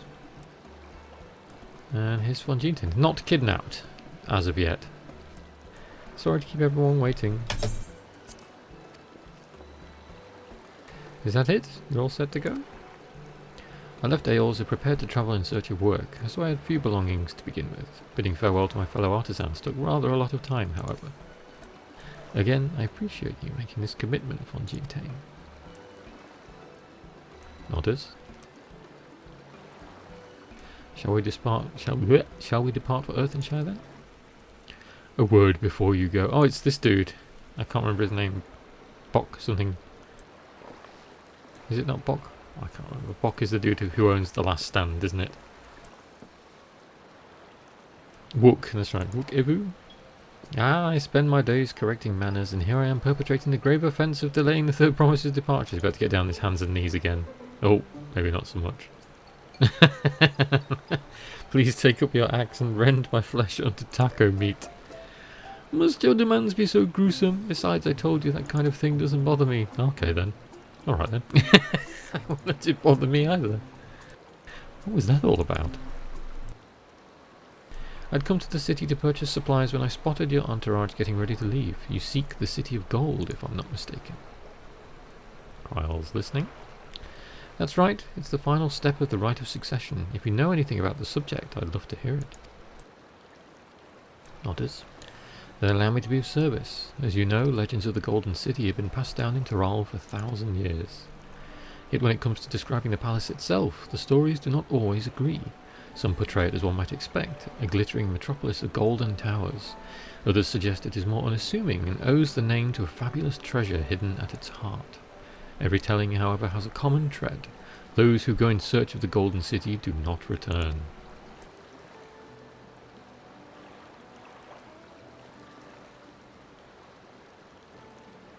The lesson to be learned from this third promise is that to seek the legend is to court death. I must implore you to proceed with the utmost care. That is all I wish to say. I shall pray for your safe journey. Thank you, Evu. / bow.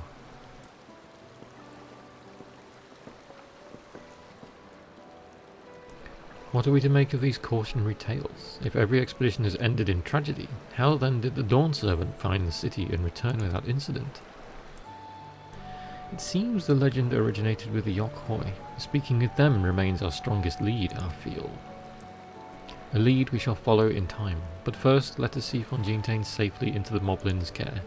That's not going to happen, is it? One of the other two idiots is going to come along and kidnap them.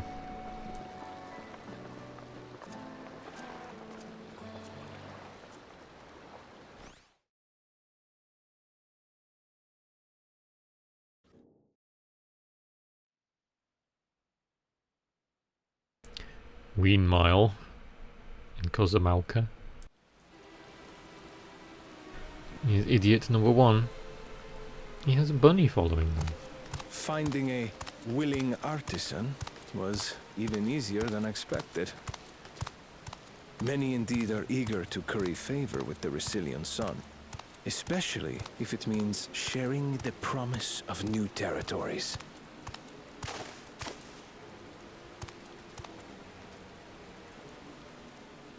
Those who prove useful will have all the land they desire.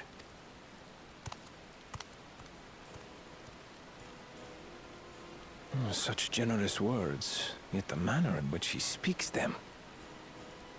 Very plainly If neither spoken. wealth nor territory are of value, wherefore does he seek to bring the world to heel?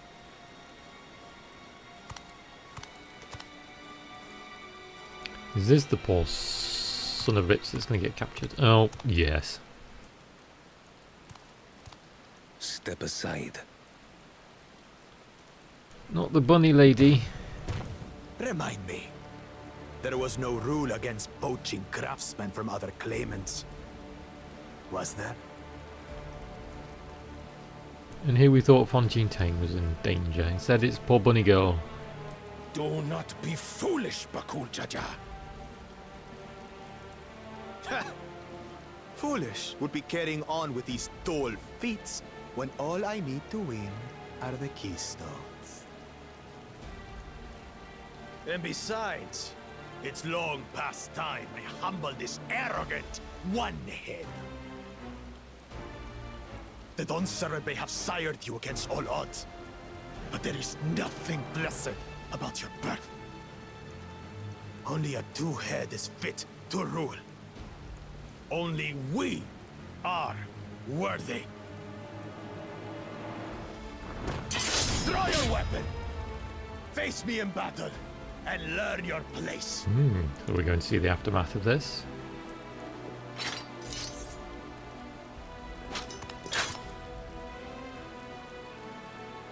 A moment, first promise. Leave him alive, if you would. I foresee a use for this nuisance. Plans within plans. Too scared to make the first move?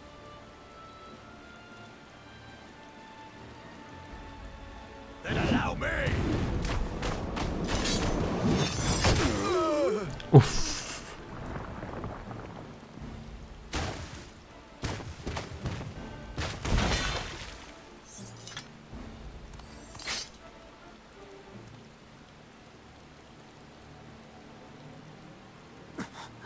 But he's just a runt. He's captain of the Lance Guard for a reason. Yeah. Shocked Pikachu faces. My thanks for your restraint. I can kill him whenever I please.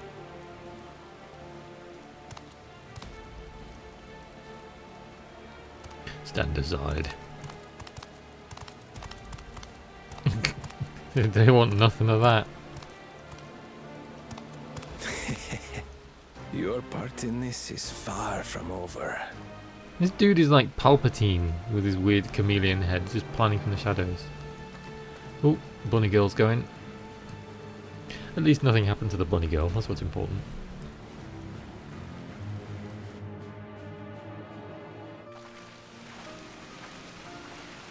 Oh, raining. We're back, and we brought with us a willing potsworn. This is Fontaine, a talented goldsmith who once worked at Eshtame's Aesthetics in Uldar, with the pronunciations. Wonderful, impressive, you are the first to return third promise. And with an artisan from across the salt, no less, we welcome you on your unique skills to Earthenshire. Helphand will show you to the work pot.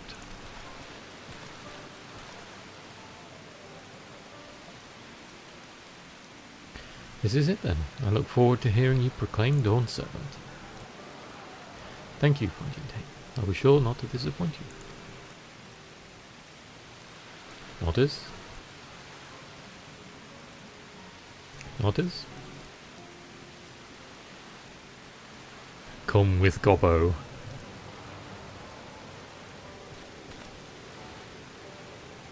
You have reach met, oh my god, the requirements of the feeder pots. Redrock presents your keystone with joy smiles and well-wishing. More forbidden candy? Ooh, forbidden blueberry this time. Bubblegum flavour.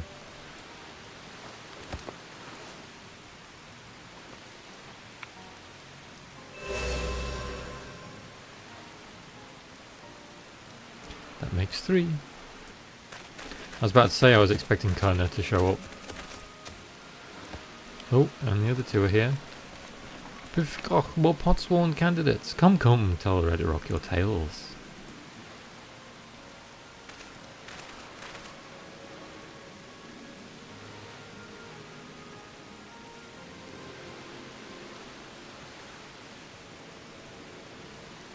Happy gobbos? Or mobbos? Another feat accomplished, another keystone acquired. And off he goes. Oh, you are doing well. I expected nothing less of Zoralja's esteemed siblings. Your cleverness in particular is most admirable, second promise. We must have you apply that Sharlayan knowledge you so cherish and arm Taral with weapons of Magitech design. That can only go well. In your role as the new Dawn Servant's chief advisor, of course.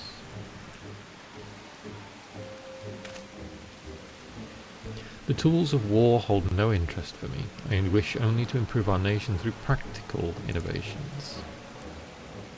Foreign powers will think twice about testing our strength once Tuliolol is known for its advanced technology, just as the Garlean Empire was deterred from invading Sharlayan. That may well be true, but how long will it take Tuliolol to progress it to this advanced state? How many years? With a collective commitment to education and hard work, it should not take so very... Ooh, not happy. Your way is too slow. Easier to expand our territory and swallow Sharlayan whole. Yeah, he's not happy about that. Conquer other nations through force of arms and you're looking at a future of uprisings and bloodshed. Yours wouldn't be the first failed empire. Then we keep fighting until the mounting costs convince them to lay down their weapons, until all have grown tired of loss. Archons do not approve. How would such an outcome bring anyone joy? What you propose is a mockery of peace.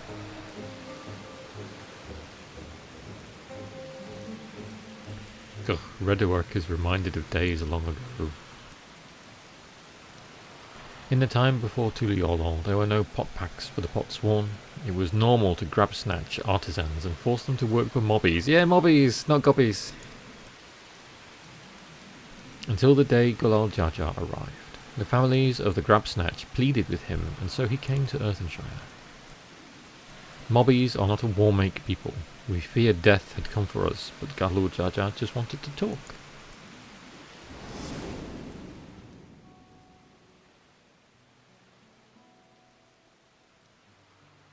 Be at ease, we are here to trade words, not blows. So his head is a chameleon head as well, his other one. The gold work crafted in this village is superb. One can tell at a glance the quality of materials used, the mastery of technique employed. Yet it does not stir the heart. A goblet shaped by bound hands and broken spirit is devoid of luster. Compare that now to the works of a joyful artisan. She pours her very soul into her creations, and they shine like the newly risen sun. Have you not seen this to be true? And so began the custom of good living. Happy potsworn make good works, and good works make mobbies happy. Galor Jar Jar's words were wise. Joy Smiles did indeed bring fine craft and much jingly shine. So the head of reason was behind the forging of pot packs. Yes, reason and cleverthink change Mobby's way of life.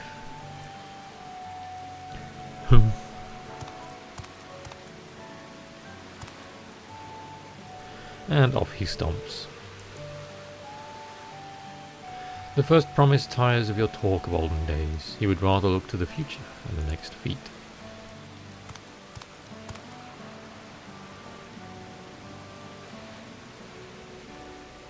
Silly grin.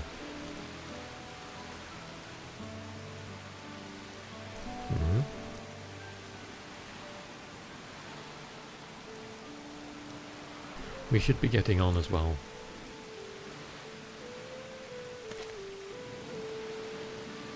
Not a word spoken between everyone else. Bakul Jar Jar never did come back, did he? It's because he's still catching his breath. Oh dear. Do you have a moment, third promise? Rakarok would repay you for help handing with Kahi. He brings a tale of the Golden City. Really? I'd love to hear it. The towers, the streets, all fashioned from gold. Everywhere you look, every splendour you can imagine. The young, the old, and everyone in between, they live in golden happiness. A city of eternal bliss, forever perched above the clouds. Above the clouds? Everything fashioned from gold, eh? And that's just imagine everyone living in golden happiness. Now that's a city I'd like to visit. Excuse me, Rakarok, where did you hear that particular tale? From our long-time Yokoi friends. They live up in the mountains in Okapacha. The giants again. Seems everything is pointing us their way. This feat and everything leading up to it has taught me much about the Moblin way of life. I'll be sad to leave Earthenshire and your Joy Smiles behind. Happy dance!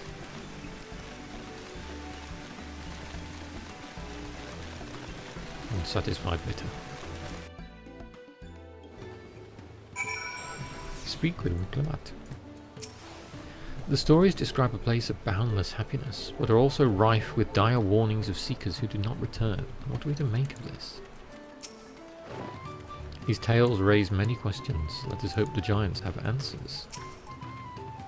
The head of reason in Redoric's story sounds so different from the head of resolve. They share the same body, yet their personalities are wholly distinct. It unsettles me that Zoralja is even a claimant in the first place. Surely his father cannot condone his violent ambitions. We shall see. Right, we should go and see the giants next.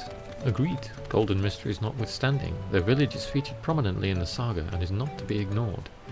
The Okapacha Highlands should be easy enough to reach from here. Even if we leave Earthenshire from the west, there's a road which leads up into the mountains. Let's find that first. And off we go. It's going to be off to the edge of the map. Yes, it is. Right. I am going to stay here for a while, I think, and stop recording. And I'm going to go and find some green orbies and go and get some flight points, I think, so I can do flying around this zone.